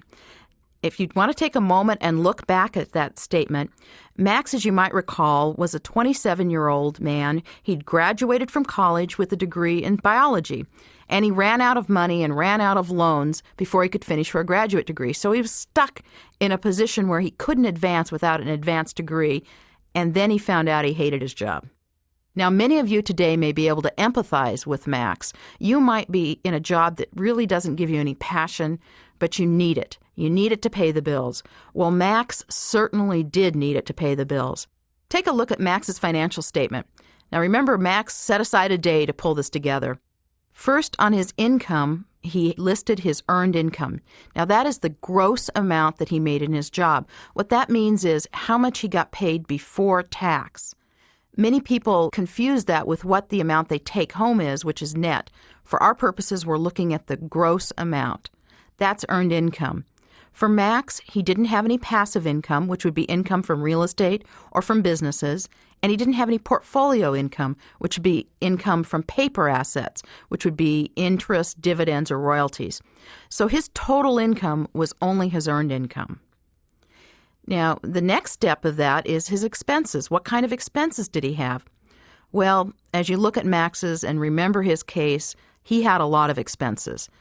Besides the taxes he paid, he had credit card payments, he had rent, he had car payments, and he had those dreaded school loans. In fact, when you added up all of his expenses were more than his income. This is a term that Rich Dad has called redlining. In other words, you're running that car right at the end, and one little thing goes wrong, and it's all going to blow apart. Now, in Max's case, each month, he's short. In fact, they used to say you got too much month left at the end of the paycheck. So what did he do to solve this? Max decided to change the withholding he had at work, so he had less tax withheld each month. Now, that meant he had more money in his pocket so he could pay these expenses, but it also meant that there was a dreaded time coming at tax time when he had to catch up. He was going to have to write a big check, but he was only worrying about today's problems and not thinking about tomorrow's, or at least not thinking about them too much. Those expenses directly related to his liabilities. As you look at his sheet, you can see for the credit card payments, which he was making just a minimum payment of $150 a month, he had a total debt of $10,000. That's the balance owed on that credit card. He had a car for which he had a total debt of $25,000. And he had a school loan of $50,000. So you can see the correlation between expenses and liabilities. Also, if Max had had assets, remembering that the definition of an asset is something that puts money in your pocket, If Max had had true assets, he would have also seen a correlation between those items and then passive or portfolio income. In his case, he didn't have that. But what he did have was a doodad. Interesting point. Look at the debt that's on the car he has, $25,000. Look at what the value of the car is. That's $20,000. That must be a mistake. No, I don't think so. How many of you out there have taken and gone to this great zero, no money down, drive it off the lot today? Well, you run right down because it's the car of your dreams. You've been waiting for it. And it doesn't matter how much it costs. You know that your payment each month is only going to be $295, $395, and it's the car you've been wanting, and now you can get it without making a down payment. And since you have no cash, now's the time to run down and get it. You run down and get it, and you know that old saying, once you drive it off the lot, how much does it depreciate? 30% in one day. So all of a sudden you have a car that's valued less than what you owe on it. And poor Max here, I think, fits that bill. Right. And so as Max gets the sad news, he finds that what he has is doodads. These are things that do not put money in his pocket. Assets put money in his pocket. Now, his banker would say that that car is an asset, Diane, right? Absolutely. So, Sharon, if he pays that car off, does that make it an asset now? Oh, absolutely not. Let's talk again about Rich Dad's definition of an asset. An asset puts money in your pocket. A liability takes money out of your pocket. Now, let's talk about Max's car. I don't see any income from the car, but I certainly see expenses. He has a car payment. He has gas. He has insurance. So that asset that he calls an asset is doing what? It's not giving him money. It's taking money. So that's an asset that's really a liability. And, you know, we've already talked about this in the first two sections. The middle class buy liabilities that they think are assets. And that's exactly what Max has done here. But first, let's take that first step. Step one, knowing where you are. This can be one of the least interesting steps for people as they first start, and you might be dreading this. In fact, you might even be thinking about fast-forwarding the tape right now. Hang with us. There's a point here. In fact, if you've ever been in a shopping mall, a place that I like to go, but if you've ever been in a shopping mall and you're trying to find the JCPenney's and you're over in the section where Sears is, it's a big mall. There's lots of wings to it. You can't quite figure out where you are, but there's a directory. And on that directory, you can find the stores. But it doesn't help unless you first know where you are. The first thing you need to do is find that little arrow, you are here. Calculating your financial situation is exactly the same. All we're doing is looking for the you are here arrow that is located on that directory that is your own financial report card. In fact, Rich Dad said that your financial statement is your report card for life. There's good news here for all of those who might have struggled in school. Your report card with grades doesn't count anymore. We're now going to take your report card for your financial life. And there's even better news here. As you go through the work of setting up your financial statement, you're going to learn habits that will stay with you the rest of your life. You're going to learn how to set financial goals. You're going to learn how to achieve your financial dreams. And first, you get to start by doing your own financial statement. So what we're going to do is start collecting data. Now, as an accountant, you know that this is something that's going to be near and dear to my heart and might not be to yours. But what we need to have you do is find your bank statements, find any investment funds, get all of the paper that you pull together to do your own financial statement. Clear off your dining room table because you're going to have to put all that on the dining room table and go through it one piece after the other and make sure you pull out all of your income and all of your expenses. In fact, you might find that you want to just set a weekend aside for this and set it as a goal. Remember, this isn't just a chore. This is actually determining the starting point. And after you do it the first time, I guarantee it will always be easier after this. So make your determination to get through this step by collecting the records you need to start to pull together your own financial statement. And many of you might think, I know where I am. I know exactly where I am. I've read your materials. I know that I'm an E. I'm in the cash flow quadrant in E, and I want to go to the right side. Why do I have to take time to do my financial statement? Because I'm ready to go. What you know is what you do every month, and that's your checkbook. You write checks that dreaded day every month where you have to sit down and pay your bills, and the money just comes in. But where is the money coming from? more than likely it's coming from you getting up, going to work, working, and getting a paycheck. We want to help you change that. And the best way to change that is to assess how you're operating today and find the areas that you can quickly improve your financial position so you can move to the right side of the quadrant. And by the way, as Sharon just said, many people live their life living in their checkbook. And if you're not sure exactly what records you might have in your checkbook, you're not alone. Did you know most people don't reconcile their checkbook? They don't even know what the balance is in it. So don't feel alone here. The checkbook is a great way to start to learn how to bring records together, and you're going to be changing some habits as you go. Also, good news. I can tell you that the people that are on the business side of this, the people that have made that step to being rich, they never have to balance their checkbooks. They hire other people. Now, if that isn't an incentive to keep going, I don't know what is. Sounds like a great advertisement, Diane. But I will tell you, every check we write to Diane is well worth it. She is a valued advisor, and she keeps us going in the right direction. And I can guarantee you it's a much better solution than me trying to sit down and do it. And we're delighted to have her on our team. And that's also the other part of the cash flow quadrant we've talked about in Section 2. Left side of the quadrant is you as the Lone Ranger. Remember that S, Superman, E, employee. You're working for a company. You're working for your employer. We want to get you on the right side. That's where you operate as a team. You have a team of advisors around you. They help you. You don't have to know everything. In fact, you don't want to know everything. You want to know who to call. And when you know who to call and assess what you want to do, then you are empowered and you have the ability to make the decision as what's best for your financial future. Because what I decide is not going to necessarily be the same thing you decide. And that's what we want to do in this section. We want to go through lots of examples, lots of opportunities that you might find the right one for you that will allow you to take that first step.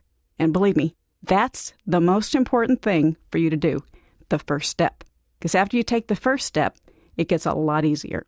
And I'll also give you another hint. We talked about clearing off the dining room table to get all your records. And as you go through the struggle or the fun, depending on your point of view, of creating your financial statement, you might find yourself struggling with some of the terms. This is just a key to think about and a hint. We are basing the financial statement format you see off of the game card that's used in the game Cash Flow. And I highly recommend the game as a way to learn the fun of creating financial statements. And yes, it can be fun.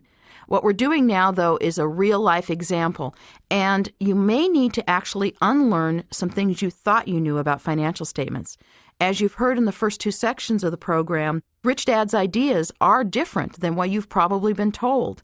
Your banker has told you one thing, your accountant might have told you another, your parents might have told you something different.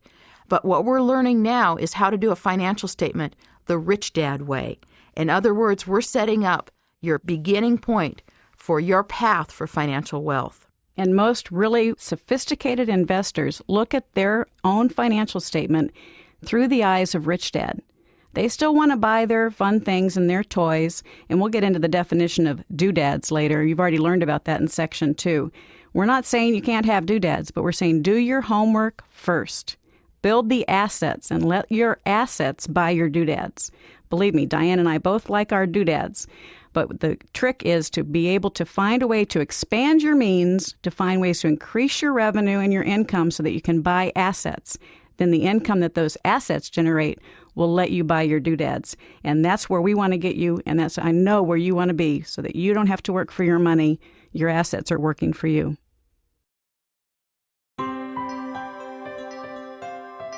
Hello, I'm Sharon Lechter. I'm the co-author of the Rich Dad books and this program, Choose to Be Rich. I'm here today with Diane Kennedy, CPA, and a trusted Rich Dad advisor. Diane, thank you for being here. Thank you, Sharon. I'm delighted to be with you today. Today we're going to be covering a number of steps in the third section, Do It, of the Choose to Be Rich series. Absolutely. In the first section, now you know how to think like the rich think. Section 2, you now have learned what the rich know, and you're ready to do what the rich do. Let's get started. Diane, how do you get started? Great question, Sharon. Most people think the only financial problem they have is that they just don't have enough money. So their entire solution is just get more money. But actually, we found that there are really 7 steps, which we're going to be covering in this section of the program. The first step is to know where you are. That's absolutely correct. After step 3, take control of your cash flow, we're going to move into the right side of the quadrant. More than likely, you're going to have controlled your cash, figured out a way to improve your financial position, and want to move from the left side of the quadrant to the right side. And there's 3 major areas we're going to focus on for you. The first area is buying paper assets. That's stocks, bonds, mutual funds. We're going to talk about investing in paper assets. Then we're going to move into real estate. Buy a piece of property. Look at property. How do you analyze property? Then, last but definitely not least, we're going to look at building a business. That's the Rich Dad method. If you remember from step 2, we talk about building a business.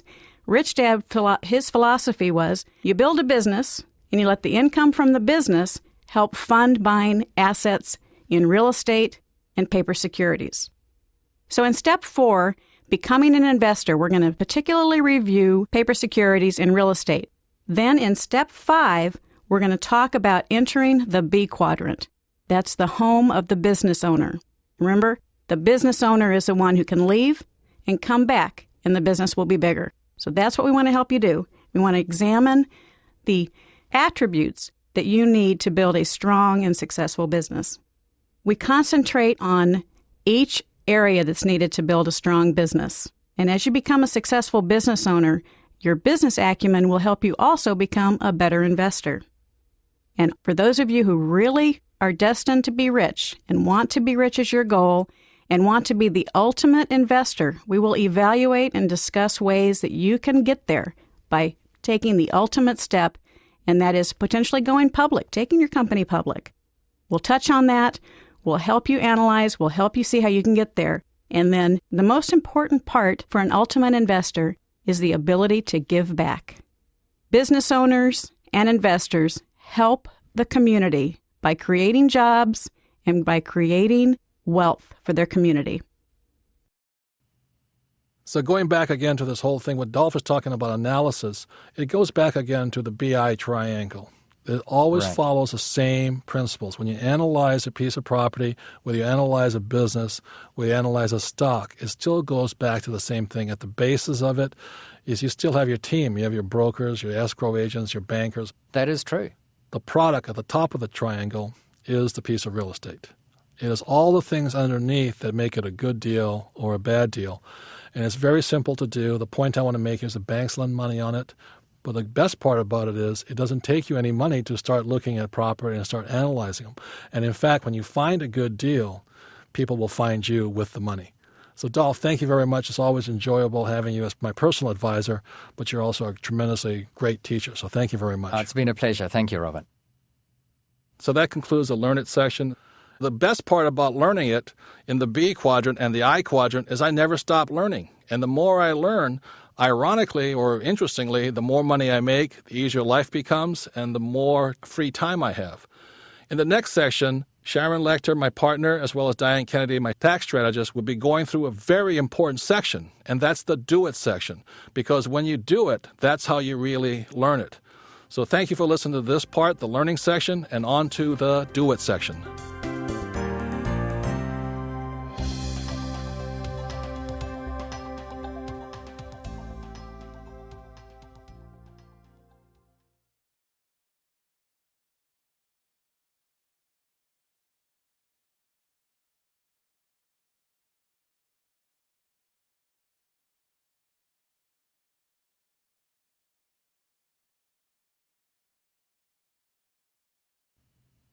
So the next thing is this: how do you analyze a piece of property?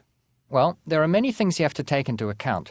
You have to take into account the location. If it's a residential property, is it close to schools that are appealing to people who might want to send their kids there? Is it close to the shops but not in front of a bus stop or anything like that? But most of the things when it comes to analyzing real estate are numeric. You talk about the purchase price and what proportion is required as a cash down payment, and what's the mortgage interest rate, and is it an interest-only loan or principal and interest? All these things are numeric. What's the capital growth rate? What's the inflation as regards property taxes or utilities? Market trends. Right. And because they're all numeric, it becomes very tempting to put them in some kind of a spreadsheet to figure out if it's a good investment.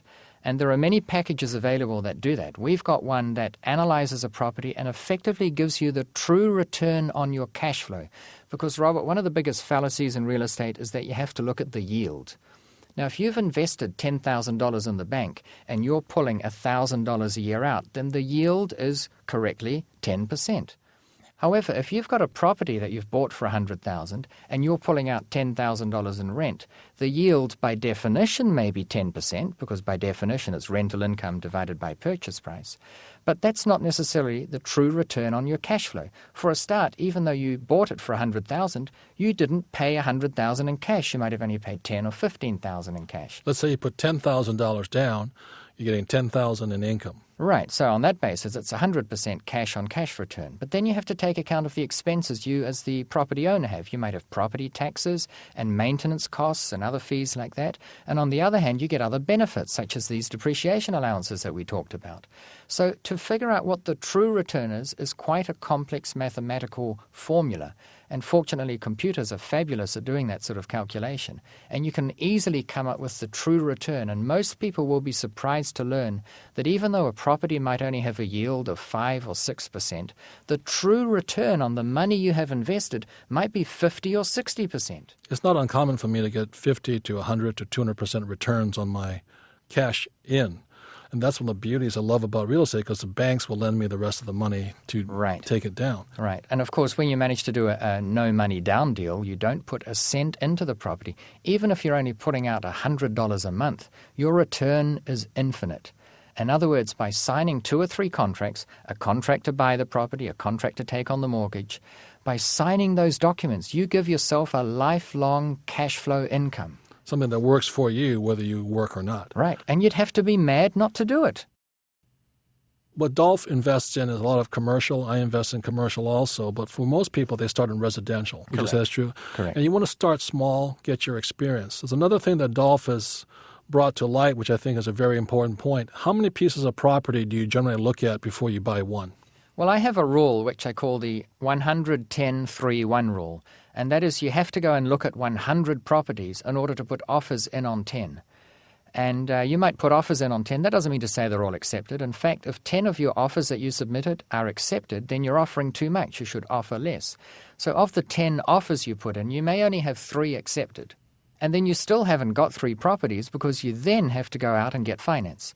And my rule is that in general, for 3 funding packages I try and put together, I only have 1 that is accepted. In other words, for that one property on which the offer and the funding package is all put in place, I've had to look at 100 properties. And if that one falls over as well, then I have to go out and look at another 100. And for many people, of course, this sounds daunting. They are committed to doing it. The first weekend, they look at 13 properties, and the weekend after that, they might look at 17. But the weekend after that, it's raining, and the weekend following, Cousin Mary's getting married, and then the football game's on, and they say, it doesn't work. So you've got to be committed. You've got to be determined to look at that many. And I will guarantee anyone who looks at 100 properties that they will find a bargain in amongst that 100 that is so stupendously good in terms of value that they're going to wonder, why are they letting it go so incredibly cheaply? Another point here is not just look at them. You have to do some analysis on it. And the reason I talk about analysis here, when people ask me how I learned so much about real estate, I learned about it by doing the analysis on all these good and bad properties. And when all of a sudden, the more you do it, let's say you do 100, you still don't find one, you're 100 times smarter than if you had not started at all. The other thing I say, do you have to have any money to look at property? Well, you need none at all. None at all. It's the same as going shopping. I can go shopping at Kmart or Dillard's, and I can walk around there. They don't ask me for any money. I can shop and look for no money. So what Dolph is saying here is that many people say, well, I'm not going to look at real estate until I have some money. How silly. Because even if you don't have money, you should be looking anyway, because that's how you learn. You don't learn about real estate listening to this tape. You learn about real estate by going out, finding a piece of property, doing the analysis, talking to good real estate brokers, bad real estate brokers, finding out about escrow, finding out about management. By just being out there, just doing it, even if you have no money, you're learning how to be a real estate investor. The moment you've looked at 100, look at another 100. It never stops. And there's one more advantage that real estate has that I absolutely love that I don't really get from stocks. I know you get dividends from stocks, but every single month, those checks come rolling in. Right. Passive income, the least taxed income possible. Every single month, those checks wind up in my mailbox. Kim and I cash them. That's why we never have to work again for the rest of our lives, because we own so many pieces of real estate. And we keep adding to that because that's passive income. Right. And we started with one little 2-bedroom house. It was $66,000. We bought it for $46,000. And we kept buying and we kept buying. You still have that house, Robert? No, that one we flipped out because we're moving out of the area. Uh-huh. What was the rental when you bought it, and what was the rental later on? Rental was Because the same. It didn't even change. my point is that in general, your rentals are indexed for inflation. Oh, yeah, that's a good Just point. as the value of the property is indexed for inflation. So Right. you buy yourself a rental income stream with someone else's money, the bank's money, and perhaps some vendor finance. And that rental income stream is indexed for inflation, and the property still goes up. You've That's got right. it always. If interest rates go up, you can raise your rent. Right. You know, you have any excuse, you can raise your rent. But the thing that Kim and I buy for is not so much that area. We just like the freedom, that steady cash flow, thousands of dollars every month coming in that we don't have to work for. And that's passive income, the least taxed income there is. I think is absolutely wonderful. I'm not sitting around waiting for my stock price to go up or down, my dividend check and all that. I am in control of how much income comes in every single month. I love it. There's another thing I love about real estate, and that is the time factors involved. Real estate is a long-term investment. You need to look at the 10-year plan before you really want to figure out whether you're doing well. Whereas a lot of people in other investment areas, whether you're doing currency trades or gold or stocks for that matter, you tend to have to look every week or every day, and some people even look every hour because if the market goes against you, you have to make a move. So when you look at the graphs of the way the stock market has gone for the last century, it's a very spiky graph. It's got lots of ups and downs, and it's very volatile. You don't know when it's going to go up and when it's going to go down. On the other hand, when you look at the graph of real estate, it's a very steady curve. It's not linear. It doesn't go up uniformly. It sort of has a few fits and starts, but it's a very smooth curve when compared with the stock market curve. And when people say, what happens if the economy gets bad? What happens when the economy gets bad, especially if you're in what they call B and C class real estate, not the high-income rental properties?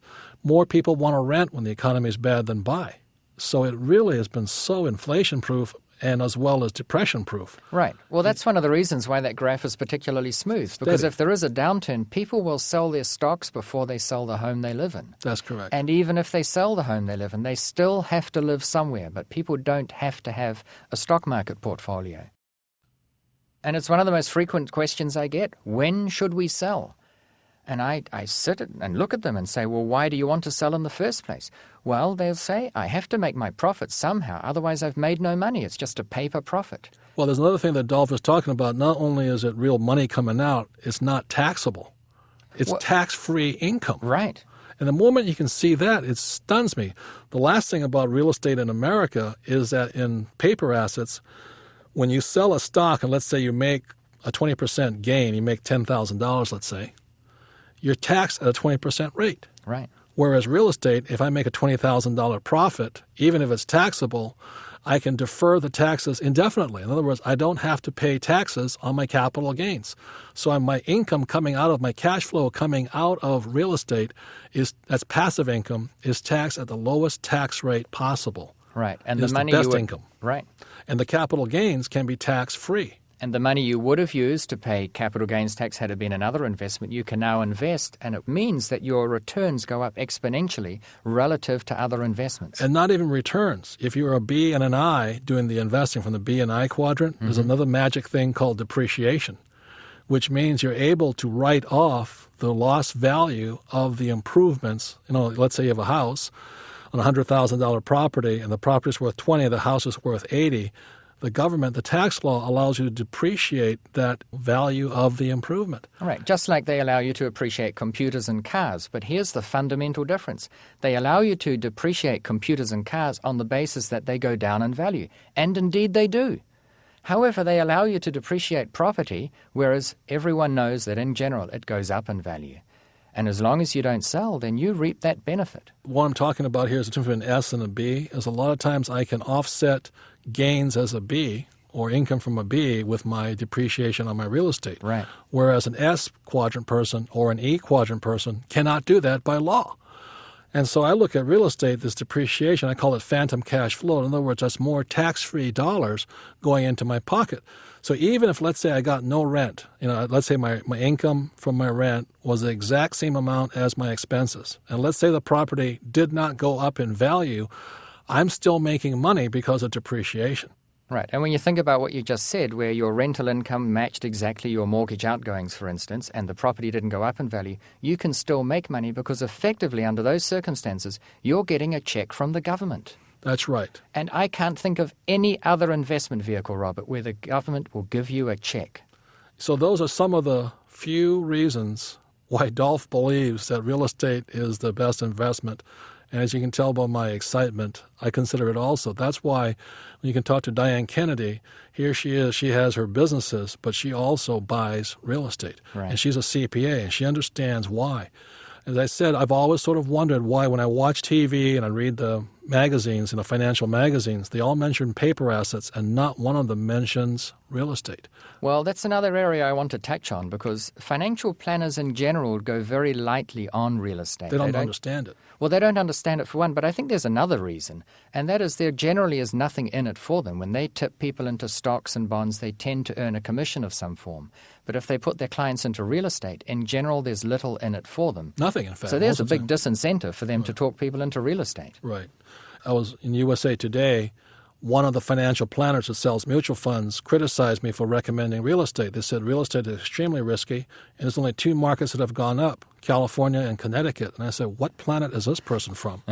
I mean, I live in Phoenix, Arizona. There's one reason I live in Phoenix, Arizona. It is the number one property market in the USA. And this financial planner, because they're in paper assets, has no idea, doesn't understand the tax laws of the advantages of real estate, not understanding the banks lending you money to buy real estate, so they naturally criticize real estate. And I think that is professionally unethical and somewhat blind, because if you're going to be a financial planner, I really think you should represent all of the assets, businesses, real estate, as well as paper. Right. Because each one has strengths, each one has weaknesses. We're not saying real estate is a be-all, end-all, because it has its flaws in it too. It does, yeah. But it's still, as Dolph says, for every time I look at the tax laws and all the advantages in it, the bank's lending me money on it, the bank's not lending you money on your mutual funds, except as collateral, there's something that the world is trying to tell people about the benefits of real estate. Yet, television and most of our financial publications do not cover it. And I've always found that interesting. It is fascinating. And one of the questions I always pose to my people is, if ever anyone offers you any advice on anything remotely to do with money, ask yourself the following question. Does this person earn the bulk of his or her money by doing exactly the same thing that they're recommending you to do? Or do they earn the bulk of their money by giving advice? Right. And the answer to that question, Robert, tells you how much credence to give their advice. Right. Even real estate brokers don't invest in real estate. Right. And many stockbrokers don't buy stocks. So I've always found that quite interesting, because these are salespeople. They're not really investors. Right. The S quadrant, not the I quadrant. And that's why when I go looking for a real estate agent in a new area, I will exclusively use people who themselves are investors, because they know what I'm after. They know what gets me hungry. They know what I'm looking for. And the second point is you can buy it for much less than its true value. And then we move on to the third point. Let's go back to our stocks. Imagine you've bought your $100,000 worth of stocks, and the day you bought them, they were worth $100,000. My third question is, what can you personally do to increase the value of those stocks? Not much. Well, all I can come up with is you can write a letter to the directors and wish them well and hope that they have a good day increasing the value of your stock. Tell them to sell the corporate jet and cut down expenses. Right. Which they won't do. Which they won't do. And that's about it. But now let's go back to our $1.5 million property, which you'll recall we bought for $1 million using only $100,000 cash. What can you personally do to increase the value of that property? And, we could sit here for a whole week discussing things that you could do. One of the simplest things you can do is simply paint it. And that can increase the value. I bought a property once for $60,000. I painted it and sold it the following week for $80,000. Now, you might think that my paint work generated $20,000 in profit, but it didn't, because I didn't even do the painting. I paid someone $300 to do that. We can also add a garage. Well, you can add a garage. I mean, there's a whole story that goes with that. In terms of if a garage can add something like $20 a week extra rental to that property, then in essence the rental has gone up by $1,000 a year. And appraisers will consider that the value of the property has gone up, if we assume a cap rate of about 10%, by about $10,000. So you can go back to the bank and say, my property is now worth $10,000 more. Will you lend me more money against this? And banks will easily give you a 70% increased mortgage against that. So you can pocket $7,000. There's one thing I did when I like garages was because we had a carport in one house. And a carport is basically 4 sticks and a roof. The sides are open. So I looked at it, and the sticks were pretty good in the foundation of it. So we basically just put siding up and an electronic garage door. Door opener, it became a closed garage, and that improved the value by over $20,000. We only had $500 in it. So that's what Dolph is talking about. You can improve the value of a property where oftentimes you cannot improve, or you have very little that you can do to improve the value of a paper asset. Right. And let's look at a carport. You said 4 sticks or 6 sticks with a bit of a roof on it. In my estimate, it costs roughly $1,000 to build one of those. And you can easily get $20 a week extra in rent, or it'll vary slightly depending on which country and which part of the country you're in. But that means if you spend $1,000 to build that carport, you can get $1,000 a year extra income coming out of it. Now, in my reckoning, that's 100% return. And as if that's not good enough, you can actually get a better return than that because, as I said before, you go back to the bank and get a loan of $7,000 because you've built that carport. You use $1,000 of that $7,000 to pay for it. You're still left with $6,000 in your pocket. And, Robert, that is not income. Therefore, it's not taxable. What Dolph is talking about here is this. It's probably the fourth big reason I love real estate, is that I can get my money out without selling the property. Absolutely. In other words, a lot of times let's say I invest in IBM shares, if I want money out, I generally have to sell the shares. Right. But with a piece of property, if I improve it and all this, or the valuation goes up, instead of selling the property, which most people do, which makes no sense to me, why would you sell a good property? I just go back to the bank, get a new appraisal, and let's say it's gone up $25,000. I can ask the bank for an extra $10,000 on the extra equity in the property. I get my cash out. I go buy a second piece of property. I just love it because that's how I keep increasing my wealth, because it's better to have 2 rental properties than 1. And then once I have 2 and it goes up in value, I borrow more money out. This is good debt, as I say, and I go buy another piece of property. That's why I really loved it. When I meet people who sell their property, I always wonder, why did you do that? The second question I ask people is, let's assume you've bought your $100,000 worth of stocks with $100,000 cash. The day you bought those stocks, what are they worth? And the answer again is simply, well, $100,000. Let's ignore brokerage and commissions here for a moment, but by definition they have to be worth $100,000 because the stock market is such that people only buy at one price. It's known as the market price. It is the only price at that given time when willing buyers and willing sellers meet.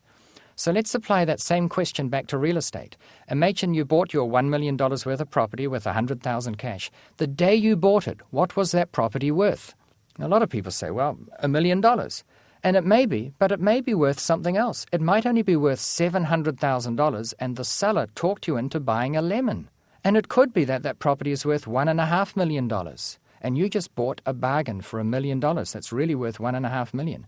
Now, I know a lot of people will be saying, how on earth is it possible that someone would sell a property worth $1.5 million for $1 million? It happens every day. I've got to tell you, every hour of the day. I am stunned at how often people will sell something below value. And just to give a few hints as to how this comes about, sometimes people are too stingy to get an appraiser or a valuer in to figure out what the property's worth. They think they know, so they'll put it on the market at $260,000 when in actual fact it's worth $350,000. Another reason people don't realize why a seller would sell for less is because many people have never owned real estate and tried to sell it.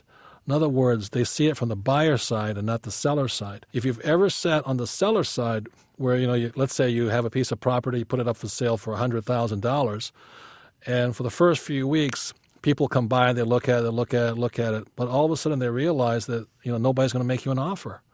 It's now 6 months, you're sitting there, nobody's making you offers, nobody's coming by to look at your property, and you're sitting there wanting to sell it, and nobody's there. What Dolph is saying is the real estate market is an inefficient market. Very inefficient. It's not like the auction system of the New York Stock Exchange. It's very inefficient. It's buyer to seller, one-on-one. So when you find a seller who's been sitting on a property, let's say for a year, and they really want to sell, you can cut a great bargain no matter what the value of it is, if that person wants out, it's called a don't wanter. The moment they don't want that property, all they care about is getting out, because very often they're trying to buy something else. And you can create a very good deal if you find somebody who is anxious to sell. Is that correct? That's when they want to sell. There are also instances where people have to sell. For instance, they'll sign up to buy a new house for themselves. They've got a settlement date coming up, a closing date. And as that date draws nearer, they are desperate to sell their property, and the price will tumble by $10,000, $20,000 a day until they find a buyer. That was the first property that Kim and I bought together as a couple. It was a house that was listed, I think it was for $66,000. And we walked up to it, and every day I go by and I talk to them because I jog by the property. And finally I said, so what's happening? And they said, we have an option on another house. We've already moved. The house is empty. We can't afford 2 houses, and we just really want out of this thing. I said, well, how much would you take? They said, would you give us $46,000? And they dropped $20,000 off the price just at that moment. And I said, sure. Right. And as you said a moment ago, these things happen every day of the week. Dolph has a saying, he says, if you miss that deal, there's a deal of a lifetime. All right, the deal of the decade comes along about once a week. That's right. They're and here's the take on it, time. Robert. If you don't believe that, if you think the deal of the decade comes along exactly every 10 years, then when you hear that you or I did a good deal, you won't go looking anymore because you'll say, no, the deal of this decade has already happened, and we've got to wait 9.9 years for the next deal of the decade to come along. Yeah, Whereas really if you believe that the deal of the decade truly does come along about once a week, you will find one every week. I have never yet not found a deal. I just go out and start looking, and pretty soon, if you know how to look, you start seeing them all over the place. Right. Just today I was talking to this guy, and he says, you can't buy real estate because real estate's too expensive right now because the market's so hot. And I go, this guy has got to be joking. I mean, he's a professional investor. He should know exactly what we're saying is that every single day somebody wants out, because very often they need to get out because they're going someplace else. They need to get out, or kids have been bequeathed a property from their parents. There are 4 kids. One of them wants to live in it. The other one wants to rent it out. The third one wants to turn it into a commune. The fourth one's trekking in Nepal. They have a big argument. Their lawyers get together. They say, let's just sell it this week and split the proceeds. So there's another opportunity for a bargain. Exactly, and that's what I'm trying to say. A lot of times people who are trying to buy don't understand what it's like to be on the other side. There's been so many times I've sat on a bad piece of property that nobody wanted, and it really starts, you can't sleep at night, it drains you, you think about it, and you're just so happy that somebody knocks on your door and says, hey, you know that piece of property? You want to sell it? I mean, you welcome them with open arms. Right. But if you think we're cheating or not being fair, I don't think you understand what it feels like to be on the other side. And that's when you can make a fortune. Right. So that was point 2. The first one you'll recall is that you can buy real estate for much less than the purchase price. You don't need much cash. It's leverage. Banks provide the rest. Or you can buy it for much less than its true value. So would you mind telling the listeners here your reasons why you think real estate is a far superior investment over any other type of investment? Sure. And I'll say from the outset that I'm very biased, but for specific reasons. I don't believe that property is just a little bit better, 10 or 20%. It's orders of magnitude better, 10 times better or 100 times better. And let me explain that by posing 3 simple questions. Imagine you have a lump of money, let's call it $100,000 cash, and let's say that you want to buy stocks or shares with that $100,000 cash. My first question is, how many dollars worth of stocks can you buy with $100,000? And it's not a trick question. The answer is simply, well, you can buy $100,000 worth. In fact, it almost seems so absurd that you wonder why I'm asking the question. But if I say, well, instead of buying stocks with our $100,000 cash, imagine we want to buy real estate. I then pose the same question. How many dollars worth of real estate can we buy with $100,000 cash? And usually people start to think about it. They say, oh, yeah, well, maybe we could buy $200,000 worth of property because we'll get a mortgage for $100,000.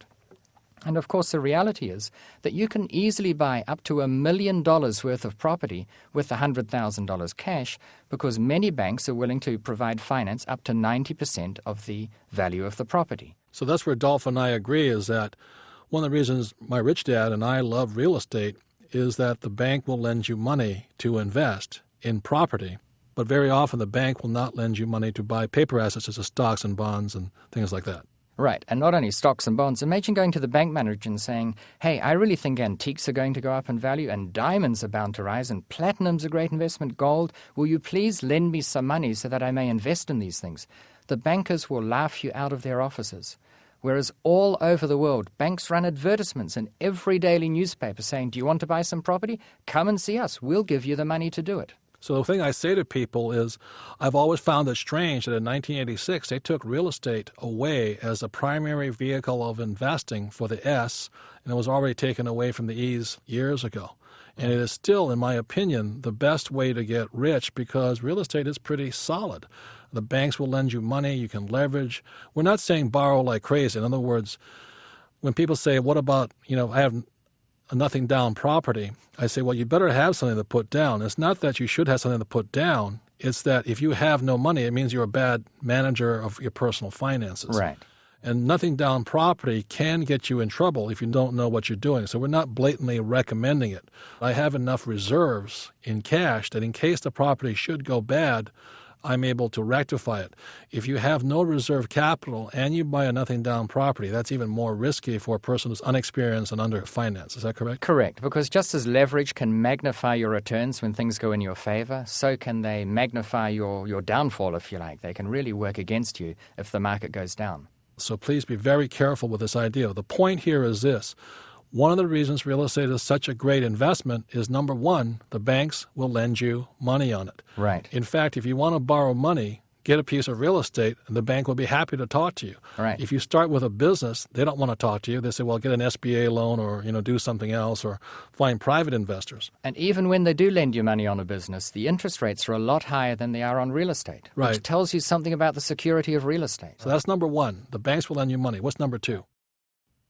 Welcome, Dolph. Thank you, Robert. You have such an interesting background, being an international real estate investor, but I think your educational background I find quite refreshing. Would you mind telling the audience your educational background and how you got into real estate? Sure. Well, I came from a family background where they placed a high value on education as well.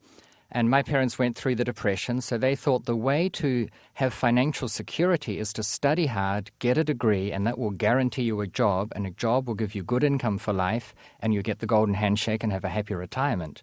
And it was probably good advice from their perspective. It worked in their generation. But for me, it was different. Things had changed. And I realized early on that people who had degrees weren't necessarily very rich. In fact, I started doing engineering at university, and in my first year, I looked around me and saw that engineers were not uniformly wealthy. A lot of them had shabby clothes, they drove around in old cars, and they didn't have particularly fancy homes. So I made a study at the tender age of 17 of what made the rich rich. I read encyclopedias, biographies, autobiographies. I tried to talk with as many rich people as I could to see what it was they had in common. And they had very few things in common. It wasn't age or gender or whether they were born into a rich family or indeed whether they were born into a rich country. It seemed to focus on two things. One, almost without exception, the rich had integrity. Their word was their honor. And secondly, the thing I noticed was that almost without exception, the rich either made their wealth in real estate or they held their wealth in real estate. And that's why I decided at the age of 17 to dabble in real estate.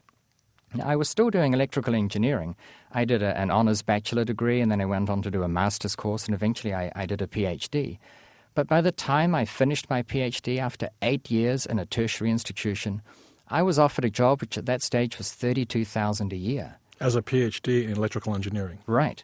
And I'd just completed a real estate deal worth $35,000. And I remember thinking to myself, why should I work 40 hours a week for 49 weeks of the year, turning up every morning at 8 or 9 a.m. saying, hi, boss, I'm here, what would you like me to do, for a mere $32,000, when in 1 week you can make $35,000 and take the rest of the year off, or do another deal the following week? As I said, wealth and health are measured in time, and so you could work 1 day a week and have all the free time you wanted. Right. And rather than having a safe, secure job. Right.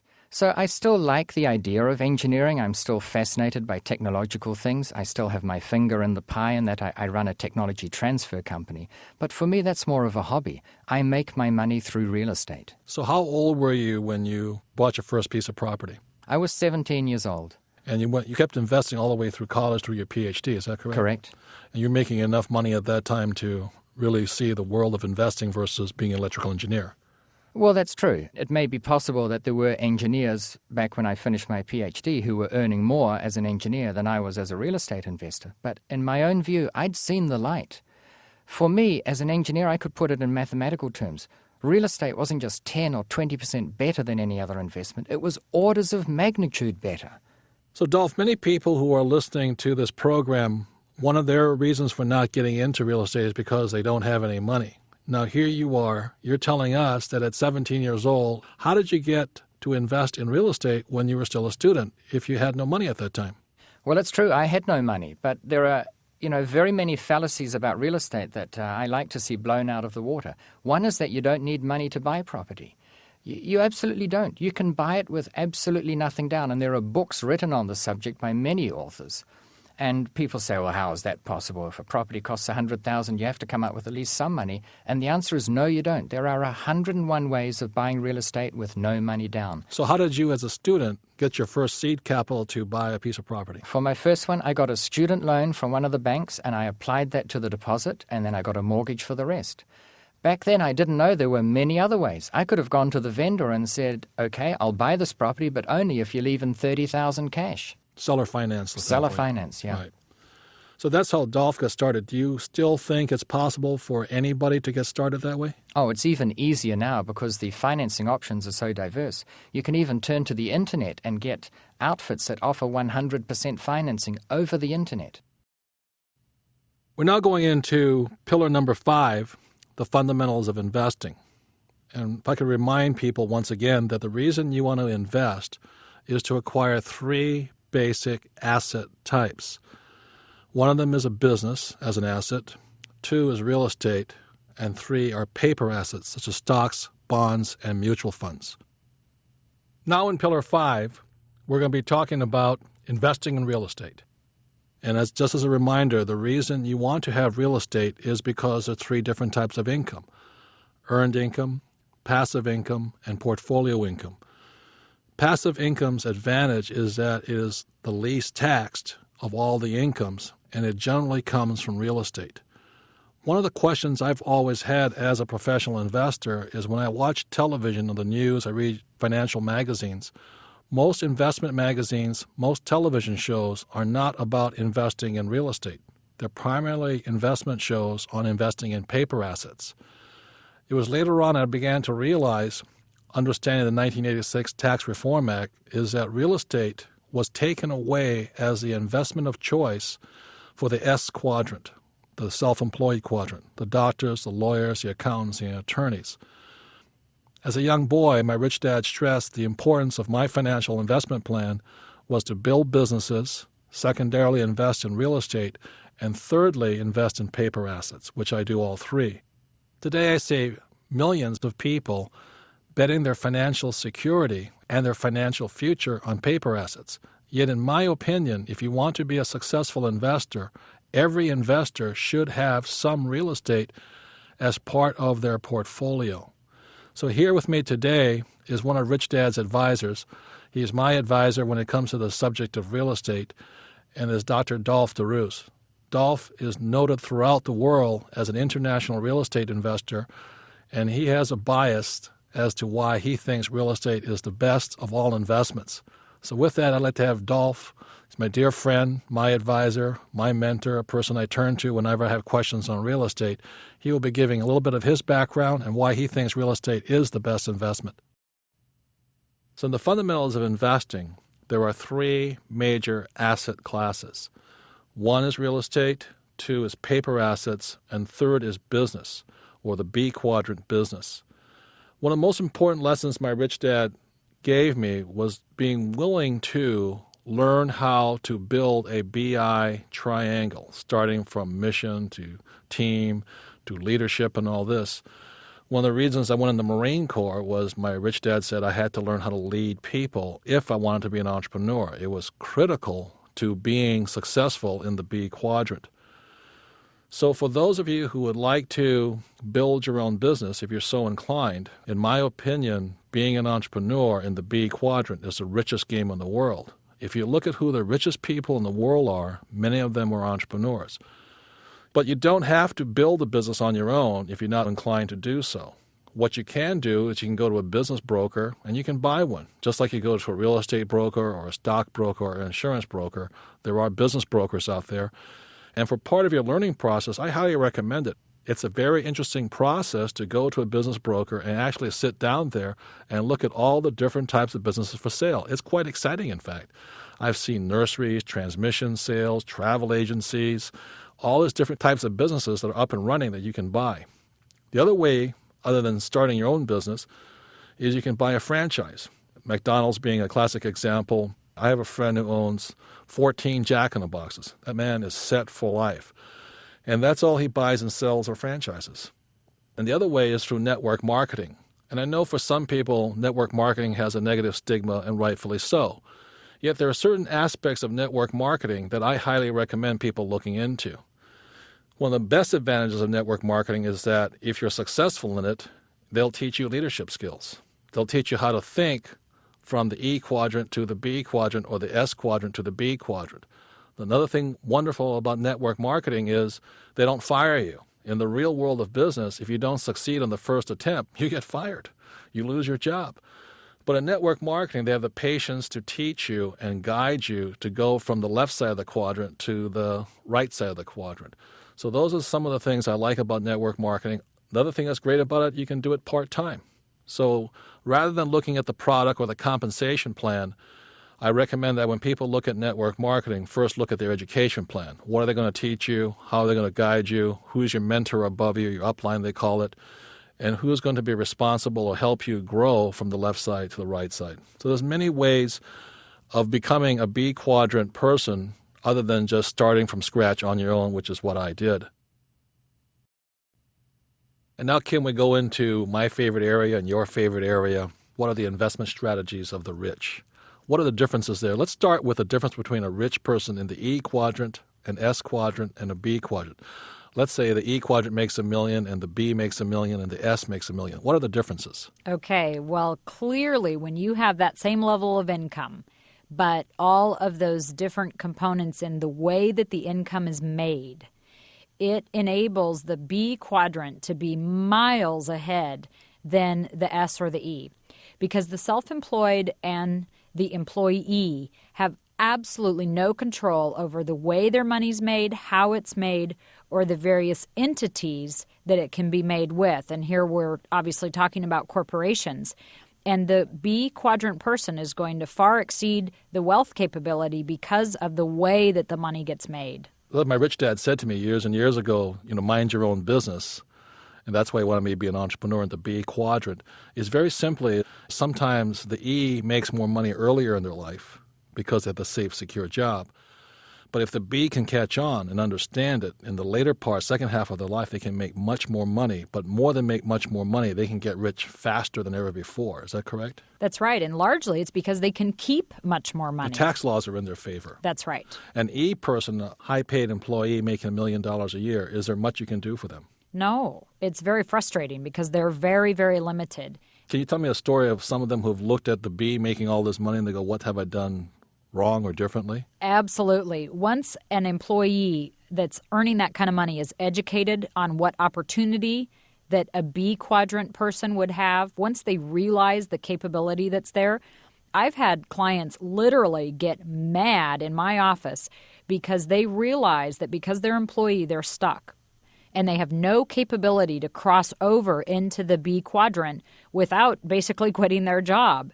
And that's very frustrating to them. It's very limiting to them. And they will pay a lot more in taxes forever unless they're able to put together the wherewithal to cross over in that quadrant.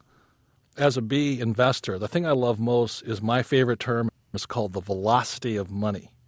And when people put their money into a 401k or into a stock, to me that's too slow. And so when we talk about the velocity of investing, velocity to me means how fast do I get that money back? So if I put it into an asset, my strategy is to get that money out so I can buy another asset. And that's why as a B person, I get richer faster because the government lets me move my money quicker and acquire more assets quicker. And so suddenly this exponential growth curve between an E and a B, even though they're making about the same amount of money. That's very true. Going back to our 3 components that we have of the plan for the rich, when you have a rich B quadrant, the protection, the savings, and the growth, the products are going to be the same. But because they're in the B quadrant, they can move money, and that's the first essence of velocity is movement, through those 3 components faster than an E can. But an E, highly paid E person can still move money. They can still use the velocity of money if they understand what they're doing. And so it's critical that the plan for the rich have a planner that understands the velocity of money. And understands the tax laws and the differences between the E, the S, and the B, as well as the I, because the laws are different. Correct. And you know how much you like to use other people's money to build wealth. Well, that's what the rich do. And the plan for the rich is going to allow for $1 to move through. And I keep emphasizing the word through because it moves through the insurance, through the savings, and through the real estate. And what most people do is they park their money. That's what the middle class and the poor do. Right. The poor will park their money under the mattress, or they might park it in the bank, and it sits there and the bank gets rich. Right. Or the middle class, they park their money in their 401ks or the bank again, and then the fund manager and the bank gets rich. The rich do not do that. They do not park their money. They want to get their money back so they can go buy another asset. This is the point that I want you to hear, that what makes the rich different in their financial plan is their money is moving. It's not parked. Exactly. And what they're getting is $1 to do the work of 2, 3, 4, 5, 6, 7 things. So if we could summarize, I think we've made our point here. There's a lot to learn. Everybody's different. Is that correct? That is correct. And the questions that you ask the planner are probably the critical starting point. And you can learn a lot by interviewing 10 financial planners. So I want to thank you very much. It's really been enjoyable. And to those of you listening, please start with a plan to be secure. The next plan is to be comfortable. And if you want, you can choose to be rich. And once you get to the rich level, you really do need your advisors because your money is moving so fast. And I think one of the most fun things about being rich is to find out how fast you can get richer, because you don't have to park your money. You can keep your money moving, working at high velocity for you. So thank you very much, Kim. You're welcome. Glad to be here today. The growth component is where real wealth gets built. And it is going to include real estate, probably their home, and just their home at this stage of the game, possibly a little bit of money in a mutual fund or a stock account, and maybe some municipal bonds or something like that, the beginnings of our paper asset discussion. And so, generally speaking, from the planning standpoint, as one's looking at their situation from a macroeconomic environment, you're looking at things like your mortgage and the way that you handle your mutual funds. And maybe if you've started to invest in just a little bit of stocks at this point in the game, those are the beginnings of the transition from the safe and secure plan into the comfortable plan. Good. It's really just basic. It's really more of a discipline process more than anything else, and putting attention on to the basics. That's correct. And that means that you have the very first basics covered. I identified protection first, then savings, then growth. It should be done in that order, although I would say that most people buy a house first. But once that house is begun, then the protection and the savings components need to be built prior to any investing in mutual funds or stocks. Okay. So what are some of the products involved and the strategies involved in the comfortable level? Okay.